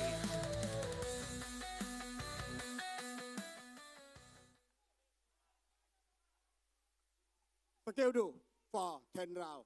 Don't make foul. Protect yourself at all time. And listen to my comment. No head up, no holding, no lobo. Good luck. Ladies and gentlemen, I am sure no mercy will be asked and none will be given. Okay, ladies and gentlemen, here we go. Our co-main event of the evening is for the UBO Youth World Super Lightweight title as Ege Konek takes on Chayapong Wana Kitikun, or also known as Jackie. Ege, a regular on this promotion, and these two are undefeated as pros. Someone's O has got to go. This is a really highly anticipated matchup between these two. Ege, coming from a fighting family, his twin brother ringside FA at the moment cornering him, and Jackie with a great host of fans in the audience cheering him on. This is going to be a great fight, Jimmy. And Jackie's father, of course, being one of the best boxers from Thailand as well. So two of these boxers got to live up to a lot of people here. A crowd favorite is Jackie. Ege, traveling all the way from Pattaya to be here, has got a crowd of his own as well. We've got a southpaw against a southpaw. Big overhand left landed by Ege. Good two-punch combination there from Jackie. Just pouring out the jab right there, getting the distance and jabbing to the body. Both these two taking their time. Ege trying to get on the inside, loves to throw the power punches as soon as he can. And we can see both fighters in the center ring, and both fighters really calculating everything. Big chopping left hand landed there by Ege. And we've got some very close quarter trench warfare going on right now. Both fighters holding that center of the ring, and it's a king of the hill match right now. Who can hold that center of the ring? Jab again there from Jackie on the outside. Ege downloaded as much information as he can, trying to feint his way in. Good jab again there from Ege. It's been the battle of the jab so far. Overhand left there, misses for Ege, but it hits the mark there for Ege. Jackie firing back with his own jab, feinting it there, coming in on the inside. And a bit of trickery there from both fighters as Jackie gets tied up inside the clinch. Psychological warfare at its finest. Halfway through round number 1 as well. We are scheduled for 10 3-minute rounds live here in Bangkok World SIAM Stadium. Nice triple jab there by Jackie. Ege starts to turtle up. And the crowd roars there as Jackie unloads with 2 hooks to the body, keeping Ege on the ropes in his own corner. Great hook there from Jackie as Ege shells up, getting hit there by Jackie with the right hook. Jackie going in again. Jackie starting to walk him down here. Ege now on the back foot. Ege just trying to get himself out of danger here, trying to weather the storm. Jackie still coming forward, still trying to do something here, still trying to attack at Ege, but Ege has been in situations like this before. He knows how to stay in there with a power puncher. It's almost like you said before, experienced boxers like to take a round off. Maybe this is a plan that Ege had, or has he just been overwhelmed early on by Jackie? He looks supremely confident in the first round. 10-round affair. You can take the first round to really work out your opponent, get their timing down, get their power down. But the confidence of Jackie is oozing out of him right now. That is the end of round number 1. We're going into a second round in just a moment, folks. Wow, what a first round that was. A battle between two southpaws, two very established southpaws as well. As we see on the replay there, Ege with the uppercuts. Jackie was able to get his jab off to a very good flow, very good pace, tagging Ege and getting on the inside, working his way in to land those hooks to the body. We see the jab again there on that shot in the replay. And it was right here where Jackie really took over near towards the end of the round, getting back in Ege into his own corner and just teeing off on him. Beautiful round by both of these fighters. Two calculated southpaws, and the thing with southpaws is they're a rarer breed. So when you've got two southpaws who are very, very good and they're in the same fight, we know we're in for a treat. This is exactly what we expect with a co-main event. The UBO Youth World Super Lightweight title fight scheduled for 10. We're going into the second. Yeah, here we go. Let's see which fighter has regrouped and who's going to employ their own tactics now, take over this second round. Here we go. Round number 2 underway. Jackie in the black trunks, Ege in the red. Turkey takes on Thailand. Title on the line. Jackie marches forward. Ege returns with a nice right hand. What does Ege need to do to get past the jab of Jackie, Jimmy, early on in this second round? He's got to accept the jab is coming and start moving around it, start going to the body, start trying to slip underneath. You know the jab is always going to be in front of you. Jackie has a fantastic jab. You've got to find a way to nullify his jab, stepping in or out jabbing him. Both fighters looking for that opening. You can see it's a bit of a fencing match again. Neither fighter want to commit. We're watching two very good counter-punchers go to war right now.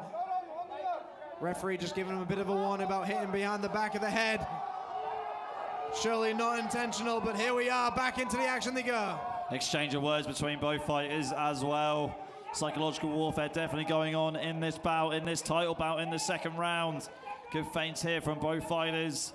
And you got to remember, this is a boxing match at the end of the day. These fighters are trying to win. They're trying to hurt each other, and that's what they're doing right now. Great shot there landed by Ege. And we can see it coming in right now. Ege a little bit more active, but Jackie seems the more accurate of the two at the moment. Jackie there, just getting out with the left hand, holding center of the ring very, very well. We said it early on in previous fights, having center of the ring is like taking the high ground on the battlefield. Right hook there from Jackie to the head, feinting again with the jab. Ege popping off his own jab and hitting the mark. To win the jab fights, you've got to hold central ring. If you can hold that center of the ring, you can tend to control the action. Great left hand down the middle there. Ege returns with a nice hook barrage of his own. Jackie shakes his head, but we know those shots are getting through. Ege is starting to push forward now. The crowd are chanting for Ege. The crowd are chanting for Jackie. We've got a 50-50 split in this audience. Ege is starting to come alive. And back into, and they go to the canvas once again. Wow, referee Warwick Cal's got his hands full here in this title bout. Really got to have a hand on both of these fighters. Going to the canvas there from the clinch. Ege had some success on the inside there before that clinch exchange with the right hooks. And it wouldn't be a title fight without some drama, and that's what we need to see. People cannot hold on to the side of the ring. They've got to be careful. Swing for the fences. Both fighters giving it everything they've possibly got. Back into the action they go. Ege starting to chant at him. You got to wonder, is Ege losing his cool here? We've never seen him this frustrated in a fight. And does that go against you, Jimmy, in a fight like this? Well, if you look at some of the best fighters in the world, anger usually works against them. There are some situations where it can work with them. And what we're witnessing right now are two fighters just giving it everything they've got. Tensions are high. Jackie's trying to just settle the beef, but there's his dad. His dad has seen it all before, and this is what we want to see, folks. Here we see the action replays, and this was that moment inside the clinch. Jumping shots to the body, shots being landed to the head. Both fighters just going for it as best as they can. And we can see this is where they tumble to the canvas. And here they are just absolutely swinging and going for it, giving it everything they've possibly got. And you can see the brother of Ege, Efe, in his corner. And of course,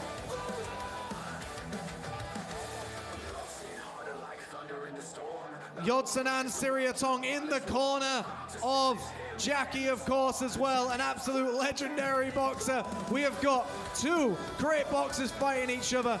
Jackie putting on a performance for all these fans watching. And of course, everybody from the FCC supporting Ege as well. This is what we need for a co-main event.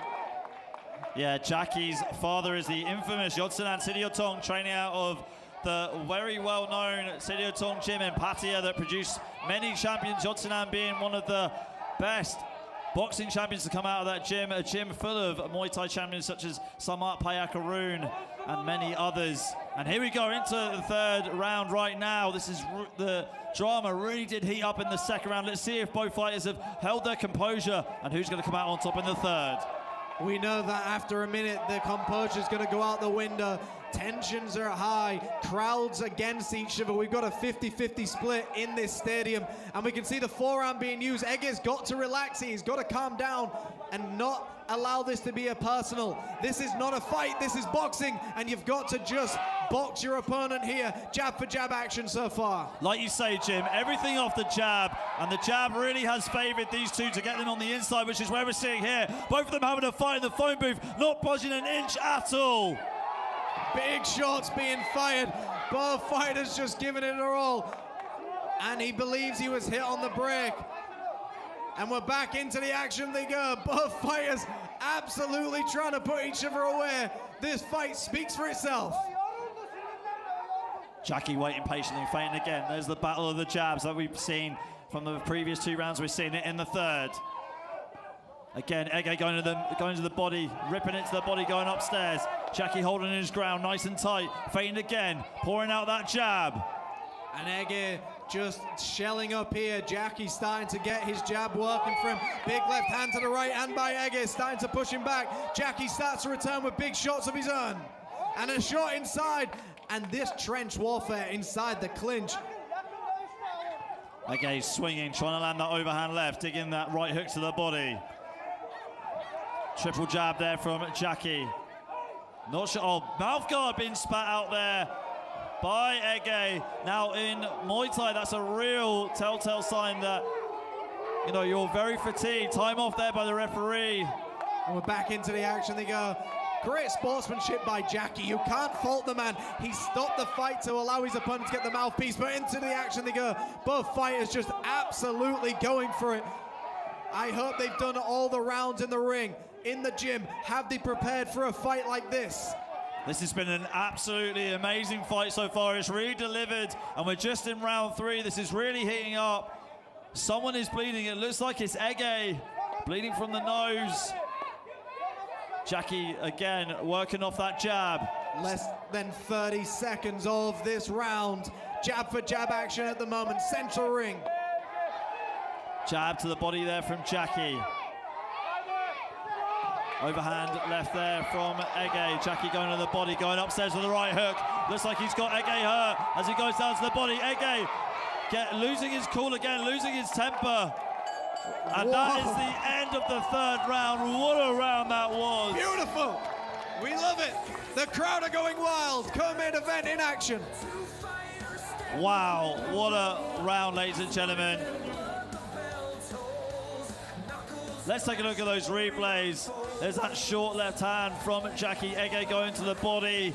It really was back and forth, but you can just tell that Jackie is keeping his cool and Ege is losing it. Which you really don't want to do in combat sports. You want to try and stay as calm as you can. But both fighters really did have a good round in that third round, showing pretty much the same. But Jackie working off the jab very, very well.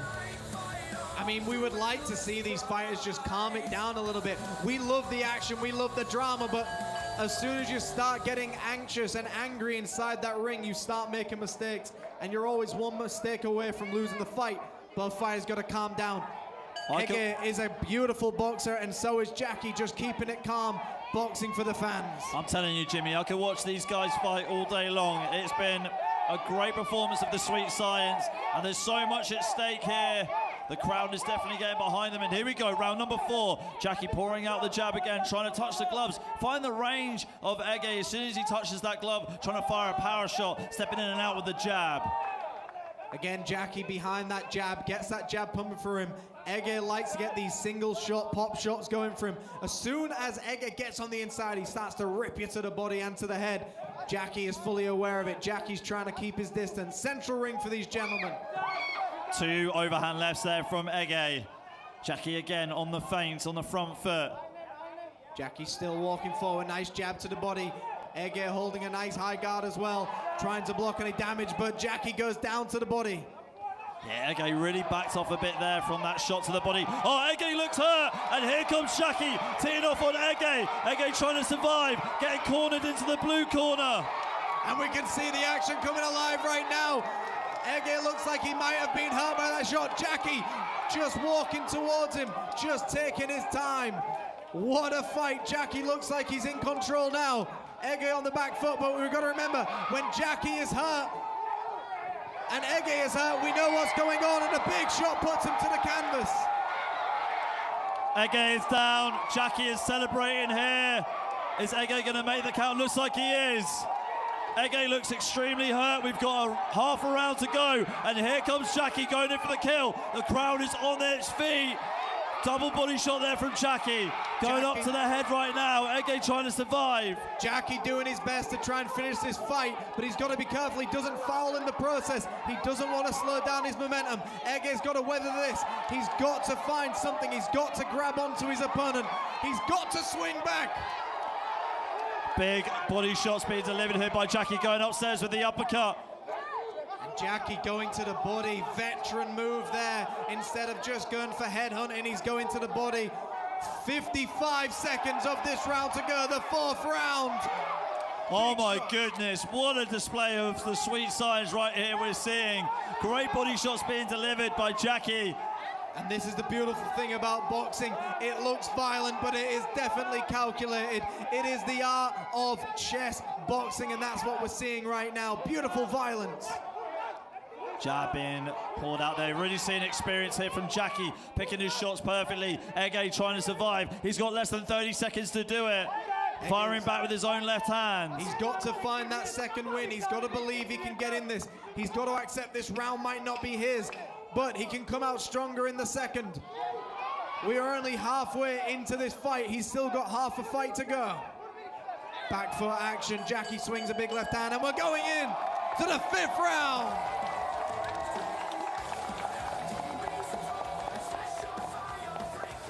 So here we are, folks, with the action replays. The double jab, and this is that moment where Jackie got clipped by a big shot, but then he still came forward, and as soon as he found any weakness, any gaps, he started to just walk him down, and that was a very low shot there. And this is what we see with Jackie. He goes to the body when he gets his opponent hurt.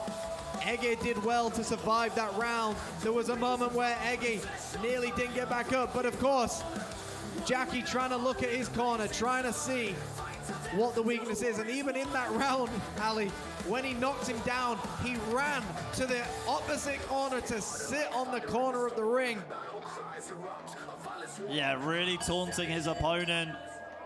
But Ege did a good job to survive the round as much as he could. Let's see if he's recuperated and recovered and is going to come out strong for this 5th round of action. Got Cyril Moncol in the audience as well, giving Jackie some advice, along with Yotsunan Sidioton, Jackie's father, in the blue corner. And here we are, the 5th round, halfway through this title fight already. Back into the action they go, jab for jab action in the center of the ring.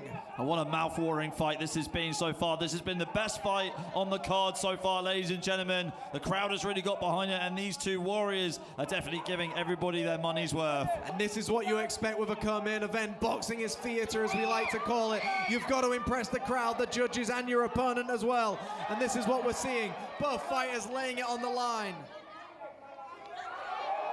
Seeing the maturity of both these fighters, taking their time to land their shots, not going in recklessly, just trying to read the situation, read the room, read the ring as you will, and try and land their own good shots. There's an overhand left there from Ege that Jackie eats perfectly, but is he hurt? backing off a little bit, trying to land the counter shot. And like you said, they've matured already in this fight. Every fight is a story, and we've got through that first part where both fighters were frustrated with each other. Now they can get behind the jab and finally start boxing each other. And this is the Ege we know, to start sending hook after hook. And this is what he needs to do. Be controlled, calm yourself down. But every story has an ending. Who is going to write that ending, though? Is it going to be Jackie in the blue corner or Ege in the red corner? And being both fighters from fighting families, both fighters just not really listening to the referee. I'd like to see the referee bring him in central ring, control the action here. This is still a boxing match. This isn't supposed to be a fight. Halfway through round number 5 and halfway through this round altogether. Ege getting his way in on the inside, using that left hand to the body and to the head. Jackie firing back with his own hook to the body, pivoting wisely off the ropes into center of the ring. Final minute of round number 5 and a big whipping right hook there. Another whipping right hook comes through, but Jackie seems to not be fazed by this at all. He gets behind the jab once again. Less than a minute to go. Ege keeping a high guard, trying to get on the inside. Very cautious of that jab from Jackie. Doesn't want to get tagged by it too much. Trying to slip the jab and counter back with his own right hook and left hand. And they don't want to blow a casket here. They want to keep their steam. They want to keep their energy for the later half of the rounds. And that's what we're seeing right now. He's starting to come alive. He's starting to fire heavy. Yeah, huge left hand being landed by Ege. Trying to just completely close the distance so he can land that left hand on the inside. Jackie keeping him at bay with that jab. And we've seen these two fight several times. This is possibly the best fight we have seen from these two. Has Ege got Jackie hurt? Has Jackie starting to stumble? Ege starting to come alive. He's starting to land the shots. Wow, what a round this has been so far. And that is the end of round 5. We'll go to the replay shortly and then we'll come out for round 6. Just over the halfway point right now. And Ege taking his opportunities as he could, just trying to whip that right hook down the middle. Starting it all off with the jab. Jackie trying to keep Ege at bay and staying on the back foot, using his footwork very well to get out of danger.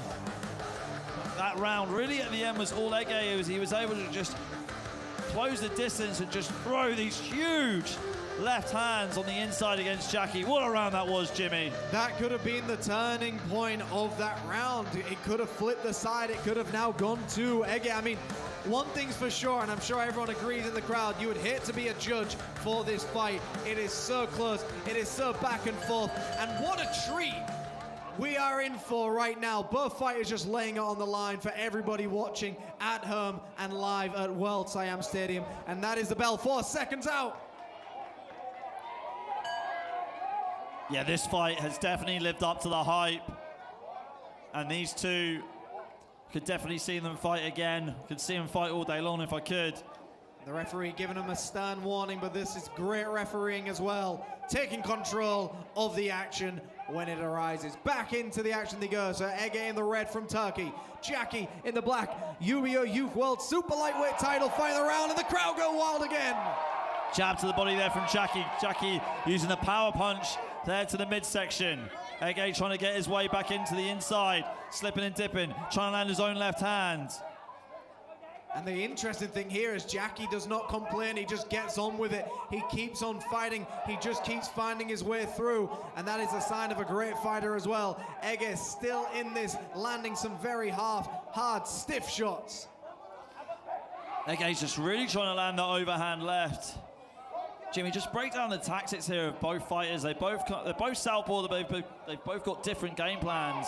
And I think both fighters like to believe that they've got the upper hand with the power and the speed, because both fighters are almost fighting similar. The only difference here is Jackie gets behind the jab and he's got a looser guard. Ege likes to turtle up, get up close to you and personal, and then start delivering. So Jackie can fight at the medium and close range. Ege likes to fight you at that close range a little bit more. So they're battling for the same zones right now. Left hand there from Ege. Looks like it was just hit the gloves of Jackie as he shelled up when Ege came in. Ege again with a jab. Jackie moving laterally off the ropes, pivoting, using the uppercuts on the rear back foot. And this has been the most dramatic part of the fight, is the clinch. Both fighters believing that they're getting almost like an unfair advantage inside that clinch. The referee's got to be on top of this every time they clinch up. Central ring for these gentlemen. Halfway through this round, a big shot landed. Big shots there from Ege, going on the inside with the uppercuts. Jackie fighting him back though, being pushed into the clinch, turning off the ropes. And we've got 1 more minute of round number 6 to go. 60 seconds to impress the judges. Big swings there by Jackie. Back in central ring. Uppercuts being exchanged in the middle of the ring. These two are not budging an inch at all. Jackie missing with his 2-punch combinations. A bit of showmanship there from Ege. Jackie not falling for it. And this is what we like to see. Both fighters just trying to put it all down. Remember, you don't have to hit your opponent, but it probably helps sometimes. Back in central ring they go. 35 seconds. Big clubbing shots being landed by Ege. Ege again, landing a good barrage of combinations. Jackie going down to the midsection with a good uppercut, trying to go up high with his own uppercut again. And the referee quick to break him up, and the referee knows this from before. When these two are in the clinch, they don't stop firing. Final 10 seconds of this round. Left hand there from Ege, right hook being delivered as well by the Turkish fighter. Jackie closing the distance, and that is the end of round number 6. We'll go into round 7 shortly, but before that, we've got the replays of that round. So here we are, folks. There we see that crunching left shot being landed by Jackie, and then Ege is starting to return, and there we see the clinch warfare really in play. Both fighters, as soon as they start grabbing each other, they're just sending everything they've got, even not relying on the power, just sending shot after shot. Big left hand there by Ege. Swing and a miss by Jackie in that one. And there we see that 1-2 being attempted by Jackie. And this was the difference between these two fighters. Jackie uses the jab and he has a wider stance. Ege keeps his legs nice and close and he turtles up, allowing himself to get a little bit more power on his shots. So you can see the legend in his corner as well. Jackie with a perfect 10-0 record. Ege with his perfect 14-0 record. And here we are, folks. Ege in the red representing Turkey. Jackie in the black representing Thailand. The UBO Youth World Super Lightweight title is on the line. Yeah, and someone's always got to go here. This, like we said before, this fight has really lived up to the hype. Here comes Jackie on the front foot. Ege not falling for it, controlling the pace very well, using his footwork on the outside. And it is a battle of who can remain calm underneath the pressure. And this is exactly what we're seeing right now. The first 3 rounds, absolute drama. But now we've seen both fighters just mature, start to calm down, and they start slugging it out. Big left hand gets through for Ege. Jab there from Ege as he slips in to land that overhand left. And the uppercut as well. Jackie going to the body. Huge power shots coming in here from Ege. Landing a good combination of hooks. And this is exactly where he needs to be. He needs to keep Jackie in that situation. That's where he has the advantage to just keep slugging it out. Jackie likes to fight with the medium range. He likes to be slick and cool with you. Jab for jab action going on. 1 minute through already. 2 minutes to go of this round. Short left hook there from Jackie. Ege complaining about it again. Ege's corner complaining about it ringside too. Jab there on the outside from Jackie. Jackie controlling the center of the ring very well with his jab. But Ege fires off a good jab that rocks the head back of Jackie. And there we see it again. The dirty moves inside the clinch. You've got to be careful. The referee could definitely call you up on it. Shot after shot being landed inside the clinch. Both fighters absolutely digging down deep. Ege coming alive and starting to windmill all these punches. Jackie just shoulder rolling with these shots. The rope-a-dope is in session right now. Are these punches getting through? Big shot gets through by Ege. Well, that overhand left definitely did get through. Jackie bleeding from the nose right now. He has a mouse on the side of his eye. Ege happy to meet him in the middle and wants to keep this fight at close range so he can land that crushing overhand left, Jimmy. And that's exactly what he's seeing, and the crowd are going wild. They've got to stop banging on the side of the ring, though. People around the ring should not be banging on the ring. Let the fight carry on. Jab for jab action. These fighters in the heat of the moment right now. Less than a minute to go. Left hand there from Ege. Both fighters really giving it their all. Jackie backing off a bit, waiting for Ege to come forward, and Ege does, firing back a ferocious combination. Jackie retreating into the clinch. The dirty tactics going on. The referee has got to be looking at this. He's got to be speaking with them as well. Back in centering the go. 25 seconds of this round left. Feint there from Ege on the outside. Ege pushing forward, backing Jackie up onto the ropes. Is Jackie going to spin off, or is he going to wait for Ege for the counter? Jackie feinting, going down and pivoting off to the outside. Double jab there from Jackie. And that is the end of the round. What a round it was. And here come the replays. It was really good work there from Ege, just trying to get on the inside and tee off with Jackie with his power punches. Landed some really good hooks, shaking Jackie at times, breaking his defense. Jackie trying to take his time on the outside and just wait for Ege to come in so he can counter with shots like that uppercut. But Jackie took a little bit too much damage in that round, started to get some bleeding from the nose, and his swelling got a little bit bigger on his right eye. Jim, what I want to know from you, I want to put you on the spot right here. Do you think it went against Jackie a little bit, getting the knockdown early on? Because he's backed off quite a bit in these later rounds. It's a very good question. It's one of those situations is as soon as you get confident, as soon as you start marching forward and believe you've got your opponent where you want him, you start applying the same method over and over again. So possibly it got into his psyche that I've got the power to put him down, but you know, when Ege gets hurt, he becomes stronger. So in a weird way, it might have worked against him in that sense, but Jackie's so calculated. He's a very smart fighter. He's got a great boxing IQ. I'm sure he'll know how to adjust in a situation like this. I mean, it's very rare that you get two undefeated fighters of this caliber, and both of them being southpaw. Here we go, going into the next round, going to round number 8 at the moment. And we are scheduled for 10 rounds in total. Who thought it would have gone this far after witnessing those opening rounds? But we are in the thick of it right now. The 8th round, as close as ever. You would hate to be a judge of this one. Yeah, 100%. This has been a high-stakes chess match, and these two picking off where they did in the 7th round, not giving too much away in the first 30 seconds. It's been the battle of the jab so far. Jackie going to the body, Ege going to the head, but just wait for one of these two to unload. And that's basically what we're waiting for. Both fighters almost in that fencing match, waiting for one person to commit, and as soon as you do, they start to go for it. It becomes a slugfest, and usually in that clinch, that's where we see them really come alive. And Jackie gets himself out of dodge. Back in central ring they go. Ege complaining here about getting tied up inside the clinch. Jackie just trying to bide his time. Ege coming forward again, unloading with that overhand left. Jackie there with the left hand. I mean, you've got to remember when Ege was hurt, he was clinching right back. It goes both ways in a fight like this. Both fighters doing exactly what they need to do.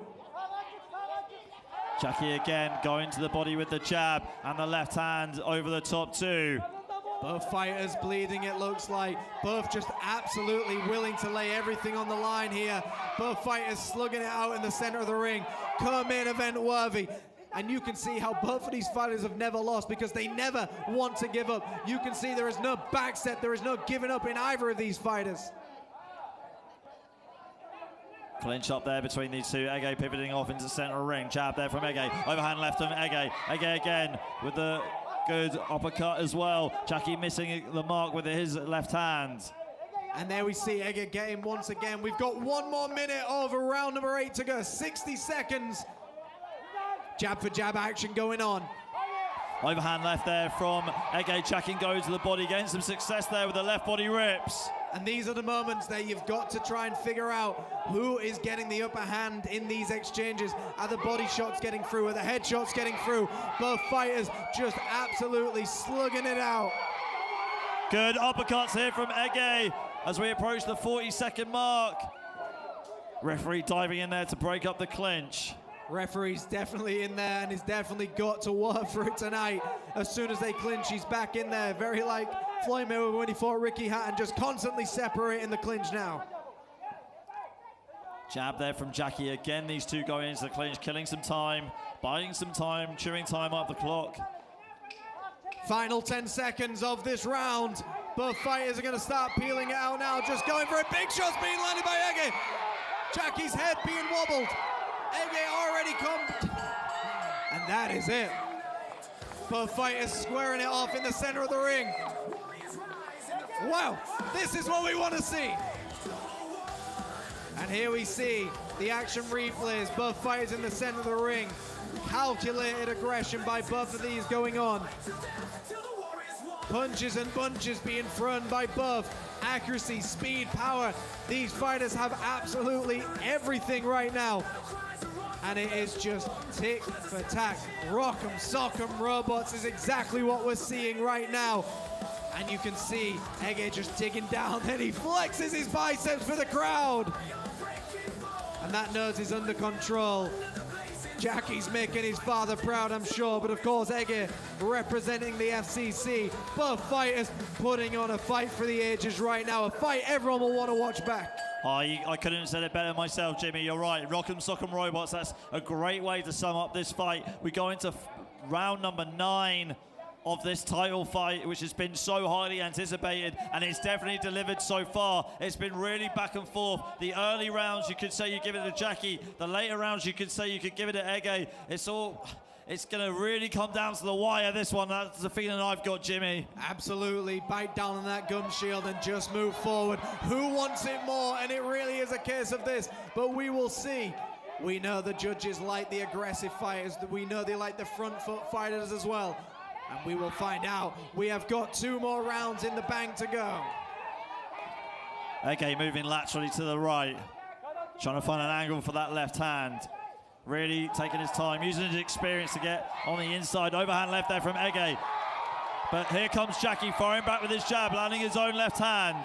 Jackie just doesn't want to punch himself out. He's landing the shots, he's getting the points in, and then he's taking a back step. You can see him talking to Ege in there as well. And this is exactly what you see with boxing.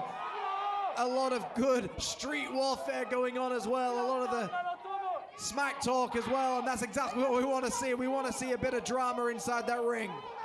Left hand there to the body from Ege, but Jackie firing back with his own uppercuts to the body.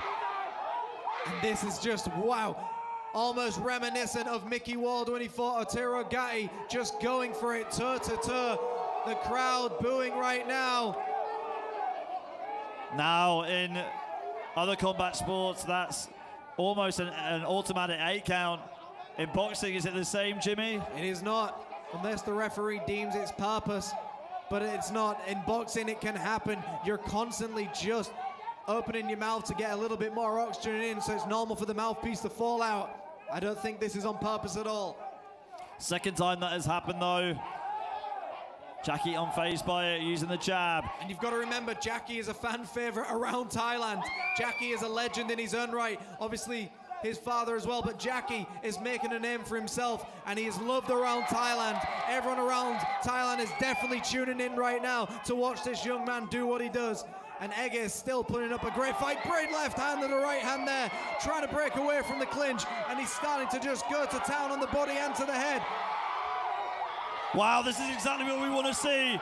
Ege has Jackie cornered on the ropes, and he's taking his chance right now, delivering heavy leather. And the referee peels them apart. 45 seconds of this round to go.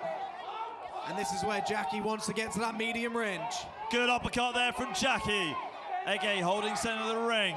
Are we going to see another flurry from the man from Turkey? Here comes Jackie again, going into the body. The crowd really getting behind this fight. The crowd are absolutely loving it. We've got boos, we've got cheers, we've got everything a fight like this needs. And it's only the co-main event. We've still got a heavyweight after this one. Beautiful fight so far. Good uppercuts there from Ege, firing with the left and the right, being tied up inside the Final seconds of the round coming up now. And there's the bell. There's the bell to end the 9th round. We go into the 10th and final round coming up. But we got the replays for you right there. What a round it was. Ege really taking his time to close the distance and corner Jackie on the ropes so that he could just get him in close quarters and fire those heavy uppercuts and hooks. But Jackie fending him off on the inside as well, going to the body with the left uppercut and also firing off his jab. Very, very technical fight between these two. It's been absolutely beautiful to watch. Yeah, it's been so calculated, Ali. It's just been exactly what everybody tunes in for. When you turn on a boxing match, this is the type of fight you want to see. And like I compared it to earlier, Mickey Ward against Otero Gatti, the trilogy, this is that type of fight.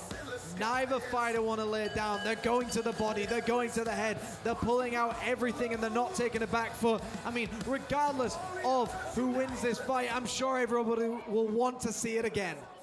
Yeah, 100%. This has been fight of the night for me so far. It's been a brilliant fight between these two. I'm so glad I'm not a judge today, Jimmy. I'm a fan. I'm enjoying this fight with you, calling the action. Here we go, guys. Everyone get behind these two. 10th and final round. Let's go. Give it everything they've got. Jackie takes on Ege. Thailand against Turkey. Who wants it more? Ege taking his time in center ring. Feints there from Jackie. Ege coming into the short range, trying to get on the inside as much as he possibly can. Jackie staying patient, staying on the outside, timing Ege with that right hook. 10th and final round, and it really is all to play for. Both fighters just giving it everything they can, and we're just moving forward now. The final moment of this fight. We're already 30 seconds in. Yeah, 30 seconds in so far, and this is definitely a chess match between these two. Being separated right there as they went into the clinch. A lot at stake right here. Great uppercuts to the left hand from Ege. Another left hand from Ege as he tees off on Jackie. Jackie stumbling slightly, trying to land the uppercuts on the inside and tagging Ege to the body and to the head. And this is where Ege needs to be. He needs to put his head on the chest of Jackie and just start ripping it to the body. Jackie has got to do something to keep Ege's onslaught coming towards him. He's got to send those uppercuts in, and Jackie knows how to do it well, better than most people in the fight game. There's Ege again, that left hand still getting through. The Philly shell hasn't paid off for Jackie too much. Being tagged too much by that left hand. Hopefully that's not going to go against him on the judges' scorecards. But like I said, I wouldn't want to be a judge of this title fight. It's been so back and forth between these two and incredibly entertaining. The judges tend to favor the forward, aggressive fighters. But this is what Jackie does. He's very calculated. He doesn't waste energy. He doesn't even look fazed. He's getting hit hard, but he still stays calculated. Ege cracks him with a big shot upstairs. Both fighters in the center of the ring. 1 minute to go. Final minute of this fight, Ali. Wow. Both these two are incredibly tough. Ege surviving the knockdown earlier on in the earlier rounds, and Jackie being able to hang in there on the inside against Ege, eating these right hooks and these left hands. 50 seconds to prove to the judges and your opponent that you are the winner of this fight. So both fighters just giving it everything they've possibly got right now. Here we go, approaching the 30-second mark of this 10th and final round. Jab there from Ege. Ege with a huge overhand left. Jackie ripping it to the body many times. Multiple rips there from Jackie. Ege still standing, opening up with his own shots, going upstairs with the uppercut. Hook for hook action going on, and this is exactly where they both need to be. At this point, it's just who's ever willing. Stand by Ege, just teeing off right now. Jackie taking way too many shots. This is the final round. Jackie's got to grab. He's got to stay away from the action. Both fighters still in this fight, final seconds. Huge shots being delivered by both fighters, and that is it. The 10th and final round, that is it between these two. We're going to the judges' scorecards. What a battle that was between two incredibly gifted fighters. And we see some of these action replays, and this is where Ege really just came alive, started just landing these very quality shots. And it was that 10th round that could have really solidified who wins that one. Still going to the body, still going to the head. And it was just body for body, head for head. Neither fighter backstepping. And this was that final onslaught by Ege, which could have been the deciding factor. Every punch story's told. Champions rise, hearts bold. Fists of glory, scars they bear. Champions rise from the despair. Victory's call in the night. Fight on through endless fright.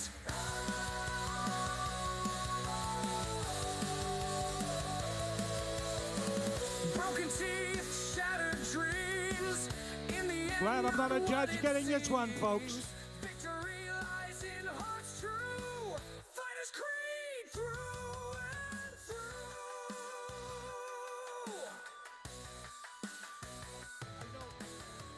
Battered souls won't back down. In the darkness, find the fight, shining through eternal night. Ladies and gentlemen, the judges have made their decision. Judge 1 scored at 95-95. Judge 2 scored at 95-94. Judge 3 skated 95-94. A split decision. Ladies and gentlemen, the winner to the red corner, Hore Konna! Edgy Konak, ladies and gentlemen, the UBO World Youth Super Lightweight Champion! Back down, even when hearts hit the ground. In the darkness, find the fight, shining through eternal. That was a war, if ever there was a war. As I said, no mercy asked, and certainly none was given. Rise from the despair, victory's call in the night, fight on through endless fight.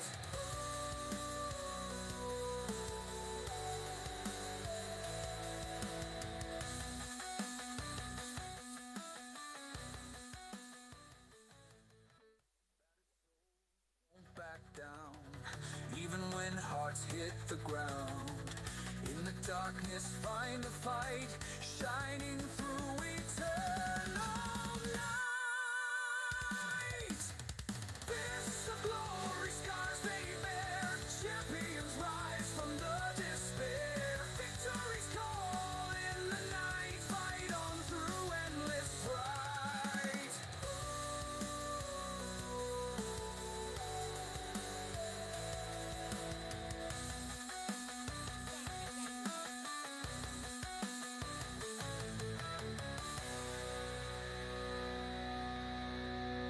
Battered souls won't back down, even when hearts hit the ground.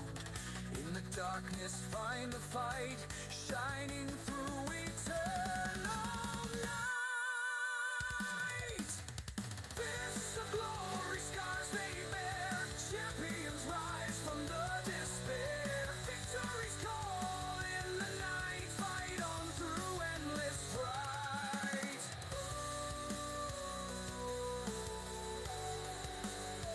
Edgy, what a war that was. Was that a fight? To me, that was the best fight of the year I've seen. For me, it was an amazing fight. I want to say sorry if I throw some punches back off the head. You know, it was not intentional. I want to say sorry for that. And for me, he's a great warrior. I respect him a lot. I'm happy I win. You know what? This is just beginning. We will be world champion one day. Ne mutlu Türk'üm diyene! Ladies and gentlemen, Edgy Konak, you're from Turkey. Your brother Aaron was here. You're part of the Konak fighting family from Turkey. I know the crowd here, your fans back in Turkey will be watching, and I know Turkey is very proud of you tonight. And a world champion is definitely on the rise. Not just a world youth champion, I think a world lightweight champion is on the rise.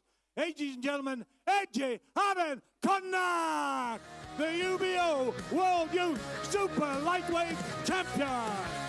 Fist hit the canvas, sweat and blood. Every Time punch a 11 out, story so of it's a a big Jackie, game. not the decision you wanted. However, it was a really close fight. It was a split decision. ก็จริงๆเมื่อกี้ก็ใกล้เคียงมากเลยนะครับ ออกไหนก็ได้2-1 เสียง จริงๆเราก็เกือบแล้ว มีความรู้สึกยังไงบ้างครับ ถามว่าผิดหวังไหมไม่นะทำเต็มที่แล้วแล้วก็ขึ้นมา2เวทอย่างเงี้ยเจ้าแม่งตัวใหญ่จริงไอ้เหี้ยขอโทษ I mean he's a big guy I move up 2 weight classes you know I did my best I fought a bigger guy so no excuse I trained really hard I trained really hard and the day that my trainer told me that Jackie you're fighting at 63 super lightweight I was like what and then they're like just go for it man you can do it and so you know I took the fight I came strong I didn't back down it was a heavy punch I received right there you know but never back down never what you know what I'm saying For sure you can do it. You have an iron chin. You even scored a knockdown of your own, 2 weight classes above yourself. I believe in you. Your father does. Keep on fighting. Congratulations. Well done. And you have earned the Performance Award. lifts up the shroud, echo Thank you, Mr. Brico Santic. They've got something to prove. When champions rise, they break the dawn. Every scar or bench they draw, sweat and tears won't wash away. The fire burns, it never fades. Ladies and gentlemen, next up it is for the IBF Asia Heavyweight Championship. Please make some noise as this is the main event of the evening. ขอเสียงนะครับ main event. Calling first to the ring, fighting out the blue corner, Natapon Plangpimai.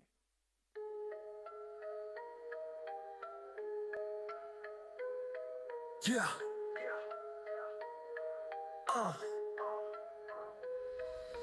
Dumbbells claim shadow box in the mirror. Dreams of the belt, vision getting clearer. Sweat hits the mad grind never ends. Highland hustlers destined to transcend. Punching at the bag, gloves stained with fight. Round after round, battle shining bright. Footwork fierce, got the moves to evade. Knuckles full of fury, every debt repaid.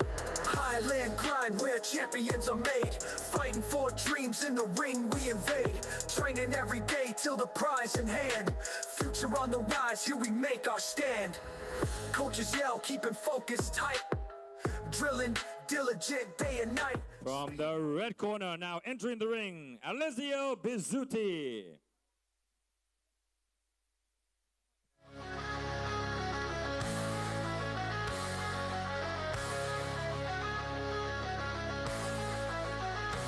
In the ring of fire, fists collide. Sweat and blood through the wild-eyed pride. From every corner, they come to stand tall. Gloves hit like thunder, hear the warriors roar. Fight Club Championship. Introducing to you first, finding out the blue corner, official weight 91.7 kilograms with a professional boxing record of 23 victories, 5 defeats, and no bouts even. Representing Thailand, Natapon Plangpimai. Sweat hits the mad grind never ends. Highland hustlers destined to transcend. Punching at the bag, gloves stained with And his opponent fighting out of the red corner, official weight 110 kilograms with a professional boxing record of 12 victories and 1 defeat. Representing Italy, this athlete is the WBA Asia Heavyweight, WBC Asia Continental Bridgerweight, ABF and PAT Heavyweight, WBC Asia Silver Bridgerweight, WBO Oriental Heavyweight, and UBO International Intercontinental Heavyweight Champion, Alessio Bizzuti.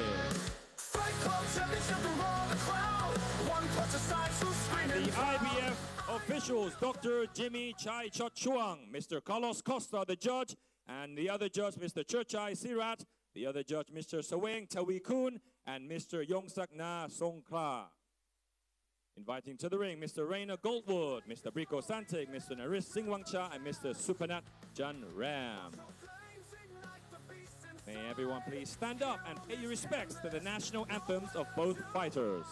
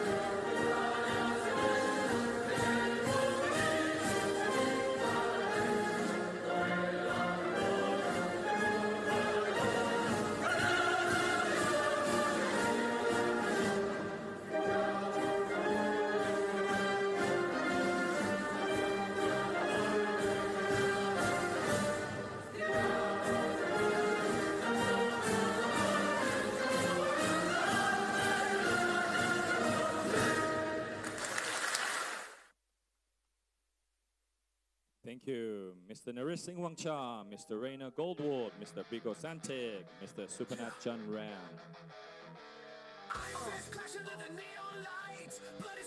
Phone bells clang, shadow box in the mirror. Dreams of the belt, vision getting clearer. Sweat hits the mat, grind.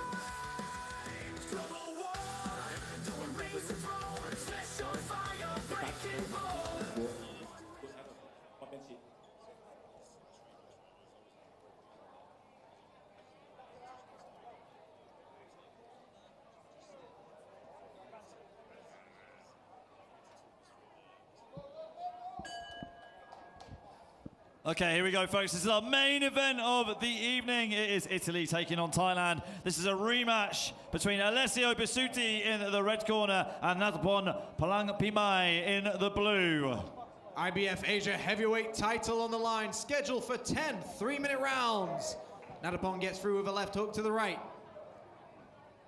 Orthodox against an orthodox. We've just had one of the best fights we've seen, and now we have the heavyweights battling it out for a title. Yeah, sorry to cut you off there, Jim. There's real bad blood between these two. So Alessio Bisutti getting his only defeat on his professional boxing career against Natapon. So really wanting to settle the score right here. Psychological warfare at its finest. Alessio believes he could have won that fight, and it was just the closest fight you would see. It could have gone either way, but right now it is a test of who wants it more, who believes they really won that first fight, and we will see tonight. Big right hand puts him to the canvas. The referee deems it a slip. Yeah, looked like he tripped over his own feet, Jim, as he was hit with that right hand. But it doesn't matter, it's still a knockdown. That should have been called a knockdown, but it is what it is. We're back into the action. Alessio's got him into the corner, sending right hand after right hand, trying to find the target. He should be going to the body, and there he is, clubbing him with the right. Well, Alessio's nickname is the Hammer, and he's definitely being the hammer right now. Natapon being the nail. Alessio just nailing him, hammering him with that right hand. And here comes Natapon with his own right hands, pushing Alessio into the neutral corner. It's very back and forth, a 50-50 fight, the magnet fights as we like to call it. Both fights, it goes one way then the other, and it just keeps going and going. Halfway through round number one already. And the FCC, Pattaya Thailand, cheering on their man Alessio Bisutti, but of course Natapon with his scoring section as well. Alessio not fazed by the onslaught from Natapon, tying him up inside the clinch using the uppercuts. Natapon complaining there. And there was a very similar affair in the first fight between these two. A lot of drama going on in that previous fight, so it is now a time to settle the score. 45 seconds of round number one to go. Right hand there from Alessio as he charges at Natapon, pushing him into his own corner. And the referee pries him apart. Alessio taking a big deep breath there, and it's a great idea. Try and get your breath. You've got 10 rounds to survive. Natapon being the nail, and he keeps sending these big shots. And the hammer starts hammering away at Alessio Bisutti. Final 10 seconds of round number one. Central ring for these gentlemen. Bit of apprehension here from both these two as this round dies down into the dying seconds. Good right hand there from Alessio to the body and to the head. And that is the end of the first round. We're going to go to the replays very shortly, and then we'll have a round number two. What a round it was for Alessio, coming out, as we know him for, being really aggressive with the right hand, having this fight up close and personal. He really wants to settle the score against Natapon. Natapon wasn't able to budget, wasn't able to get his own shots off very easily up until the end of that round, and the midpoint too. Alessio was definitely the aggressor, definitely the more dominant fighter in that round with his right hand, and just closing the distance and tying up Natapon in the clinch using his dirty boxing. The legendary Breaker in the corner of Alessio, of course, giving him sound advice. But to me, in that round, Ali, I do believe Alessio was robbed of a knockdown. And people could argue, well, the opponent slipped, he tripped up. So what? If you get hit and the contact causes you to lose balance and fall over, that should have been a knockdown. I do believe Alessio should have got that. But we go into the second round and we let it go and we just start fighting on. Round number two underway. Yeah, I mean, you have to give the referee the benefit of the doubt that he was probably at the wrong angle and didn't see that slip or didn't see that knockdown that you think it was. But here we go, round number 2. Doesn't matter what we think. And there's the uppercut there from Natapon as they tie each other up inside the clinch yet again. And this is definitely a battle of the clinch. Land your combination and then nullify the action in the clinch, and that's what we're seeing right now. But once Alessio gets you into a corner where you don't have anywhere to run, he's like Sonny Liston. He'll just keep hammering away at you until you fall down. Central ring there, high guard for Alessio, low guard for Natapon, trying to bait Alessio in. Jab for jab action, nice right hand downstairs, and a big overhand right as well, sends down to Alessio. Wow, that looked like that hurt Alessio there. Got caught off guard by that overhand right from Natapon. And back into the action they go. Alessio looks like he's weathered that storm pretty well, but he's still getting shot. Yeah, I was about to say that's definitely fired Alessio up. And again getting tagged by another sound punch from Natapon. And it's that classic thing, Ali, like, if you hit me, you've just made me even angrier and you're gonna keep going at it. But sometimes that's not a good thing in fight sports for fighters. If they lose their cool like this, they're definitely going to make more mistakes and put too much power into the shots. And if they miss that shot, they'll waste the energy. And it's happened to a few great fighters. The anger usually controls them, but here we are, central ring, halfway through this round already, and it should say round number 2. Natapon happy to jump into southpaw. Switches stance into southpaw, a bit of showmanship there from Natapon. Oh, actually, sorry, saying that he was hit to the back of the head. Overhand right there from Natapon, and again being tied up inside the clinch. And that was the complaint from the previous fight as well. It was the hits to the back of the head that the complaints were coming in. The referee giving him a stern warning. Back into the action they go. Alessio on that front foot. And this is what he needs to do. He needs to push forward. He needs to give it everything he's got. Natapon taunting Alessio, but that's usually a sign that you're hurt as well. Alessio again with the right hand, and to the head and to the body. Natapon not fazed by it at all and firing back with his own right hand to the midsection. And Natapon going down to the body, trying to bring Alessio's guard down for that overhand right that he likes to throw. Alessio is now aware of that overhand right, and there it is again. Alessio's got to stick to the jab with the right hand, a big clocking right, sending the head to the side. Good shot there from Natapon before the clinch was broken up. The crowd chanting for a double jab right hand. Final 10 seconds of this round. Big right hands getting through. Taunted by both of these fighters. Alessio just needs to stick to this game plan, and he's doing a good job of it. And we're going to go to some action replays. This is the main event, folks. Big right hands being landed to the body there by Natapon, and then he followed up with that right hand, and that was that moment where Alessio almost lost his footing and started to wobble ever so slightly. But when Alessio gets his footwork going, when he gets his jab working for him, Alessio is a damaging fighter, and there we see it. He just starts to almost turn into Lenny McLean and just start pushing you to the stomach and to the head. And there we see the legendary Brico once again with the great advice. Yeah, what a round that was between those two. Natapon not fazed too much by Alessio's onslaught. Question is, can these two keep this up for 10 rounds of action if it goes that far, Jimmy? And that's the thing with the heavyweights. It's very hard to see a full 10 rounds at a high pace. It tends to be, we'll take 20 seconds off and land 3 seconds of punches. But here we are, folks, round number 3. So the IBF Asia heavyweight title fight on the line. Italy takes on Thailand. Alessio Bisutti in the white and black. Natapon in the black and yellow. Round number 3 in the way, scheduled for 10. Alessio on the front foot. Natapon happy to dance around him on the outside. Alessio closing the distance, using his jab just to push away, create the space for that hammering overhand right. Big jab sends him backwards, and Alessio got that jab working. This is where Alessio needs to be. He just needs to send everything he's got. Alessio has the power to put him down, but Natapon is returning with his own. Oh yeah, he's definitely sending it, Jimmy. He's pinging it right in there. Big right uppercuts, big right hands coming in from the hammer, Alessio Bisutti. The hammer living up to his name, treating Natapon as a nail and just trying to hammer him into the ground. Alessio goes to the body with a crunching right hand. Natapon ate that well. And coming back with his own right hand that just clips the back of the head. Looks like it hit the ear of Alessio. And that was a shot that was complained about in the last fight, Ali. That shot to the back of the head.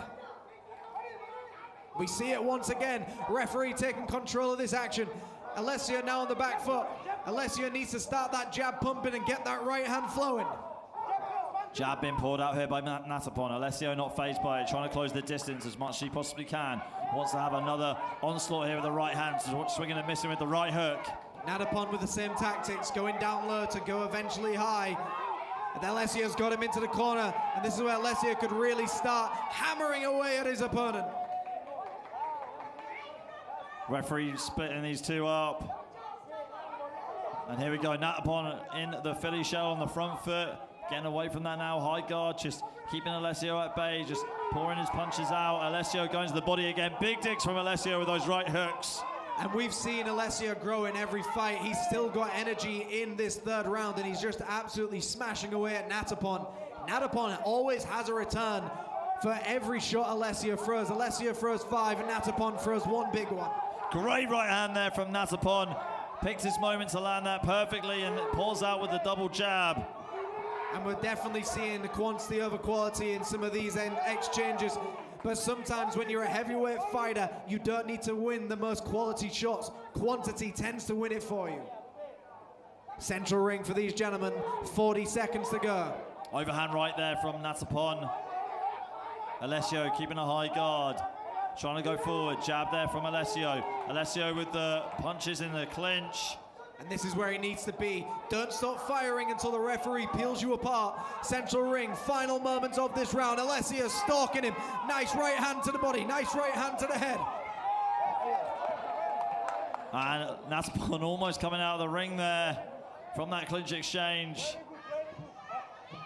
Walking away there. Final moments of this round. Overhand right there from Natapon, and that is going to do it for round 3.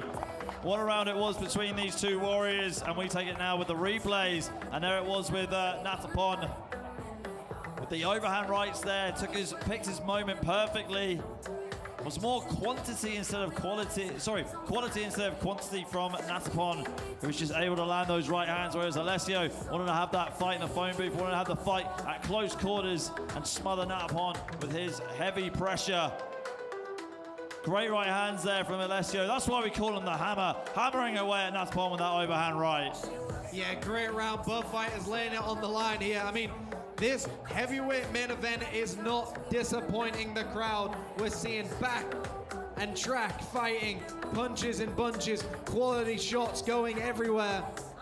Alessio has got to believe in his jab. That double jab with the right hand is his money shot. Natapon has got to stick to that plan, go low, and then aim high with the power. Here we go, 4th round coming up. We are set for 10 if it goes that far. Alessio in the white trunks with the black trim, and Natapon in the black trunks with the tiger trim. This is the IBF Asia heavyweight title fight. A lot at stake here. Alessio definitely wants revenge, but is it going to be revenge or repeat in this matchup, Jimmy? And that's what we're all here to see. Alessio believes it was unfair in that previous fight. He's now got to see, and that was an unfair shot landed. But again, Alessio's a gentleman. He always accepts it and carries on. Back into the action they go. Nice jab by Alessio. Natapon getting the head moving, and Natapon trying to get underneath the onslaught, and that's a good move to do against a heavyweight. If you can make them miss, you've got to make them pay. When a heavyweight overextends, Ali, they tend to overcommit to the shot and really gas themselves out and end up off balance. Yeah, and that's really where you see the more successful heavyweights with the good counter punches, well-timed counter punches, when they make him miss and make him pay like that. And I don't know what he's complaining about. Alessio's just got to keep hammering away at him. Alessio's starting to get under the skin of Natapon, and maybe that's where he needs to be. He needs to frustrate Natapon into submission. Alessio on the front foot here, charging into Natapon, taking him onto the ropes. And that is a great tactic for heavyweights. Tire your opponent out with little micro movements, leaning on them, resting on them, pushing them into the corner. It's all these little edges that will help you win these fights.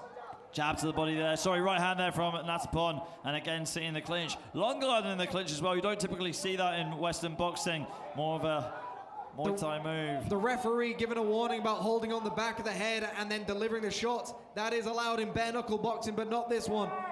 The referee might give him another warning, but then he might take a point. He's got to be careful. Big jab right down the middle. Jimmy, just go through what you're allowed to do in the clinch. You have to hold one arm and then punch. Is that in the the rule? clinch, if one arm is free, you're allowed to keep firing. But as soon as you wrap around your opponent, that is no longer a legal move and the clinch is nullified. In technical sense, you're not even allowed to grab your opponent many times, considered not trying to fight. So he's got to be very careful with what he's doing here. Jab again there from Alessio. Overhand right there goes through for Natapon, and Alessio ties him up yet again inside the clinch. I mean, Bernard Hopkins was a master inside the clinch. He would blindside the referee with the shots, grab him, and it's just what you need to do in boxing sometimes. Little edges will win you these fights, but a great jab down the middle by the hammer. Stiff jab down the middle from Alessio Bisutti, and holding on to Natapon so he can deliver those clubbing hooks to the body. And Alessio just reminds me so much of Lenny McLean, that old school style, just getting up close to your opponent, grabbing him and slapping him. But here we see both fighters just absolutely crunching each other inside the clinch. A very close round, Ali, and there it is. We're going into the next round very soon.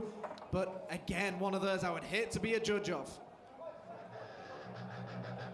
So let's go to some action replays. Thank you everyone for joining us so far. Live in World SIAM Stadium in Bangkok, Thailand, the greatest city in the world, for this IBF Asia Heavyweight title fight. We were scheduled for 10 rounds. We're already entering halfway through. The replays are yet to find themselves on the screen, so we'll just tell you what was happening. So, Ali, in that fight, we saw a lot of back and forth action. It's a very hard one to even decide who's winning this fight. It's a very close fight. Both fighters winning exchanges. I've got Alessio up on my unofficial scorecards. Yeah, I mean, it's difficult it must be difficult for judges to score a fight where the majority of it has been in a clinch. And, you know, the classic is, when George Foreman explained this beautifully, is when two heavyweights are fighting each other, they almost take a little bit of an agreement that we're not going to hit each other right hard right now. Let's take a clinch, let's take a breather, then we'll go at it. Evander Holyfield, George Foreman did that many times. And here we are, folks, the next round for this IBF Asia Heavyweight title fight. Round number 5. Jab there from Natapon, going to the body with the right hand, tying up Alessio inside the clinch as well. Again, that was the cross-face guard, glove in the face from Natapon. Are you allowed to do that in Western boxing, Jimmy? Not at all. You're not allowed to rub it. In fact, it was used in the 30s and 40s in boxing. You used to rub the laces, and then they started to tape up the laces so you could no longer rub the laces on your opponent's face. So it's just an old school move that he's yet to forget. Big right hand by Alessio, and Alessio's got him in the corner, hit him with the left and the right. Natapon not going down without a fight, though, coming back with his own right hands to the body and to the head. Backing Alessio up into the neutral corner and getting tied up inside the clinch. And he's just pulling out all these moves, trying to do everything he can to disrupt the movement. Back into the action they go. Central ring for these gentlemen. Already a minute into round number 5. Natapon pushing Alessio back, like you like to say, Jimmy, trying to bully the bully, but here comes the bully again. And maybe shouldn't call him a bully, more of a hammer. Here comes Alessio Bisutti with his dynamite of a right hand. Natapon very, very smart there. He baited Alessio into a headshot so he could get underneath it. Natapon is a very, very intelligent fighter. He knows how to weather the storm, and he just did a great wait and bait there. And now Alessio's on the back foot. Has he punched himself out? We're only halfway through this fight. Yeah, Natapon picking the right moments to engage and push Alessio back like this. Just knows when he wants to, when he can do it, just conserving his energy very well. Don't forget, we have potentially got another 5 rounds to go, and Natapon's managing his energy, managing his fuel tank perfectly, in my opinion, Jimmy. Yeah, and he's really digging him now to the body, and that's going to start adding up later on. The sting of your punches are gone. Your legs start to feel more tired. So all of these body shots, although they may not look that hard, remember, these gentlemen are over 220 pounds. Anything they land is going to be powerful. Natapon with the check right hook. Stepping into center of the ring. Both fighters just glaring at each other across the ring. Final 35 seconds of round number 5. Big right hand. Natapon starts to fall backwards, but this is the thing, Natapon likes to play possum. He likes to feel like that he's hurt, but he's not. Natapon overhand right there, hits the gloves of Alessio. That left hook hit the mark though, hit the chin of Alessio Bisutti. And there's the 10-second clapper. We've got 10 seconds left in this round. Natapon marching forwards. Right hand there from Natapon. Left hook being delivered by Natapon, but Alessio Bisutti landing his own right hook. And we'll have the replays coming to you very shortly. What a round that was, folks. Right hand there on the replay from Natapon. Like I said, just knew when to close the distance and push the pace against Alessio Bisutti and almost bully the bully. Sort of turn the tide, turn the tables against the hammer and be the hammer himself. See Alessio coming back with his own shots on the replay, going to the body and going to the head, sticking to his game plan, sticking to his strengths. And here we are, folks. We are in the final fight of the evening. Thank you, everyone, for joining us. So far, we are in the main event, the heavyweight fight. The IBF Asia heavyweight title is on the line. Alessio Bisutti from Italy is taking on Thailand's Natapon Plangpipai. This is a rematch between these two gentlemen. Is it gonna be revenge or repeat? Only time will tell. Alessio in the white and black. Jab there from Alessio to start off the 6th round. Natapon with the Philly shell on the back foot, baiting Alessio to come forward. And that's the thing with Natapon, Ali. He knows how to bait people in. He knows how to leave the cookie out and make you want to eat it. And that's what he's falling for sometimes. But again, Alessio still always finding that clubbing of a right hand every time. But fighters just now trying to get some of their energy back. They're very, very tired. We're in round number 6. Jab to the body there by Alessio. Alessio with the jab again. Alessio stalking his opponent, trying to land a clubbing right hand. Swing and a miss there by Alessio. Alessio still on the charge. And pushing Natapon back into his own corner. Natapon with a great check right hook. And we've only seen Alessio go the full fight a few times, so he definitely can go a full 10 rounds at this pace. We've seen him do it before. He did it against his exact same gentleman in the ring. So it is a case of who's got the better gas tank and who's willing to bite down on that gum shield and really march forward. Alessio again with the right hand in the pocket. Big left hook there from Alessio. Got Natapon in his own corner. Cornered in his own corner. Natapon can't slip and dip his way out of this one. And he is just really sending these right hands. He doesn't care where it lands. He just keeps throwing it. Back into the clinch they go, halfway through round number 6 already. Natapon asking for everyone to start cheering him on. Alessio getting behind the jab is the best thing he can do now. Good right hand there from Alessio. Natapon just trying to keep him away with his own jab in southpaw. Right hand being delivered there from Natapon in orthodox. And again, beautiful right hand there. Every time Alessio steps in now, Natapon is trying to deliver that right hand right to the midsection. And that's what he's waiting for. He knows Alessio's a front foot fighter. He knows Alessio is always coming forward. Alessio only takes a back foot in the later half of the round when he's taking his breather. Less than a minute to go now in round number 6. The corner asking Alessio to put him in the center. Battle it out in the center of the ring. Big leaping uppercut, the shoveling uppercut attempted by Natapon. The jab by Alessio sends Natapon backwards. Oh, the stumble there by Alessio. Was it a slip though? Was that deemed a slip? Yeah, it was by the referee. That one was definitely a slip. That's the one we can agree on.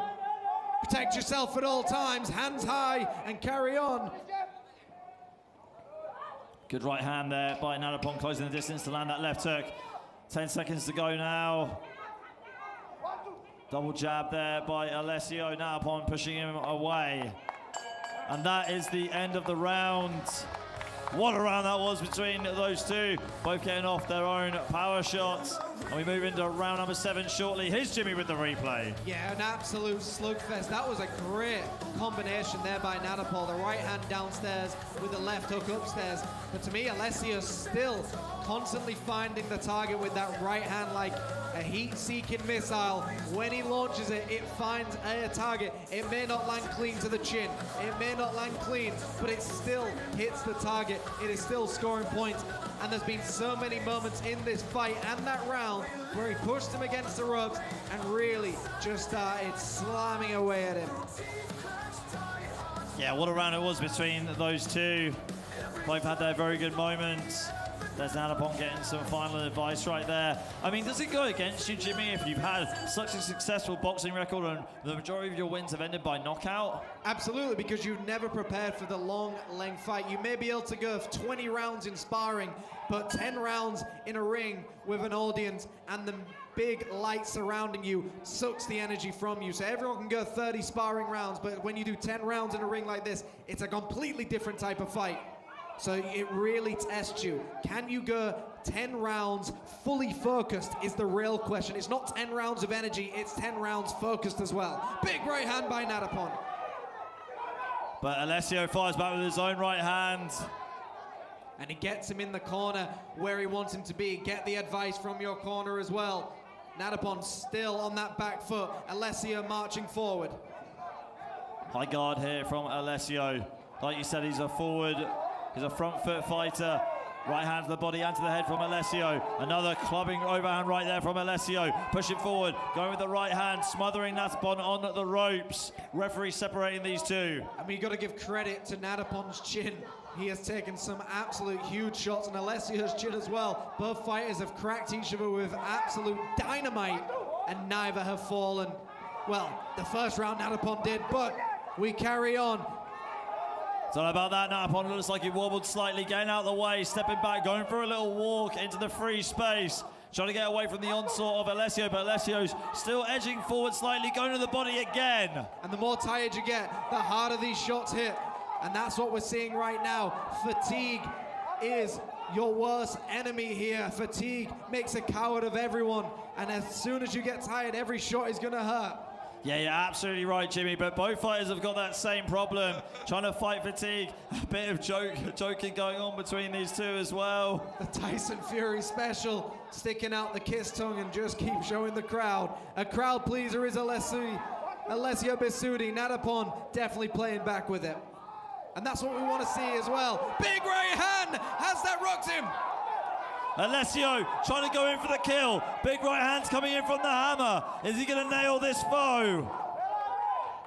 I'd like to see an overhand right as well. Instead of trying to find a target with the hardest punch to land, an uppercut, just come on down over the top with it. Less than a minute to go of round number 7. Who thought this fight would go this far? Nobody did. We're into the round number 7. Their last fight went the full 10 rounds as well. He's hurt, he's wobbling. Alessio's got to push the pace. Yeah, he's grimacing right here. Alessio trying to go in for the kill. Uppercut's being delivered right there. Alessio missing his uppercut to the head. The art of war. If they are tired, you need more energy. Push the pace onto them. He's grimacing. He's giving you. He's waving the white flag. Alessio's pushing forward a big, and the referee's seen enough, and it's all over. That is it. What an absolute fantastic fight and a fantastic victory for Alessio, the Hammer Bisutti. Redemption at its finest. He has done it, folks. He said he would, and he could, and here he is, enjoying the moment. He believes he won that first fight, and he's just proved to everyone that this victory is his. Action replays for you. And here we see the left hand and the right hand. It was those shovel uppercuts which would eventually be the end of that story. Those shots to the body, those shots to the head. And this is where we saw Nadapon just didn't want to give up. And sometimes you need a referee to help you put it away. And that is all, folks. Thank you for joining us. Thanks very much, folks. My name's Ali McConey. My commentary partner's been Jimmy Bowe. We'll see you on the next FCC and Highland Fight Night. Have a good evening and good night.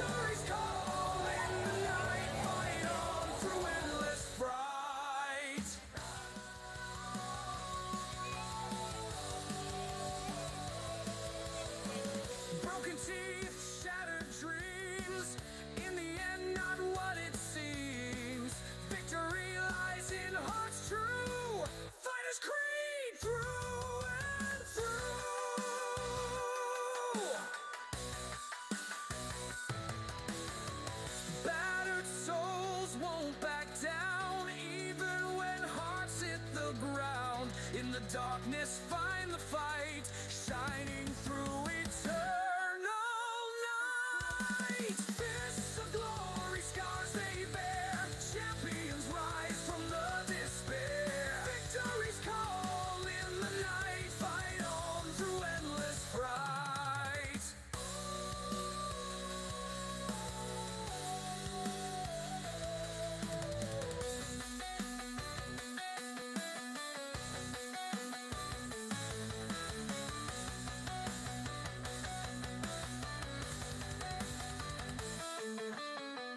Battered souls won't back down, even when hearts hit the ground.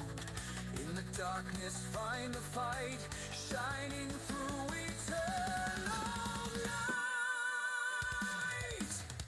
Fists of glory, scars they bear, champions rise from the despair. Victory's call in the night, fight on through endless fright.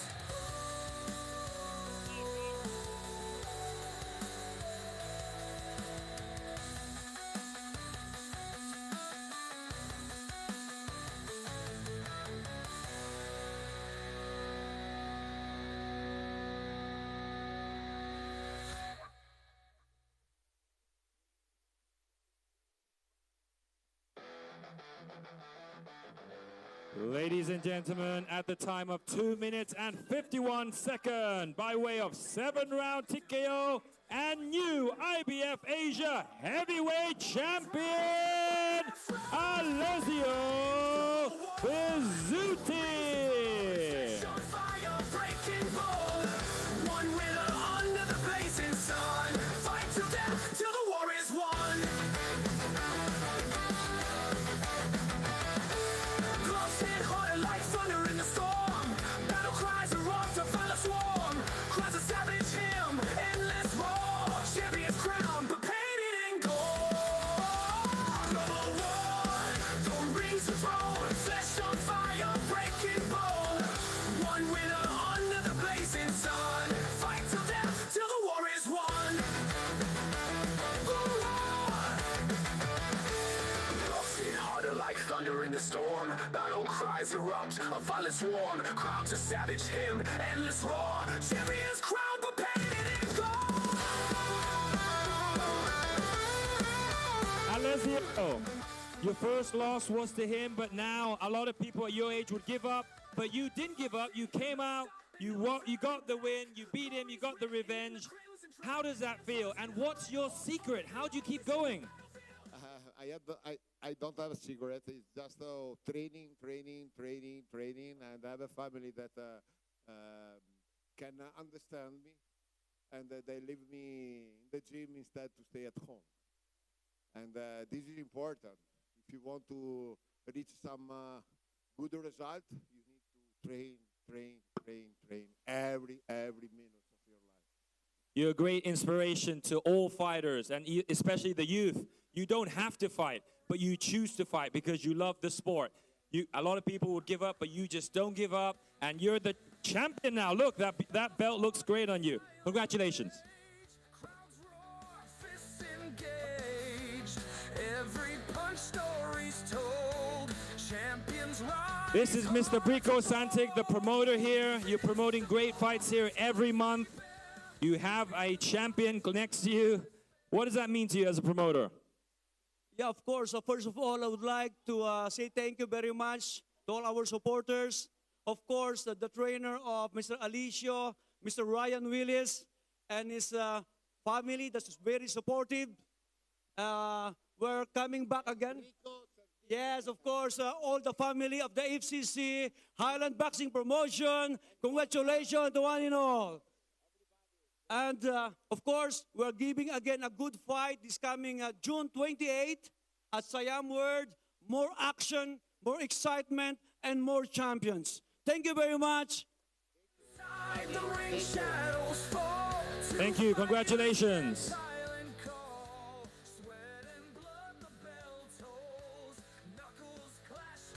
All right, ladies and gentlemen, we'll see you next time. Thank you very much for tuning in. This is FCC 12 Naris Highland Boxing Promotions ขออนุญาตขอบคุณนะครับคุณนฤทธิ์สิงห์วังชานะครับ พลตรีดำรงศิมักขจรบุญนะครับ and the promoter Mr. Supanat Chandram, Mr. Alessio Pizzuti and Mr. Brico Santic and the inspector Mr. Tanat Sarban แล้วก็แพทย์สนามนะครับ Mr. จิรศักดิ์บุภาชาติ and I have to say thank you to the location World SIAM Stadium. Until next time สวัสดีครับ Through endless fright.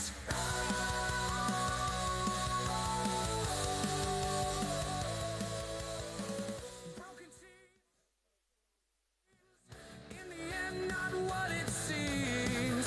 Victory lies in hearts true. Fighters creed.